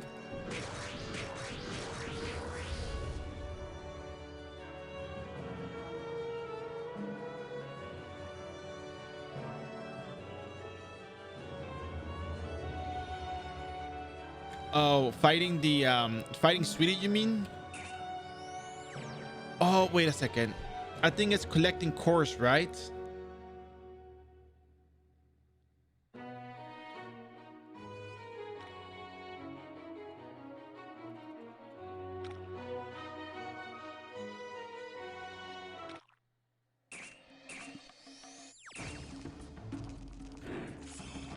I think these are blue. There's one purple pitaya in here. Yeah, it doesn't give much EXP. It's like 100,000 EXP. It's really not... It's not worth it at this point.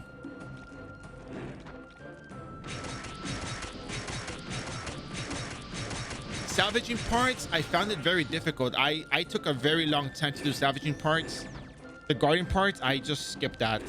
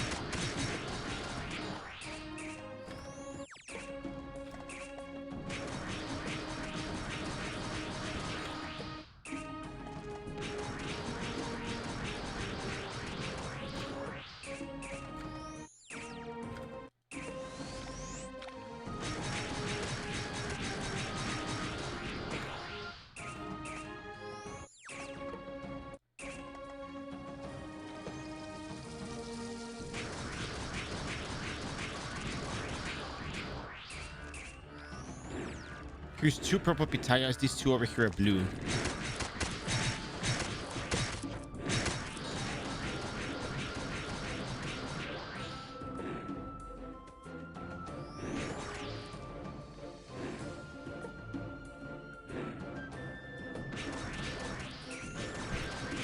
After this, we're going to be going to Odin Temple. We're going to do the daily quest. And I'm going to tell you guys the secret technique, the ultimate secret slumber technique to surviving that map. Well, I mean, I don't know if it's going to work. We're going to try it out, right? But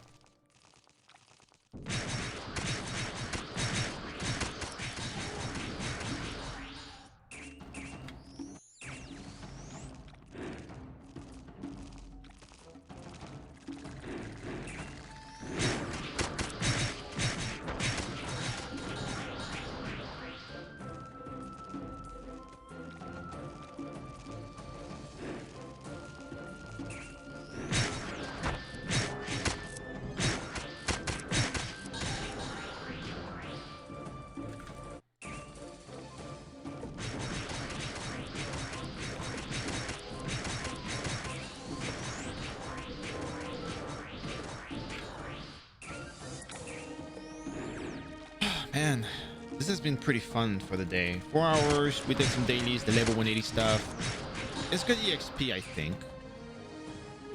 Oh, I still have to do the face room nest to get my snake skins for the day.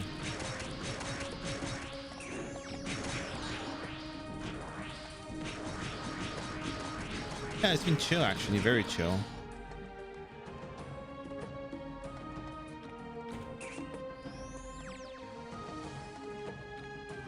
I don't think the character exactly needs more luck.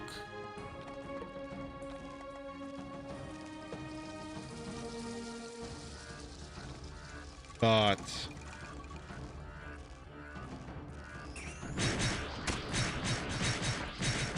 I think maybe more vitality wouldn't be so bad for the healing. But there's a lot of things to go about.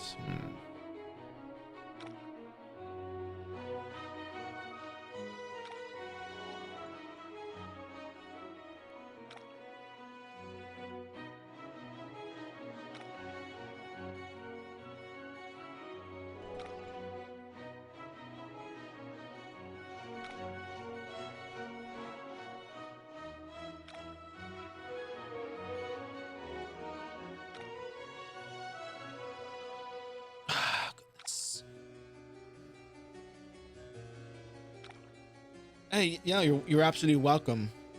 The hit your son is so familiar to me, and I was like, I wanted to know myself too.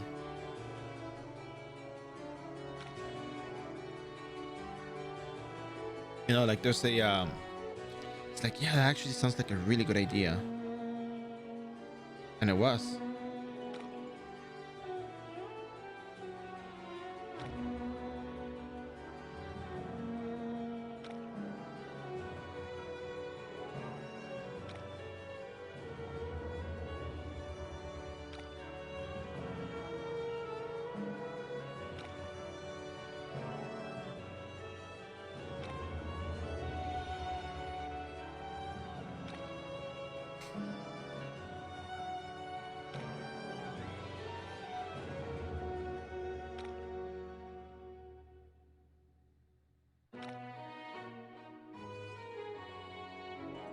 We already did Tartaros.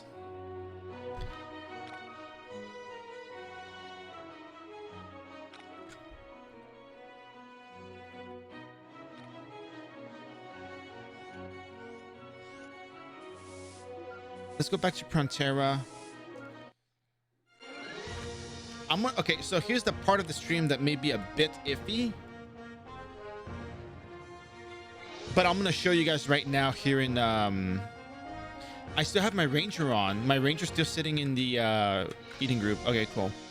So I'm gonna bring out another character. And does anybody have a priest with them that they can bring along? Oh, wait a second. Wait a second. Yeah. I think it should be fine. What is the character's name again?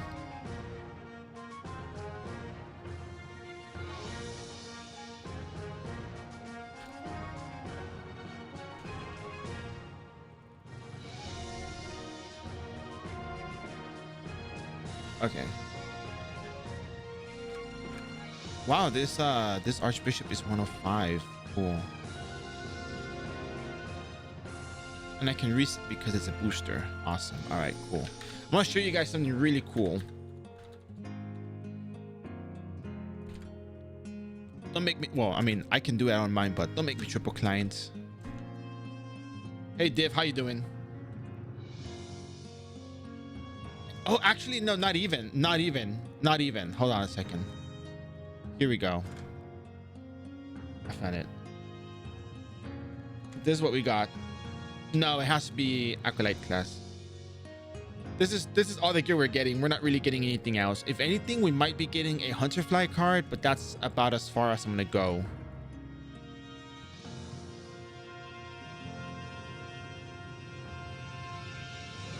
This is gonna be so good. Man, I'm really excited. Okay, so before I introduce it, I just want to make sure that if you guys think this is awesome, tell your friends about the stream. It's gotta be that good, okay?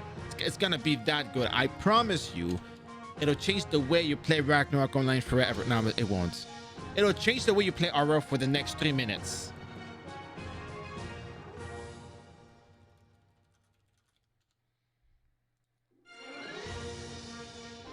Well, yeah, 3 minutes and a little bit over half.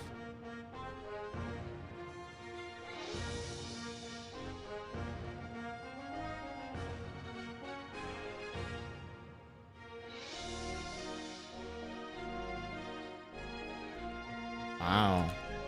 So what you gotta do, I'm gonna bring out my booster archbishop, okay?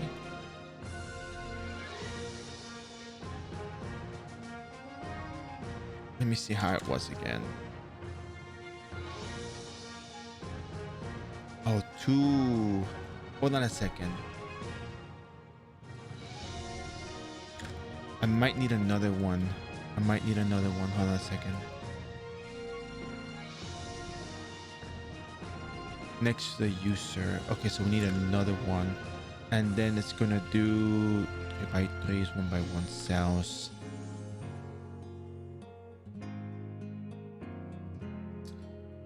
Okay. In that case, I gotta bring out my other one. Unless I can find people sitting in town or in eating group next to each other or standing next to each other.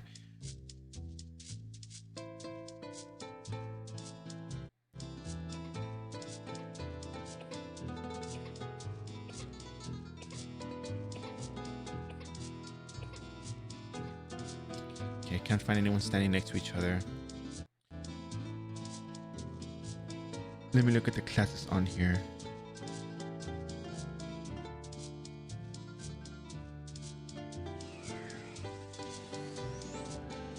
Oh. No, that person moved. This is diagonal. 3x3 is not gonna reach. Oh, but this person's standing here. Okay, cool. Oh, but it has to be a horizontal line. Screw it. Oh, wait, right here. Okay, found it. Okay, so I'm gonna switch to my booster priest. I'm gonna show you guys something really cool. So let's just say that you cannot afford to get yourself some, I don't know, holy armor. You guys already know where this is going if you know the game, so it's fine. Just don't spoil it. Let me cook, as the kids say these days. I think I'm missing 2 points somewhere else, right? Screw it. Let's go. So there's a skill called BSS Sacramenti that requires you to have 2 acolytes next to you. You have to be in a straight line. So there is 2 acolytes here where my Rune Knight is standing.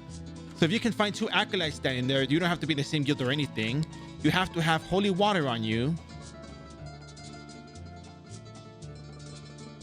And it affects a 3x3 cell, which is 1 to the left, 1 to the right, 1 diagonal in the other direction. So what you do is,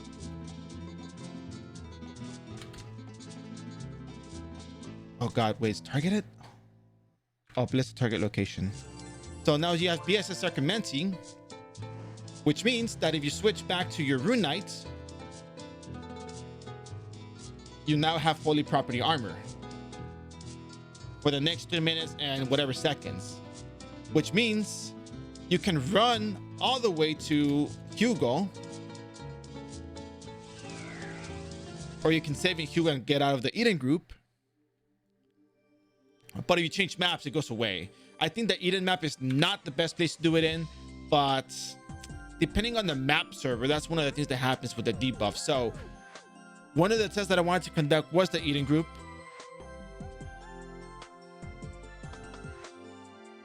So we're going to go to, I don't know if Frontera has 2 people sitting next to each other, but at least you understood what the idea was, which means if you can at least, oh, you have to quadruple climb for this because you need to have 2 plus the caster. So the other thing I want to test is if you can still cast it on your oh, you can just triple client, put 2 acolytes, put your caster next to the random archbishop or whoever's just sitting there, and hopefully you can get yourself the buff. So I'm gonna log on to another priest and we're gonna try to find out if we can actually cast this on ourselves and take it to Hugo, Odin Temple dungeon. If we can't, then that means you have to take your characters all the way over there, which would be a bit of a trouble. But if you have a friend that can help you or something like that, then that would be great.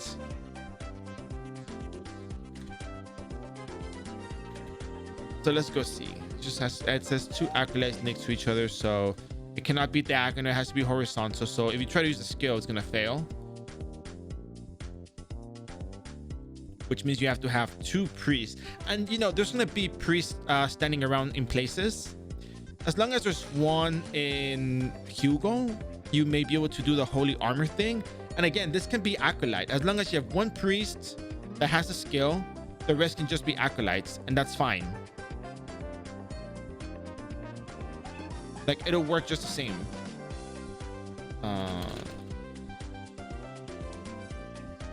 Let me see.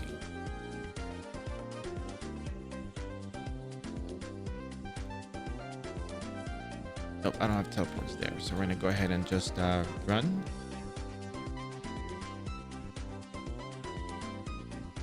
Go all the way to wherever I'm headed to. We're going to Hugo on this character. Odin Temple level 4 has monsters that are holy elements, and there's a daily quest that gives a lot of EXP. So the reason why we want to do this is because we want to make sure that we have holy armor, because the Pew set does not have slots for armor. So we're pretty much stuck with oh hey, you don't have a slot for holy armor, and they use elemental attribute attacks, but priests have a skill that allows them to give holy armor to everyone around them in a 3x3 cell range. But the catch is you have to have 2 acolytes next to you, 2 acolyte classes.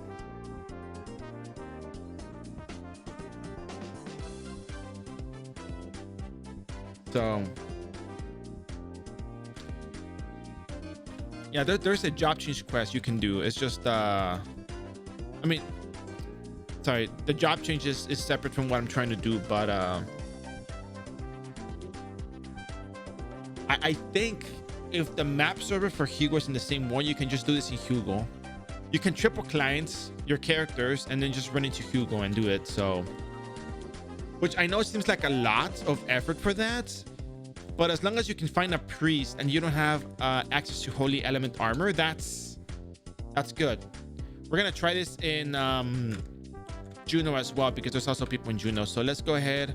Let's go over here. Let's get our character here. Once again, just to show you guys what's up.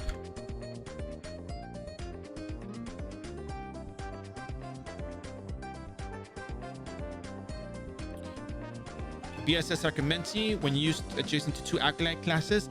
So it's not just one. You can't use it. If you try to use it like that, it's gonna fail. You have to be between 2. And you bless a location. So now we switch back to the Runites. And now we have holy element armor.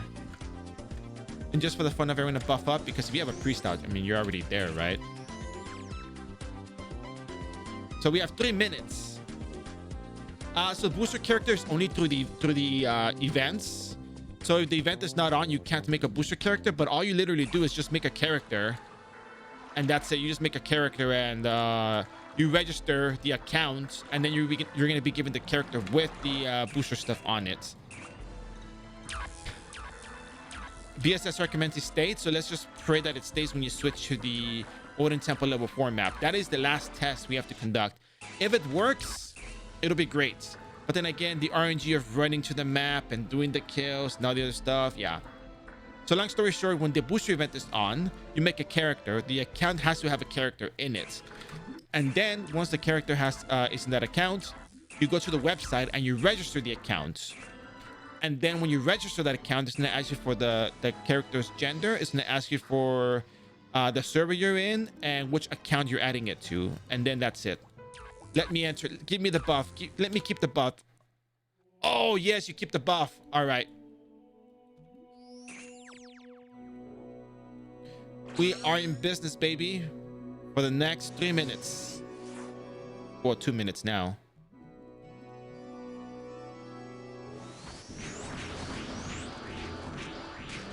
Look at that. Doesn't take that long to kill. Bear has done it again. BSS recommends you, ladies and gentlemen. Dual client priest, find priest in your area, stand next to it, adjacent, and just go cast it. But what happens when the buff runs out? Well, you go recast. Shouldn't it be going back and forth, yeah. But guess what? At least you're not going to be taking all that, you know, crazy damage from the holy attribute attacks. You make a priest, you make an acolyte, and you make a priest. All you got to do is just make one priest. One priest that you make is going to have the skill. So, but you can use it with a priest and an acolyte. It doesn't have to be both priests. Just one priest and an acolyte works. Even a priest and a monk works. As long as you have the character that can cast the ability, that's all that matters.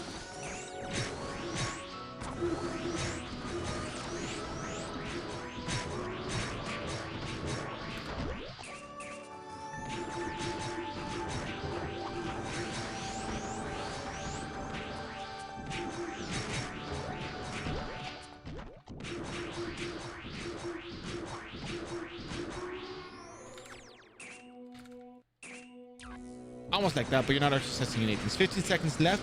But look at that. Even if you didn't have the holy element armor, you still do like 350,000 damage in this map. Like, how cool is that? So now, let's see if we get hit by... Yeah, we take a lot of damage from the holy element attack, so we don't want to deal with that. So,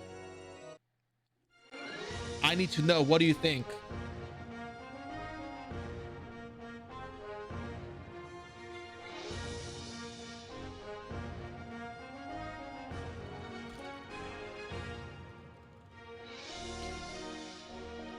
What do you mean? Oh, there's a thing. There's an item called Visa Butt Wing that you get from the Merry Badger. The Merry Badger is an NPC in the Eden group.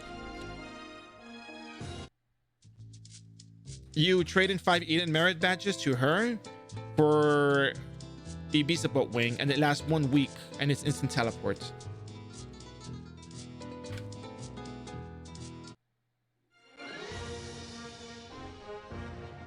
Yep.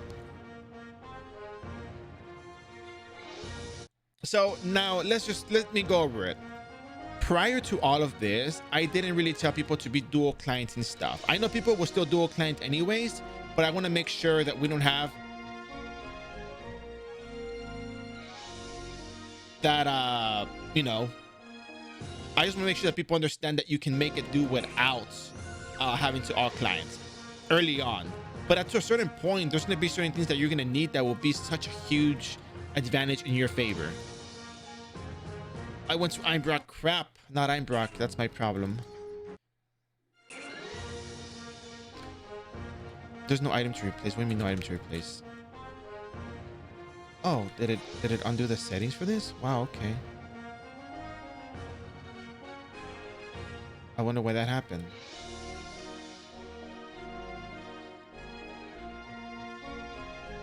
All right. Once again, you have to have two acolyte classes next to the caster. Oh, the person moved. Oh no. Well, guess what? No problem. Just move our characters.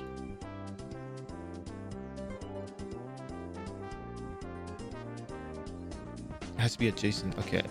How about like this? Still diagonal.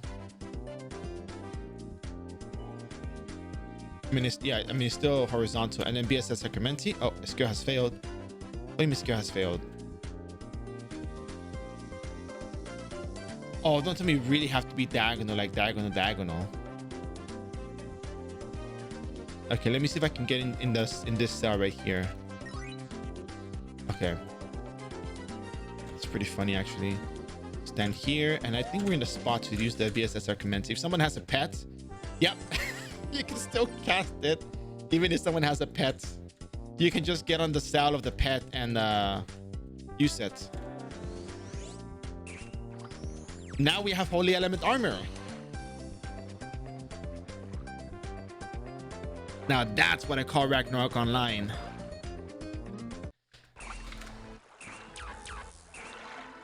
But again, this is just you know, strats. It'll last you 3 minutes. But, you know, Guillotine Cross could benefit from it. Rune Knight definitely benefits from it.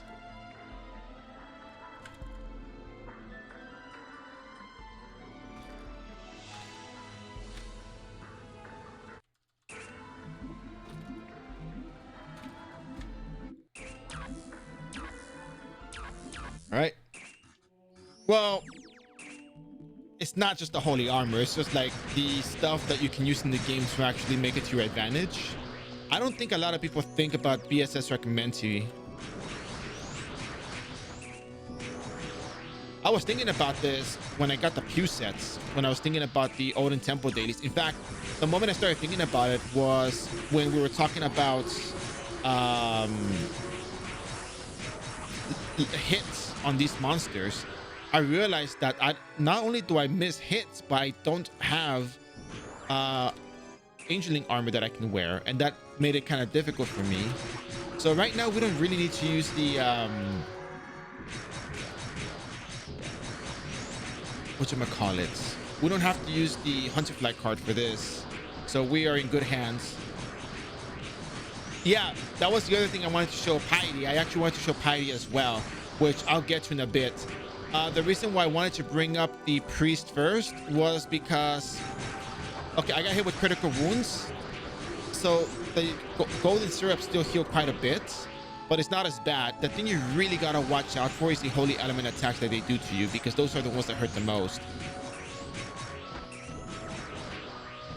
So, okay, let me just check one thing. If I relog, can I get rid of critical wounds? Yeah, you get rid of critical wounds and your own buffs too. Let me make sure. Oh, you also get rid of your own BSS Sacramenti. I think I logged. I think that's what removed the BSS Sacramenti. So you can still kind of handle without it to some extent, but if you have a big mob and they cast a lot of holy element attacks on you, then yeah, that's not feasible. We just want to reduce the damage we take from the holy element attribute attacks because they hurt a lot.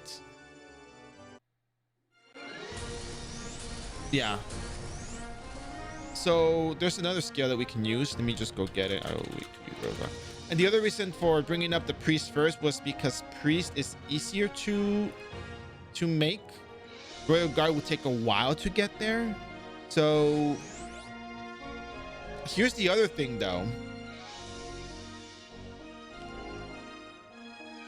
Oh yeah, BS. Let me link BSS Sacramenti so we know what's going on.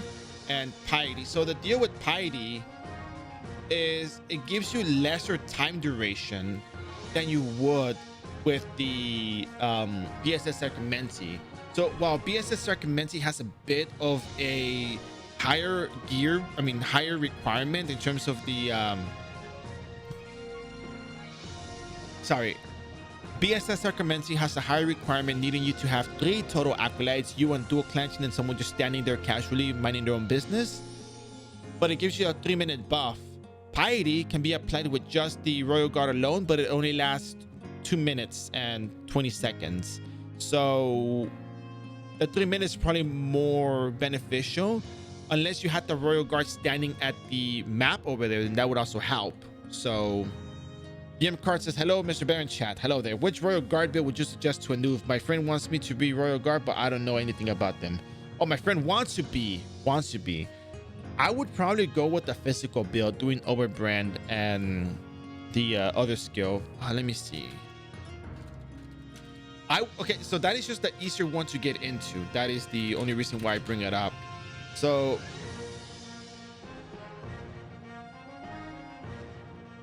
like this is the one ability that they use. There's people that recommend, okay, so here's the deal.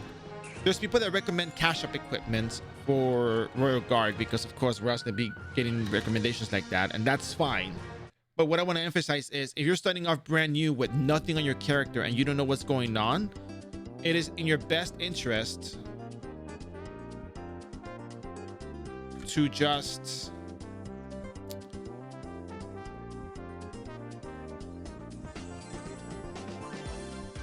let me see. If I relog, do I lose it? Let me find out.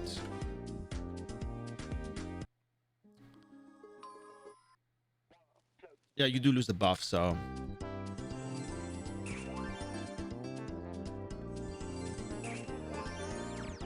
Oh yeah, and get your buffs while you're at it. So yeah, so you do lose your own buff. And yes, it's a lot of walking back and forth. So, you know, if you want to make a Royal Guard and have it stand outside and do the 2 minutes over there, that's also just as good. If you want to triple clan and put your characters over there and hopefully, you know, they're safe. I think even if the Acolyte is dead, it still works. So GR Royal Guard. Wait, a GR? What's GR? 2 minutes and 40 seconds. I think Piety is almost the same duration by the time you get to Odin Temple. So, Genesis Ray. Yeah, a lot of people recommend Genesis Ray. My take on iRO is the path of least resistance. Yeah, so you probably can just make a Royal Guard and have it stand over here, which in fact is probably what we're going to do because the amount of time it takes us to get there can be made easier by just having the character there. But if you want to get a longer buff duration and you can bring your characters over here, then do that instead. But we're going to bring out the Royal Guard soon. I don't think I have enough points for it. Actually, I lost my other Royal Guard account. We're going to use the booster one and just reset it. I don't think we're going to be doing much with those boosters at this point.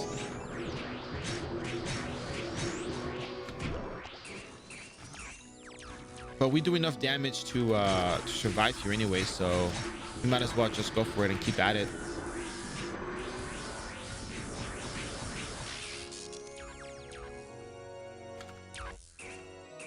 Yeah, strength and dexterity are important, which is good because you do need those stats for damage anyways, and you also need them for hit.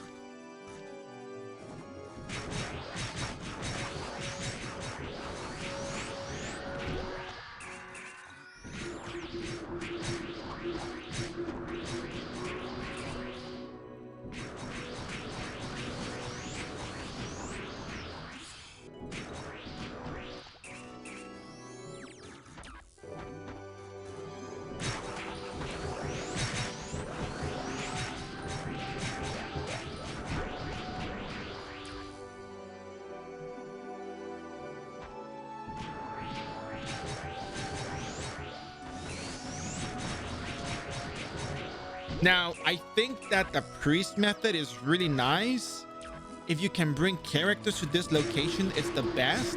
But if you can't, the next best thing will be piety, which I'm going to show in just a second. I think I have enough points for it.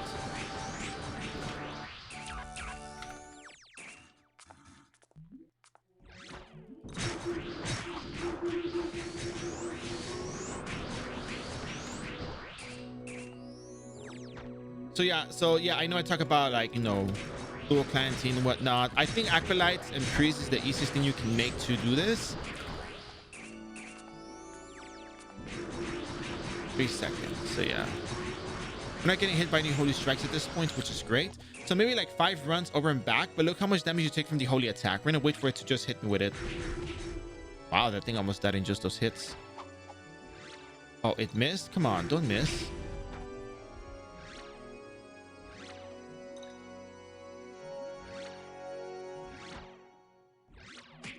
$18,000 for the holy strike.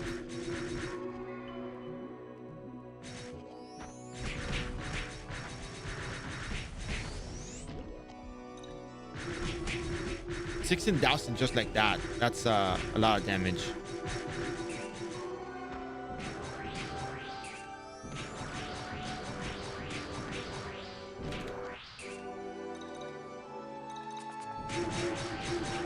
Oh no. What I'm trying to show is not the one that is the larger problem. What I'm trying to talk about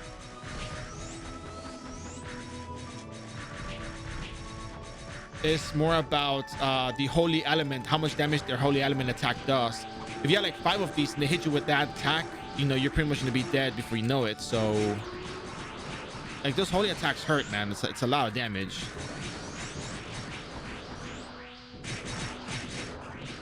All right, so the next best option, if you are not well versed in the art of, I think we should be done within 5 minutes.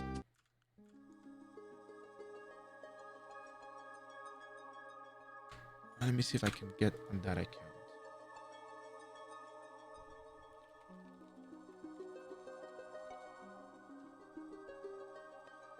Nope.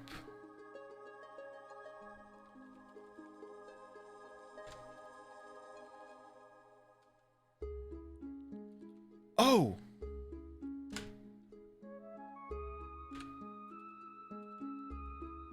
I did it. This is the account. Oh, my beloved roost of Skelai. Okay, this is great. Okay.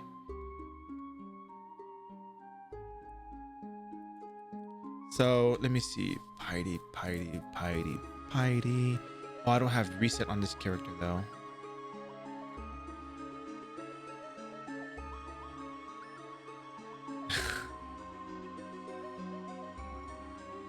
Okay, I'm just gonna show you guys real quick. I'm gonna switch to the booster one because the booster one is probably better to work with. But so a long time ago, I leveled up a royal guard all the way to level 175, and I leveled it up, you know, without any cash gear, like absolutely 0 cash gear on it. And I leveled up at Big Bows. That was the map for me at the time. It was easier to handle, it was easier to do. And I leveled up using Overbrand. I remember now, I had the rotation of Overbrand and Cannon Spear. This used to push enemies back, and I would just use Spear Cannon and then just keep going.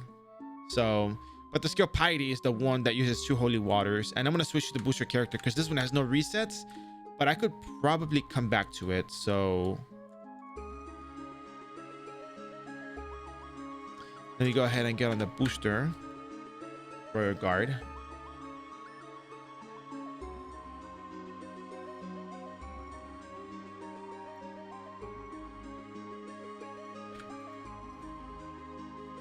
I have 121 million Zenny on this account actually. Huh. Well, that's nice. I leveled up this character for a good while. Anyways, back to business.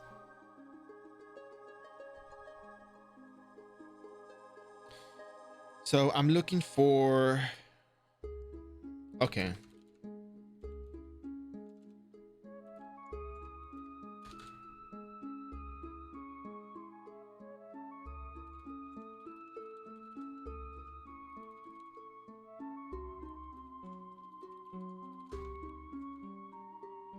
Okay, here we go. I'm gonna switch over to that account. We're gonna go revisit our booster character. So this is the booster royal guard I made. We're probably gonna remake the Crusader stuff because a lot of people seem to struggle with the aspect of building up Zenny early on, and I think I probably ought to cover leveling locations and what to do for that. So first of all, we're gonna reset this character because booster characters have free resets, and I made this character with the intention of having resets to show skills for these classes and how they work. So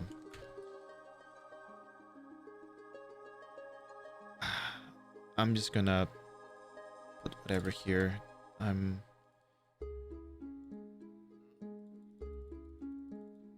I have free. We have free unlimited resets, by the way, so you can just reset as many times as you want. If you made a booster character in the past, you have free unlimited resets. So just note that they still work. Let's see. I just go Magnum Break, go Endure, Provoke, and Endure 9 is probably one magical defense.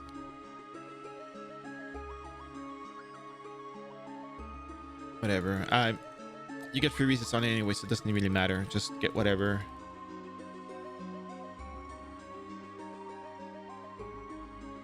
It's fine. It's fine. Just make sure you get your prerequisites for piety. I'm just gonna put whatever points because I got free unlimited resets, so don't worry too much on it. Yeah, it's fine. It's not. Well, actually, I do need the Peko. Well, the whatever to ride on over. I need the HP. And I guess Cavalier Mastery or just the spear stuff. It's not going to be bad to just have it. I'm not really going to be using shields, right? But whatever. We're not really building anything, by the way. I'm just trying to put the whatever prerequisites just to get my thing going. Shield guard, shield press, whatever, reflect damage, doesn't matter. At this point, whatever we get doesn't matter. Just put whatever there. It's okay. You're gonna reset anyways. I'm gonna reset it again anyways for what it's worth. So all right, so we're gonna go get some holy waters, and then we have piety level 5. And again, piety is more, I don't know, I guess I don't really think it's a prerequisite for anything. If you just have like a character that you can level up a royal guard to 100, get job levels, and leave it. Like, you can just leave it there. It's fine if you don't do anything with it. So, and yeah, the game is still popular. Most of the population though is more on, how would you say it, like East Asia has, and Southeast Asia has a large iRO player base. No, I know. I'm gonna go get the holy waters. That's what I'm walking for. So once again, you can just, water, make your characters. You can have one available for whatever needs you have. You want to make a you want to make a royal guard because you want royal guard, you can go ahead and do that. If you want to get piety for this, I think it's probably easier. I think it's much easier to just use the priest, because the priest level 99, you can do resets on it, so it's not a problem. It's fine. Doesn't matter. We move the economy anyways.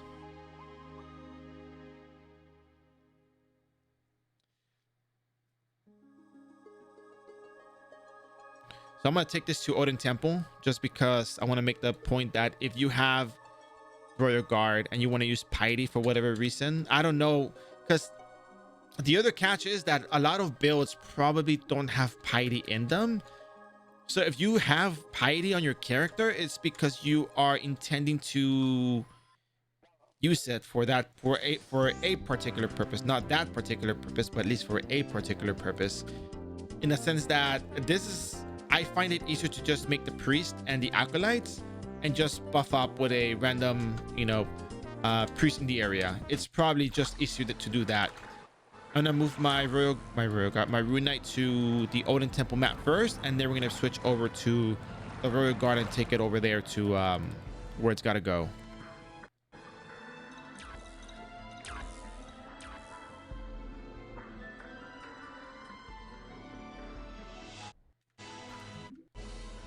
And I'm very sure that the piety buff is not going to disappear when you walk to the Odin place. Okay, so we're going to relock here. We're going to just go back over here, teleport around. But again, you can use piety, and that's you or a party member. So you have to have in the party. So we're going to use it without the party and with the party. Oh, it's inspiration, right? Is it? Oh, okay, cool. Then yeah, people do use it. Perfect. People use inspiration, right?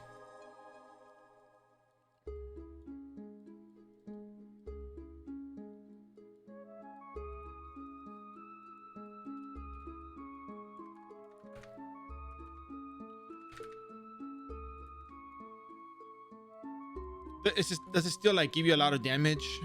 Oh yeah, it does. Ooh, it's pretty good.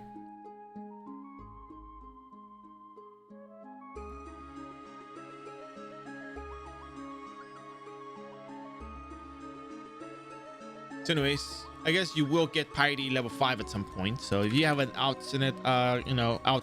character, you have a royal guard just laying there around. So without a party, if you are the only member in the party, what happens? So you have somebody standing next to you. Hey, hello there. I am a Rune Knight. Show me the buffs. So the person next to you, as you can see from here, does not get the buff.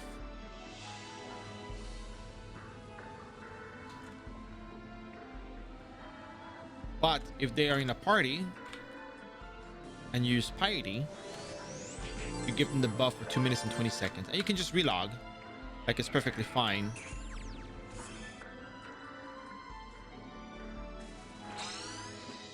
So this is the same amount of time that it would take. Oh, I did it ahead of time. If I was to buff up in town and come back. So, it's not a bad idea. Really? It's not a bad idea to use it like this. But if it's easier for you to just make a character and make a priest and use that priest like that, then by all means just go with the priest option. Do whatever is easiest for you.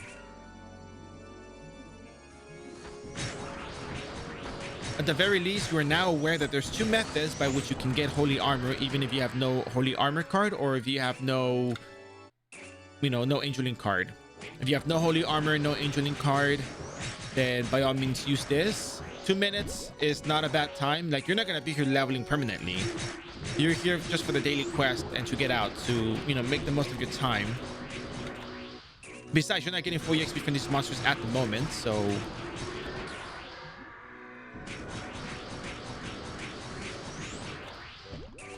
look at that. We have the piety buff. We got our shadow element on our weapon from the cursed waters. We just need fruits, and I think skogos are still needed. Yeah, 10 fruits. I don't know about skogos. Let's see, Skogo. How you doing, Skogo? Come here. I'm done with you. Great.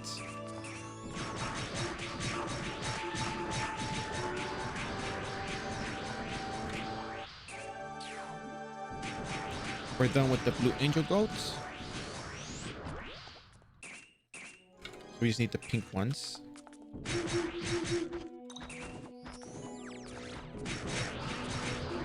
And don't worry, when your buff runs out, just go outside, get it again, and go back in. That's it.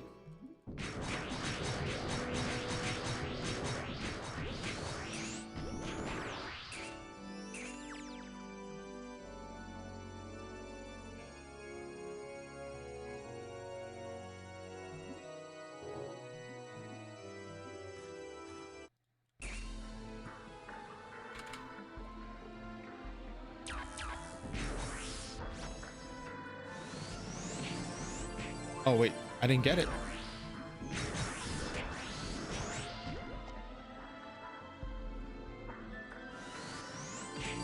There you go.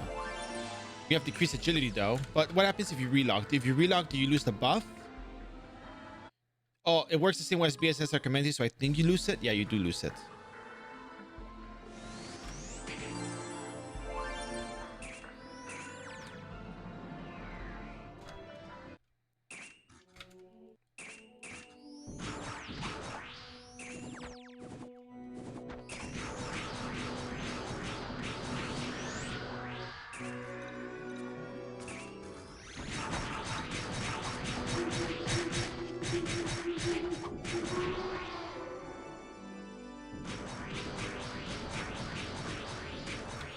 All right, so we just need the fruits. Angel Goat's complete. We're out of cloud. Let's see how much our damage goes down when we lose the shadow element damage. 2 more fruits, which is fine. 171. Oh yeah, we're still doing 171.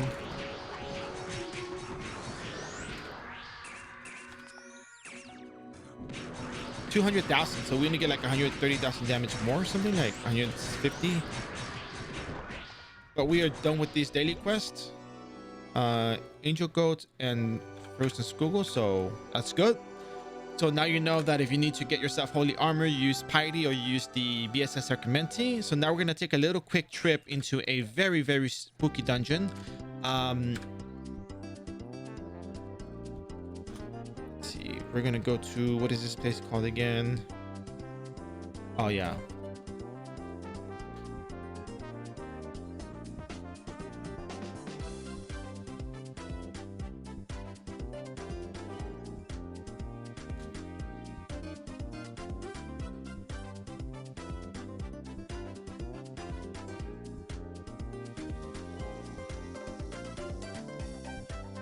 It's mixed.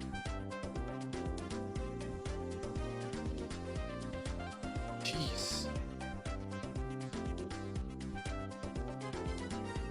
Let me ask.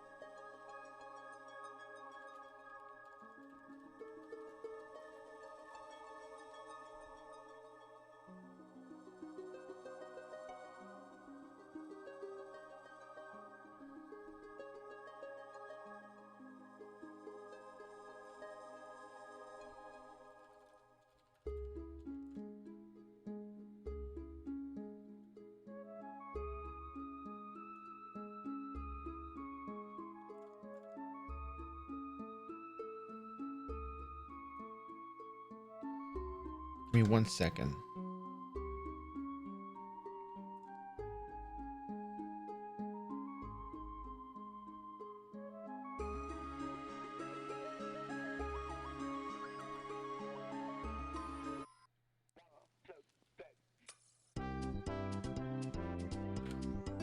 We go to Prontera real quick. We're almost done here, by the way. We're gonna turn in all of our daily quests with a battle manual buff, and we're probably gonna just sit outside of Einbeck Dungeon because Einbeck Dungeon was pretty much the good spot to be at. We also need to farm a little bit more Zinni because we are gonna be needing more gold. Oh no, I know we have the damage, but I'm talking about something else. I'm looking into something else at the moment. Syrups. Syrup.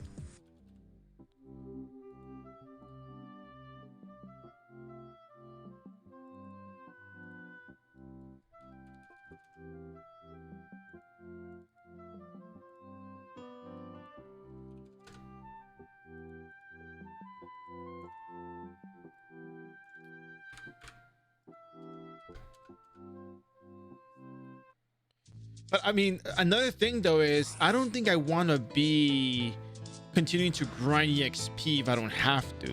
Like, for what I'm getting at is, we spend a lot of time doing dailies, but the EXP you get from dailies is actually really good. It cannot be overlooked how good it is, because you can just do the daily quest and switch to another character. In fact, something I want to emphasize is pacing yourself. Not you, but in general. A lot of people get burned out trying to get a lot more. They use all these consumables, but you can just take it day by day.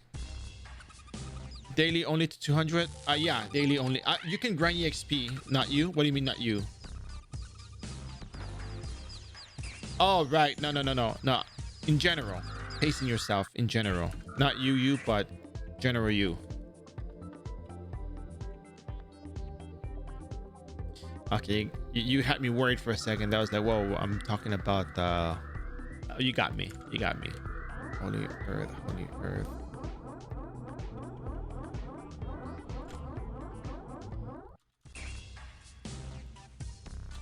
Oh goodness. Well,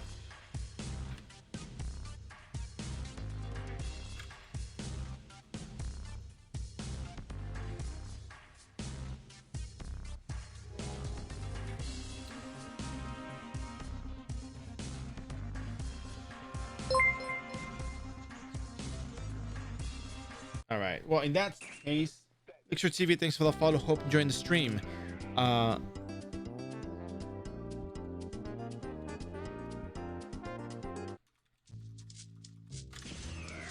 We're gonna try something. So, hola, ¿cómo estás? So what you're saying is do daily to, yeah. I mean, so I think at 180 plus, we're gonna start getting to the topic of, like, you know, how to manage your time, which is probably not an element of Ragnarok Online that I think about often, but like, you can do the daily quest and then you're done. Like, what else do you need to do? Like, you can try to grind out the EXP, which is fine, but how much time are you spending trying to grind EXP, whereas you can just go farm or do other stuff in the meantime, or you can go do instances for that matter, you know? It's something that people don't consider very often. They just gotta grind, get to 200, but then it's like, bien, recién entré al server y encontrarme con streamers de este juego me hizo mucha ilusión. Te hizo mucha ilusión. Ah, caray.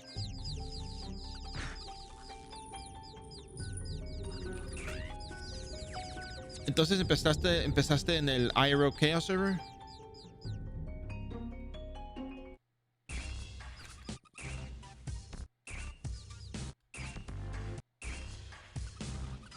Yeah, I don't really like grinding. Like, I'm not looking forward to 230 plus. I'm not like into that idea.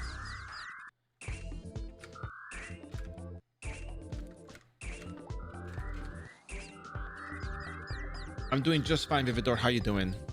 We got to 184. We finished all the 180 plus quests. We're gonna try to make with a battle menu buff after we check out Palatos Dungeon. Wow. Vengo de un servidor hispano, pero tenía poquita gente y me moviste. Ah, ok.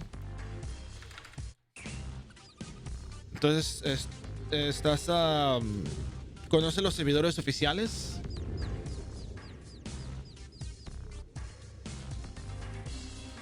Now let me see, what are the quests here? I need to figure this out real quick.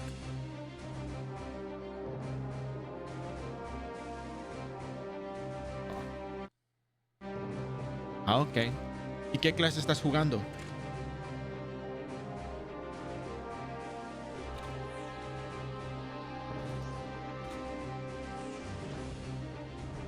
Yeah, parties that would go down. Absolutely, absolutely.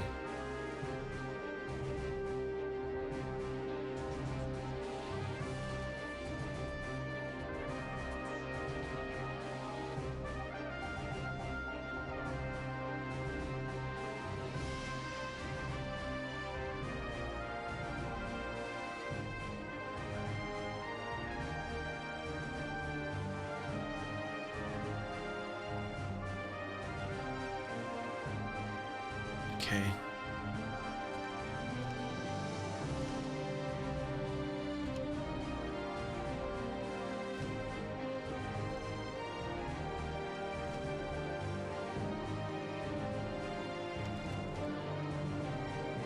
I'm gonna have to use another set of runes for this, but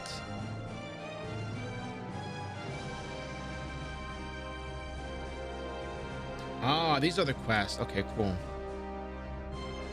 I think I'm gonna die though, but we'll try them out, just see what's in there.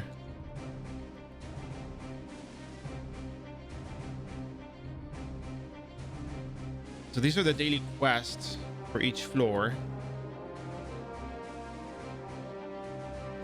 You have to, I think once you, yeah, you already signed up before.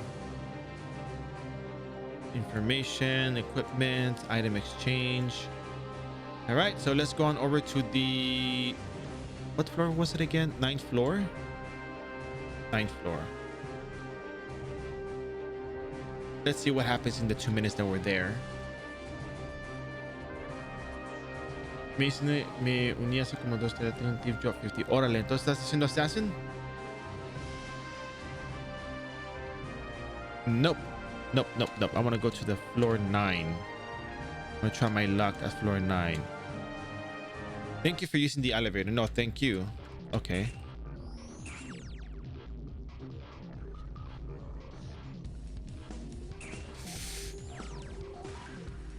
Okay.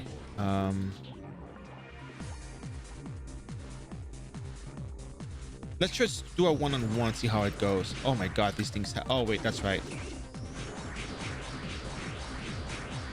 Huh, that's not so bad. Okay, what about this thing over here? Oh, okay, that's the drawback. They have edgy up.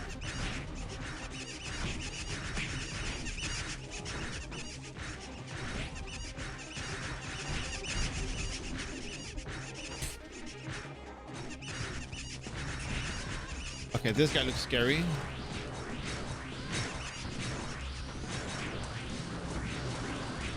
So you're gonna be missing a lot.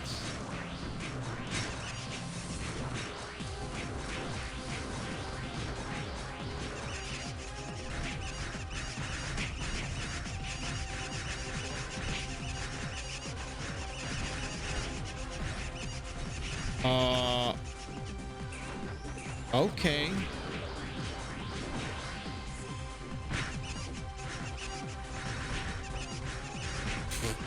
This is insane.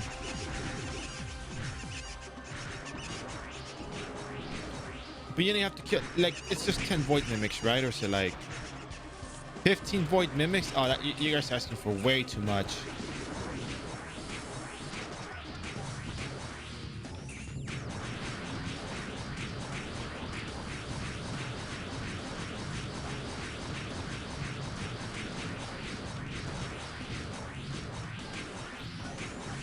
I heard that I don't know how much EXP you get from the quest, but I gotta look at these monsters real quick. Oh, you go back to Hugo if you relog. Ooh.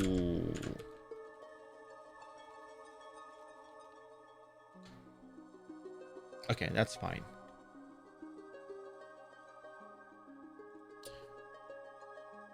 Oh my god. Hit requirement is insane.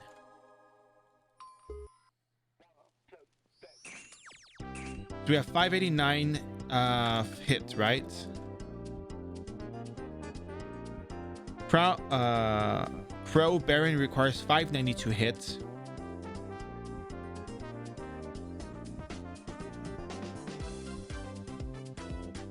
Huh. All right, let me see over here. What do you think?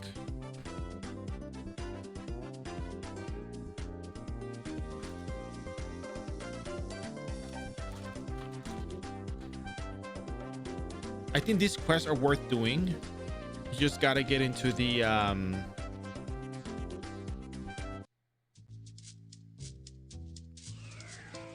not the right mindset, but the right idea into what you're doing here. It's not bad. By no means is it bad. It's actually really good. Like, we can handle it, at least on this character, but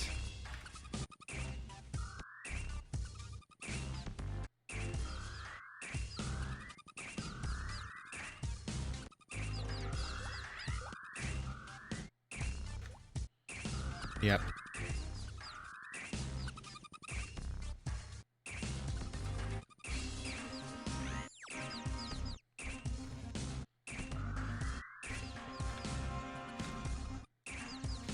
Oh, and don't forget, you cannot relog on the Thanatos floor, so don't do the bear strat there. Just deal with it.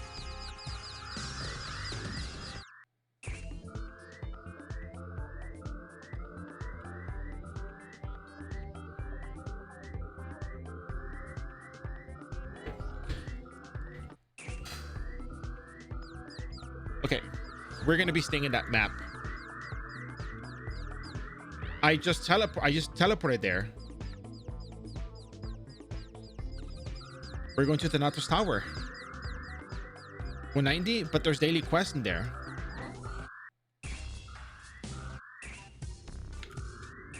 The amount of EXP you get from the dailies that you can access at level 180 is worth it.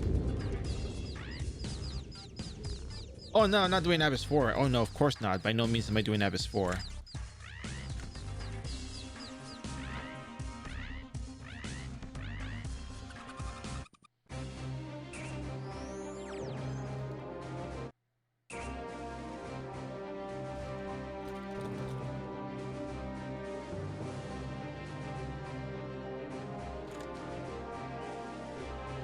Nope, that's just the fastest way to get there, unfortunately.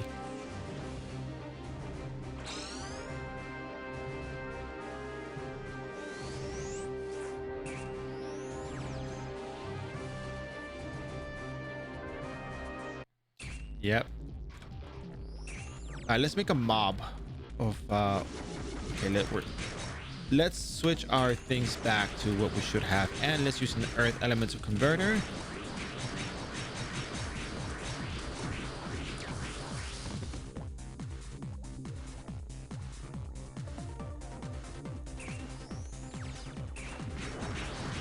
Let's go crazy here. Let's just go at it.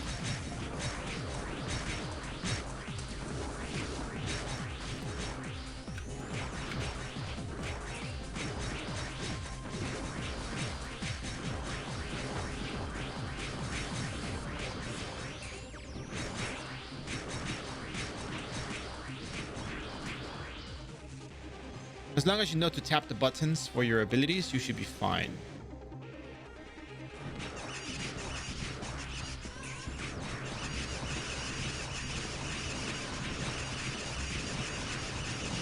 Okay, as long as the Void Mimic doesn't use Agi up, you're fine. Okay, that guy scares me for whatever reason. Okay, that's way too many monsters for me. Oh, you do have to defeat the Elders. And they used Agi up. Great.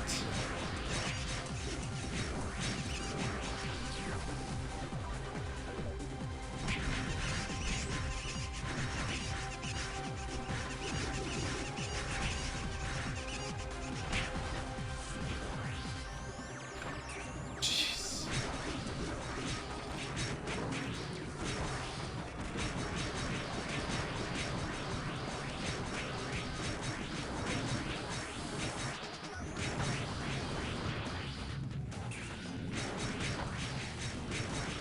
We're not here for the EXP, we're here for the daily quest.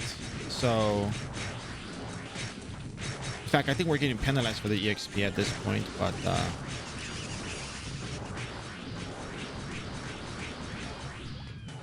how viable is this? I think it's quite viable.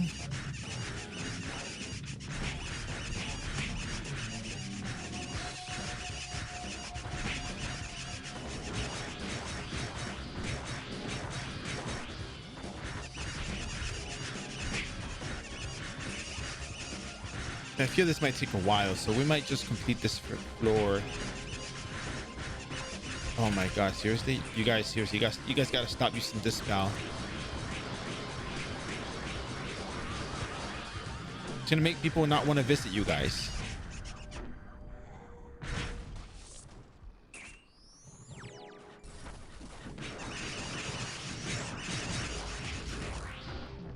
Silence?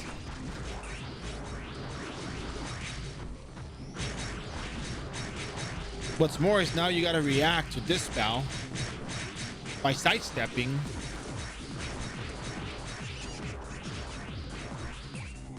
If you get the spout, sidestep and just do that. That's gonna solve your problems in this particular area. But when it comes to the increased agility mobs, we're gonna be seeing up a lot of potions here, a lot of berserk potions for the sake of just one mob, which it's kind of tough.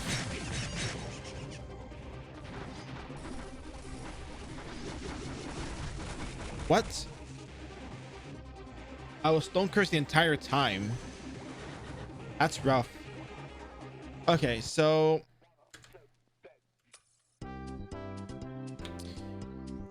first thoughts, my first impression of this is that it's not as bad as I think it is.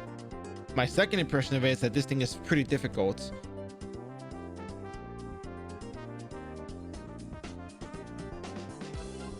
However, it's not exactly as bad as you might think it is.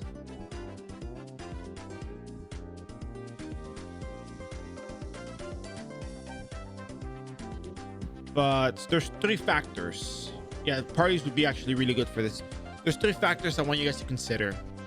Number 1, the elemental differences. If you look at the maps, which I'm about to link,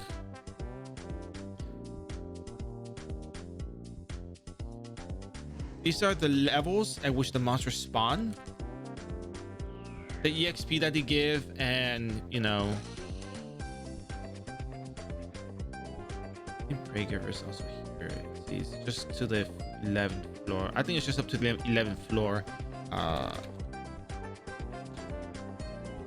Yeah, there's nothing else here. Oh no, there is something here. There's monsters here. Horror of Thanatos, Regret of Thanatos, Anger of Thanatos. Yeah, we're not gonna go to the 12th floor. That sounds scary. So if you look at the elemental differences, there's really not a whole lot of things you can use. I spoke to someone who probably listens to me right now, but told me that for floor 9, 10, you can do holy / water. Floor, yeah, holy / sorry, but I'm reading something wrong. Hold on. Floor 9 would be holy and earth. Floor 10 would be holy and earth. Floor 11 would be earth, but there's a holy thing, so you have to like swap weapon to kill it most likely.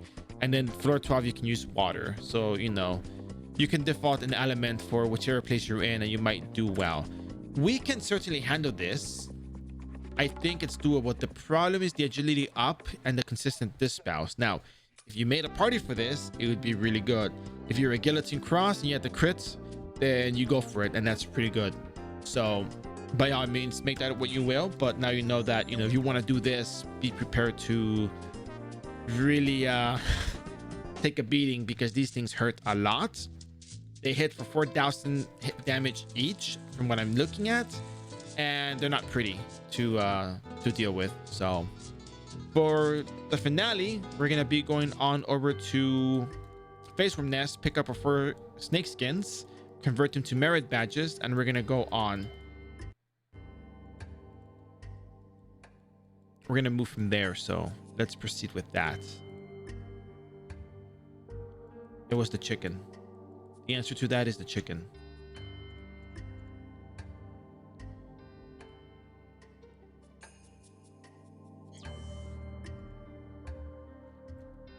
Oh, right. This, okay. Out you go.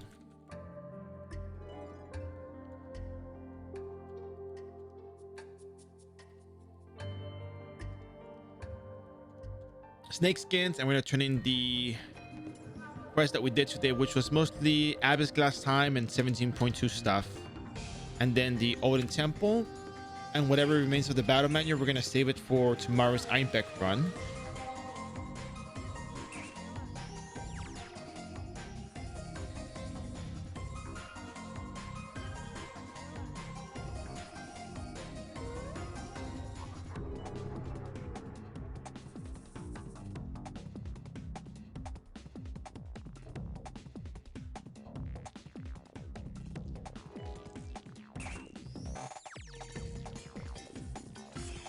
Hey, Jareen, how you doing?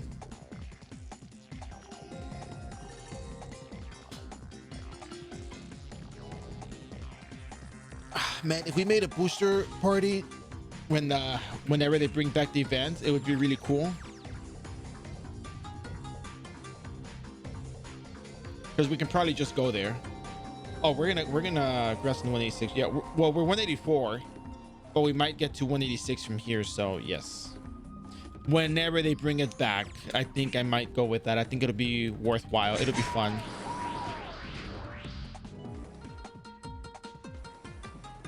Yeah, I already did it. That was the first thing I did today.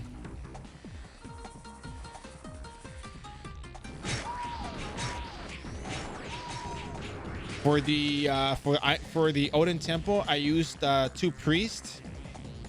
I went to find a random priest in Hugo, and I used the skill BSS Sacramenti, and it gave me holy armor, so I didn't have to worry about taking holy element damage from the monsters there. It's actually worth looking into. We also used a royal guard to get holy armor, so either choice that you make is fine, as long as you're aware that you will probably need to dual client and find a random priest in Hugo, or ask someone to show up with the priest just to get the buff. But you can buff yourself at the in town and just run to Odin Temple level 4 and get the holy element armor on your character.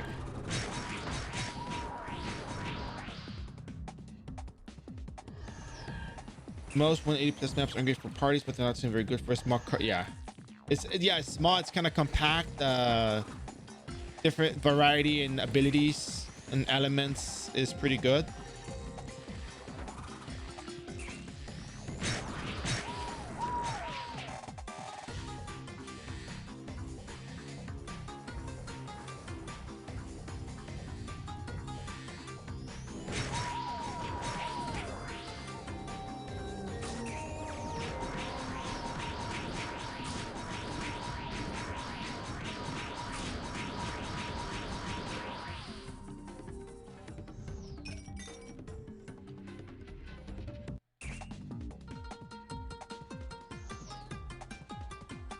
So what do you guys think about the stream today?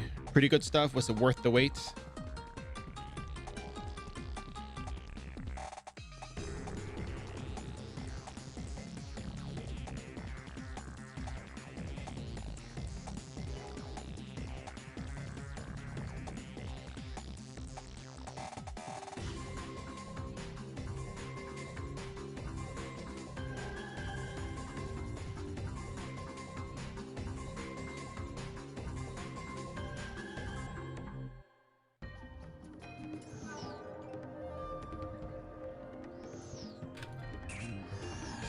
I think the holy armor buff is actually really cool. It's really easy to do.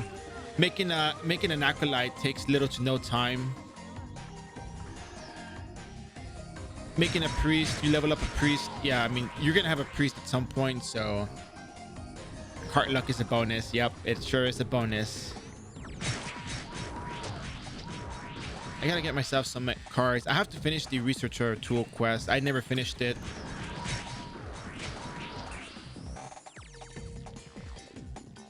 So yeah, so tell a friend about the stream. If you enjoy the content, feel free to hit the follow button, and of course share with a friend.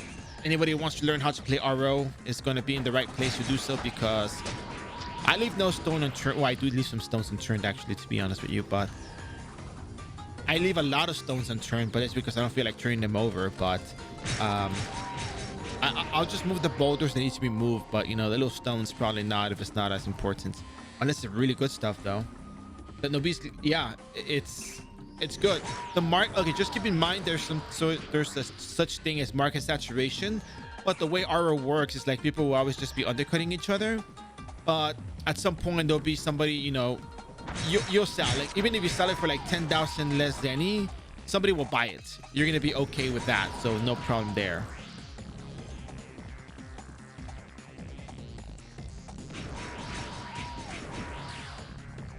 So as long as you're aware that, oh, somebody might undercut me, that's fine. Just remember, people will keep undercutting each other, but people want the Safe to 7 certificates. Oh, and by the way, when you find that dark face from here, don't stand near it. Lure it up.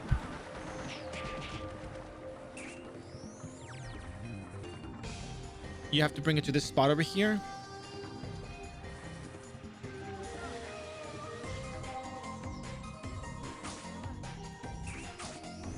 And then when it summons the water ball thing, it'll only summon one little shadow, one little cell, and you're only gonna be taking one instance of damage from the water ball thing. So do that.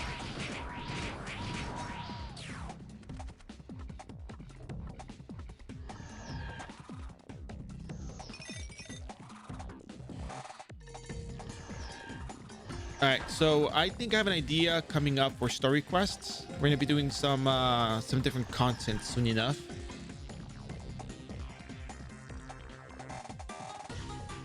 So yeah, I'm kind of looking into some stuff at the moment, trying to figure out which quest might be good, which instances might be good.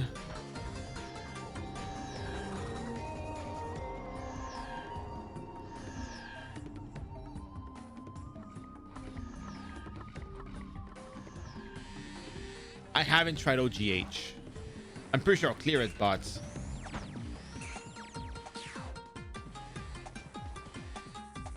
I've been focusing on leveling because I just want to get the levels done.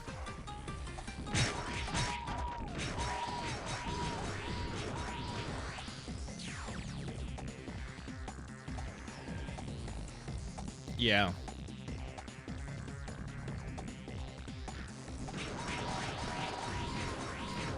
I think at least Hourglass Time normal is fine because you can get your old card albums from there and sell them in the market, so that's decent zenny you can get. Pocket change if you will, but it'll keep you moving. Nah, I'm gonna get obliterated either way. Well, you know what? I don't think I will. I think I gotta save the Lux Anima Runestones.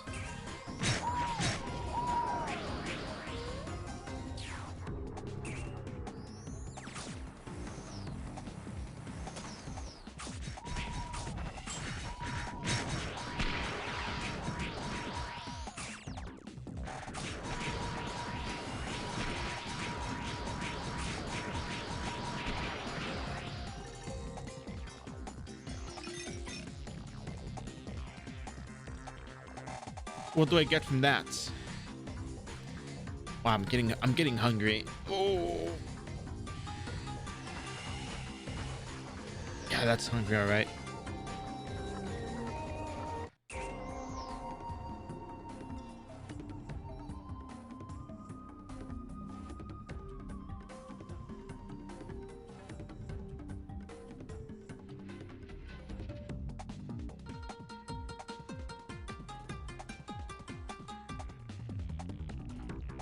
Right. I got some stuff to do after this, so I'll probably be I'm probably gonna do the turn in, leave the character at Einbeck Dungeon, and we'll probably pick it up from there tomorrow.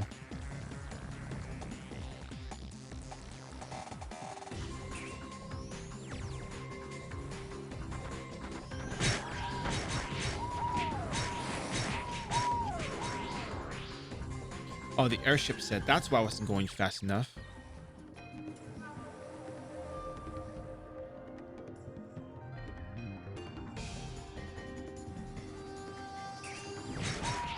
Oh yeah, I think we talked about this before, but when there's poison in the ground, if you stand next to it, it's not going to do anything. But if you step into the one cell in it, there's going to be something attacking you, something invisible. And you can see where it is because when you hit it, it's right there. If you, yeah, there you go. You're getting hit by that, but then right here is where you see the actually, give me 1 second.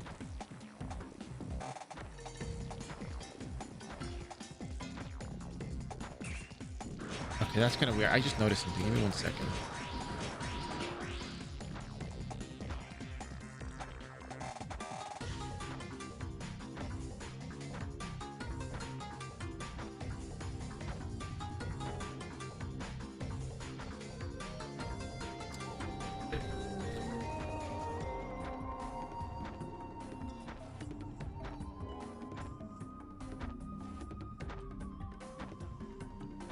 I've made a discovery, I think.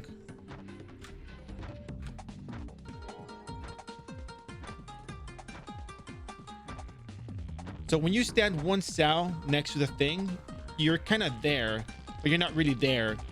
If you step one cell further in, you're taking damage, but you're not taking damage from the monster itself. Because if I switch to Deadly Illusion armor, my Evil Druid armor, I don't take damage from the poison ground. And then if you step closer to the center, you see the monster, right? What I'm getting at is, we know there's a monster here, but we thought the monster was attacking us all the time. So it turns out that the one cell outside of the monster range is actually what's going to hit you here. So this is where you start taking damage from the monster. But over here, you take damage from poison element.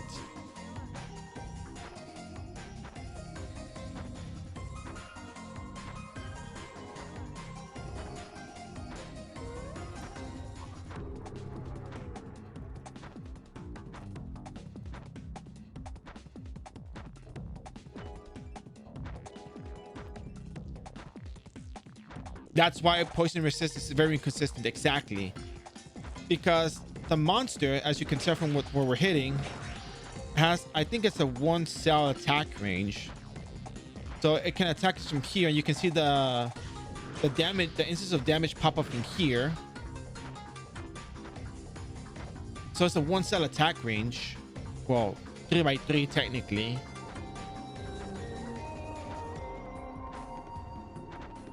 So right there, you're getting hit by the monster, not by the poison, because if you remove it, because there's misses and there's the poison hits, you go back on the deadly armor and you're only going to be taking physical attacks. You only be taking physical attacks when you wear the Evil Druid armor from the thing in the center.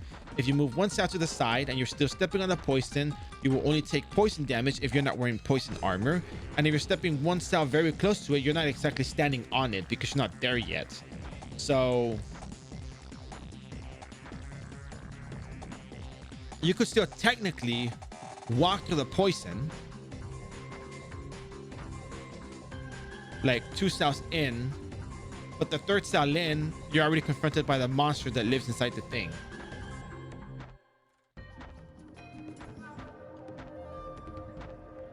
So the more you learn with Bear.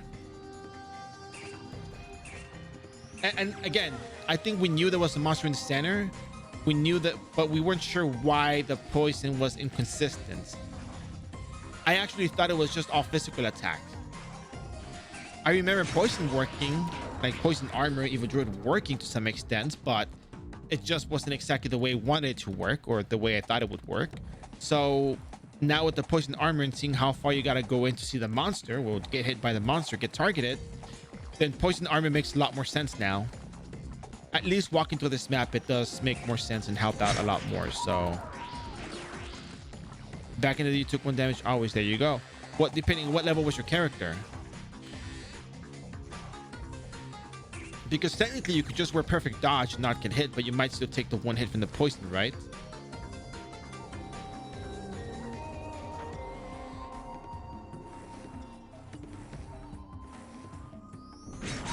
Yeah, I remember something like that. It was just 1 damage. I remember something like that.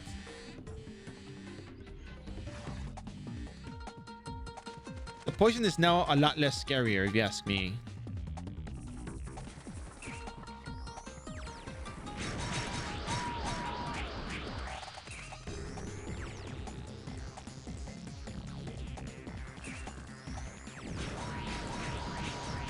Tummy rumbling, y'all. Okay, so how do you beat the Phase Moon Queen? Because I'm very sure I'm gonna die here.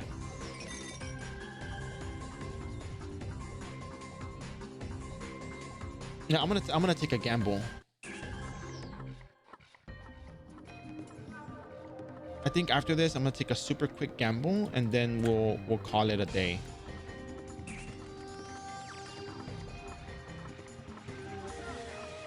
Oh, and turn in the stuff, of course.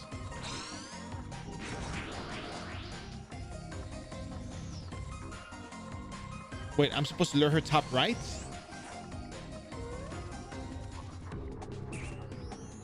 I don't think the manipulation thing works anymore. Like keeping her neutral. No, I don't think that works anymore. I think they fixed that. I'm very sure they fixed that.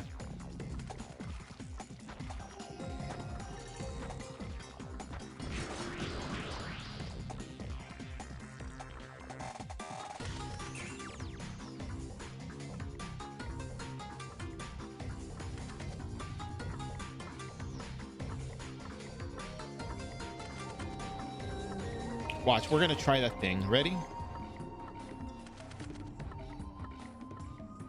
Supposedly, remember you would take her over here. She would turn red, right?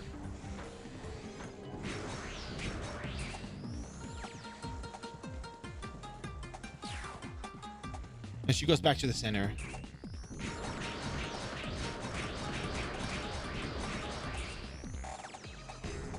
Whoa, whoa, whoa, whoa! What is that?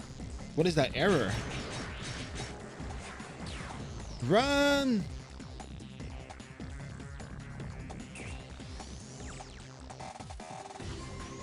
This API is deprecated and discontinued. Well, I gotta switch it.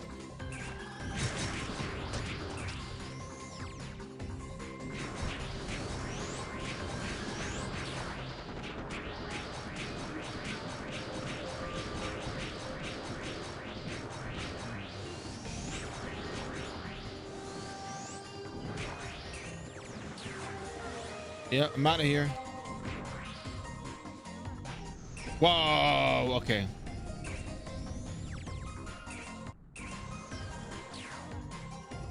Too much violence.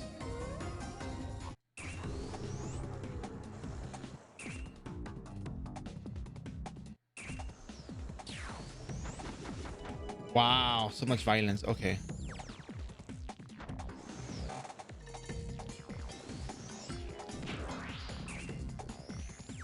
You can't even. What are you talking about? That's a lot of damage. We're not gonna kill this thing.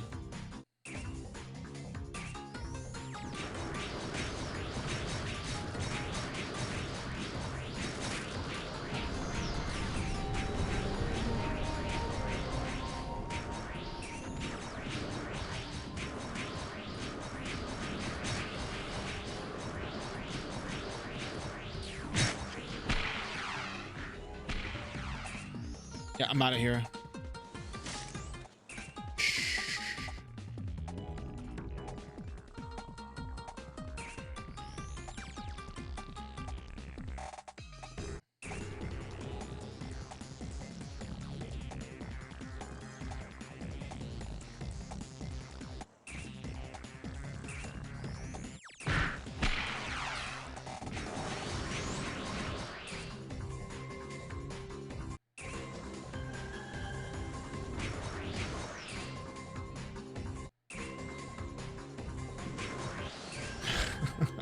It's not gonna work like that. Trust me, it's not gonna work.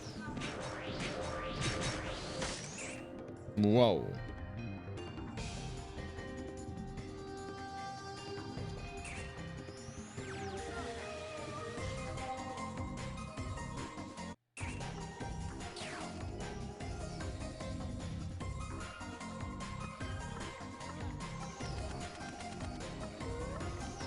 I wonder if the pouring pet works here.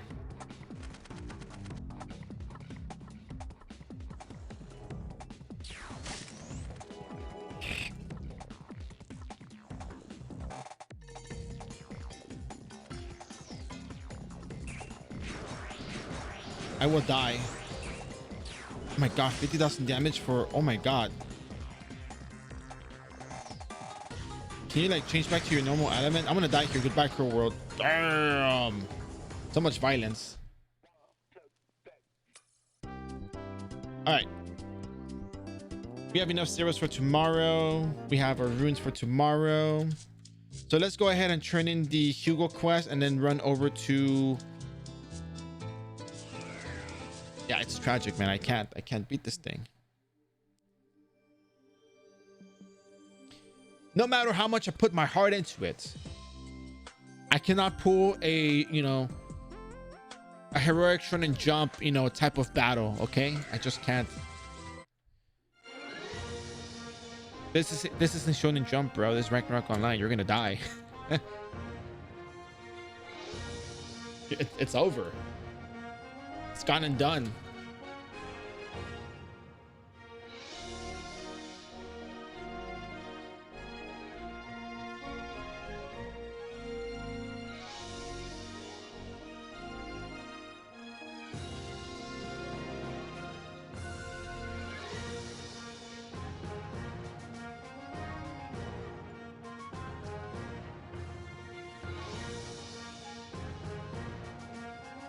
Oh, I can do that.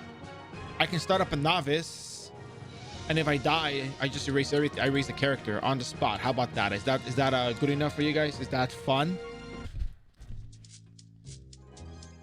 Is that fun?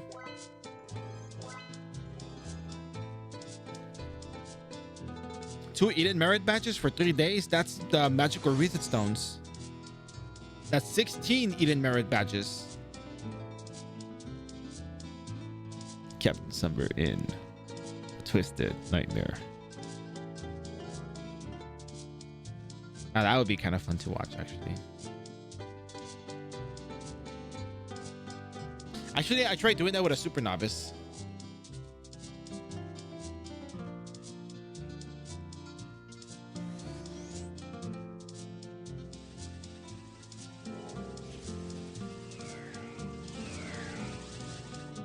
I think Gunslinger might be fun because I don't have to like rebirth. It's just like one time, just go straight into it, you know? All right, redeem badges, train for badges, equipment.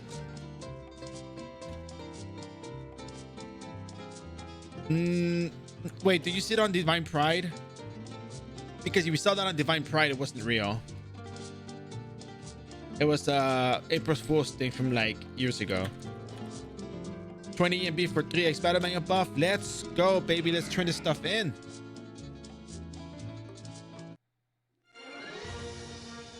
What am I doing? Oh, Hugo. That's right, Hugo. But yeah, no, it's not it's not merit badges. It's 16 merit badges to get 2 magical reset stones, and those 2 magical reset stones give you the mini VIP for 3 days.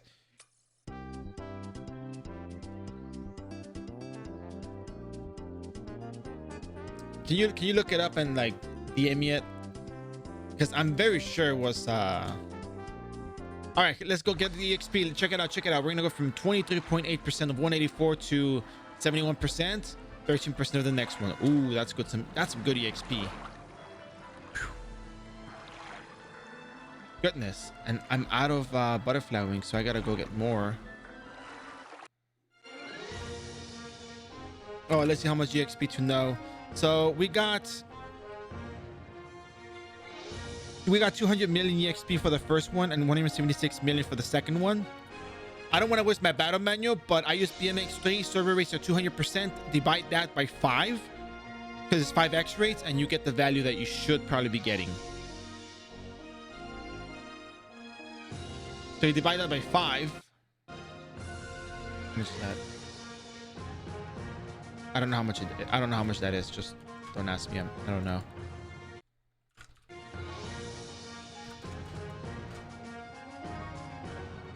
Like 40 million EXP. So it should be about 40 million EXP without the oh, we have to go to glass sign first.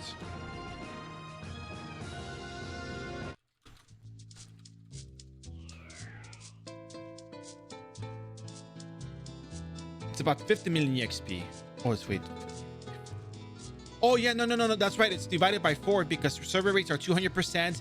BMX3 is 200%, so it's 400%. I mean, 400% EXP rate. And if we got 200 million, you divide it by 4, it's about 50 million EXP, and we do get 50 million EXP from that quest. If it was 30% higher, it would be way much more than that.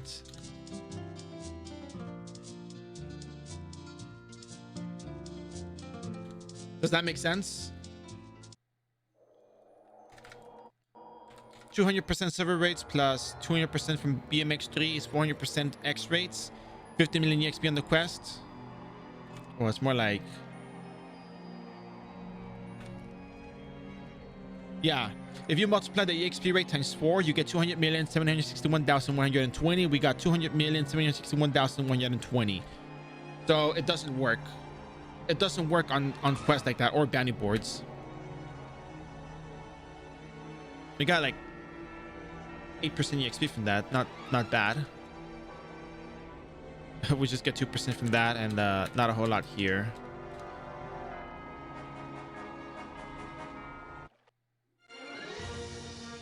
I don't think EXP rate increase equipment works like that. If you have a character that is level, whatever level it is, as long as you do a daily quest and you multiply the EXP by 2 because 200% server rates, and you get the same number as the one on the wiki, it's the same thing. It's not being increased by that.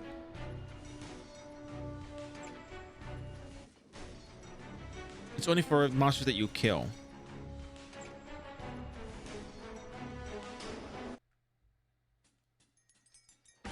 If you got 500 million EXP from Odin, that's because 50 million plus 44 million is 94 million. 94 times 4 is 376 million. If you use, wait, what was the server rates at the time?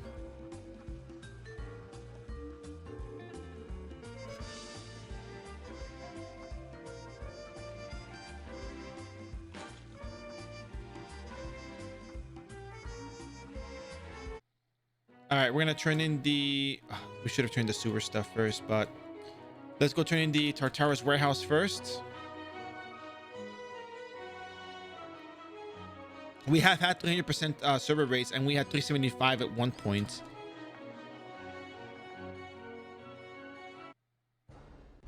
We just had 300% like recently.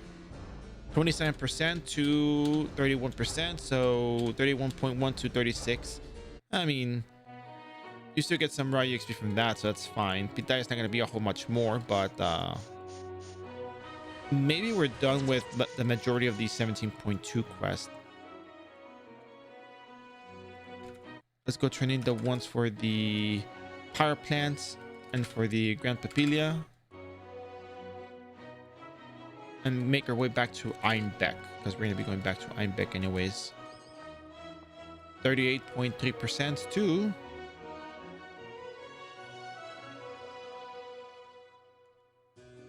45. 7% EXP. And like less than 1%, I guess. So we turn these two in.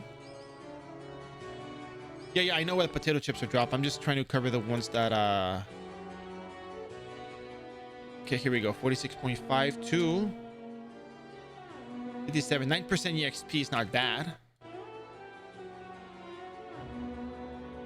And then we're gonna go turn in the power plant and sewer. That's how we did, right? Power plant, sewer, Pitaya, Sartar's warehouse. Can you go on EXP tab again? Yeah, EXP tab. So it's 32 million EXP.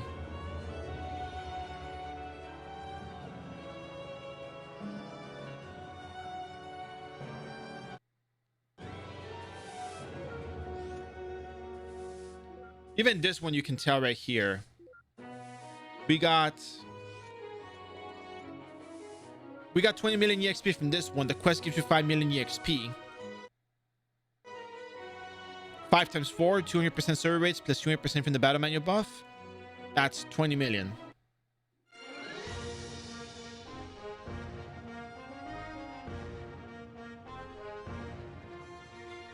I forgot to do my gamble. What I was gonna do was I was gonna convert some safe certs, and I was gonna use them on the custom goggles and try to sell the custom goggles.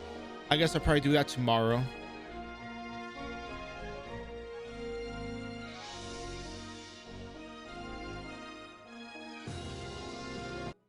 Do they usually do EXP item boost a lot? There's been, how do I say it? The EXP boost sometimes comes in from like seasonal stuff, like a certain amount of EXP during this season, like that kind of boost.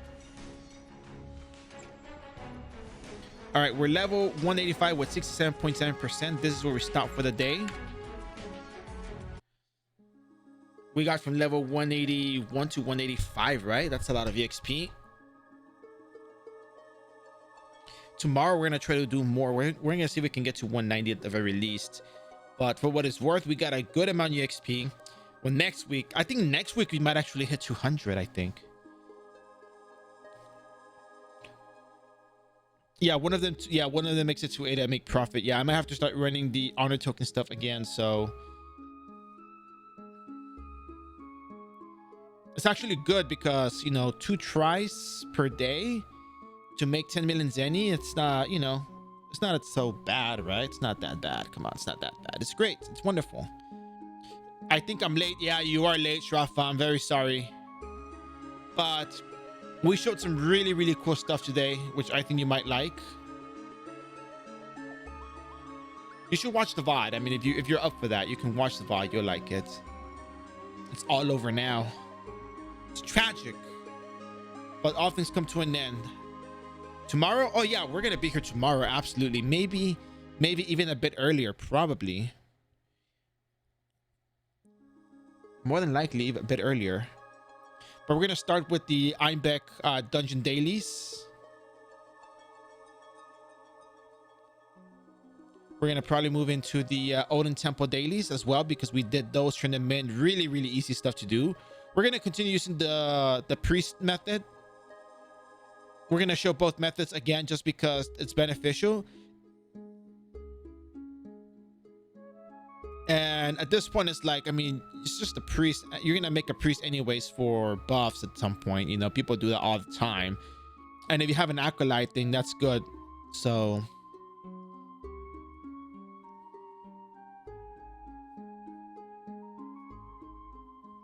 And if you can't do a client, well, that's you know, you just don't do these dailies then. That's all. Or you can try it, but you got to be careful not to get hit and by the holy attack. So yeah.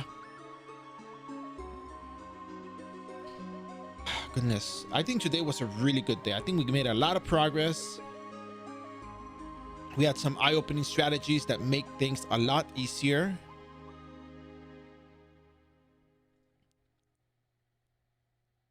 And yeah, it sure was. And you got some cards. Yeah, I got some cards, but they're not worth all that much, unfortunately.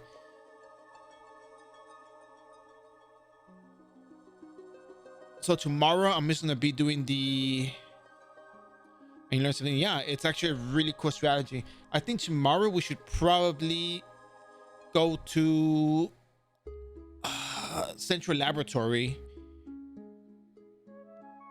I think that would be really good. And then we can see your Travere in action. 1 million damage per hit. Well, it will be 100,000 per hit, because, you know, they only take 10% of their actual damage. So yeah, the MVP thing, yeah, absolutely.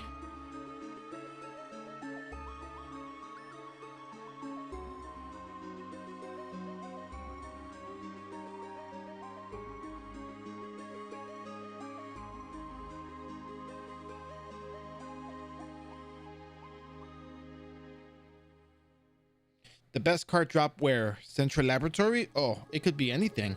GTB, Thanatos, Kyo card, Gloom.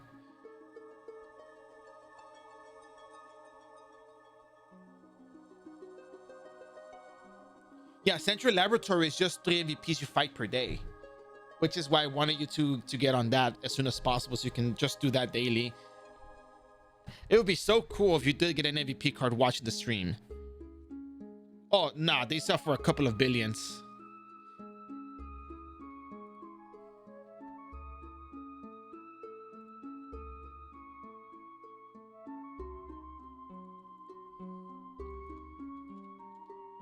No, it's good. You're gonna be enjoying that a lot. It's really good. It just really is.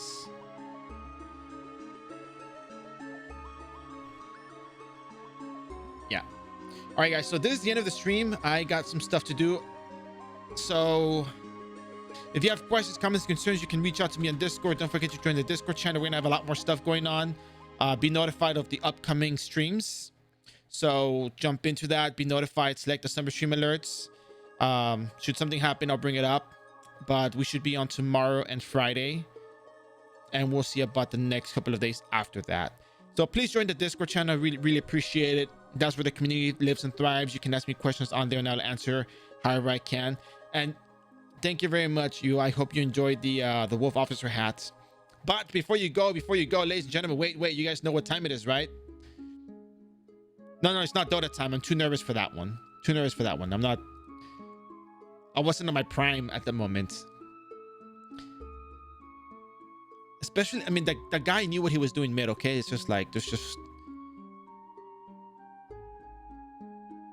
just how it goes. Let me just check real quick before I jump in.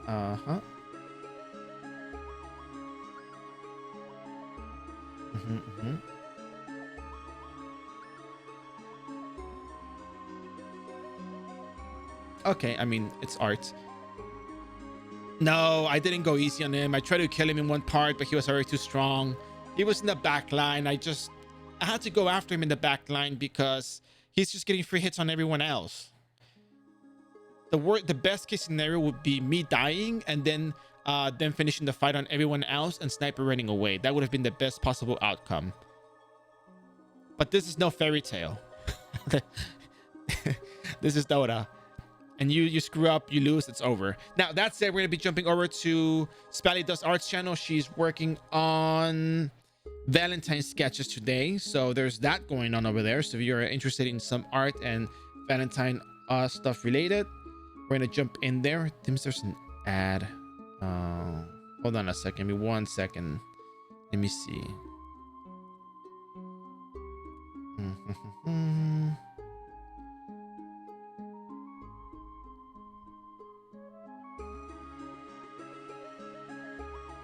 All right, it's time. All right, guys, let's start the raid. Jump in, do me the favor, say hello to Spally. If you got some bears to post the bears. It's really good art. I enjoy it. Really good animations. So please say hello, and I appreciate you guys. Thank you so much. Tomorrow, hopefully level 187, hopefully 190 by the end of Friday, and we'll do our best. So let's go on over, say hello to Spally, and here we go.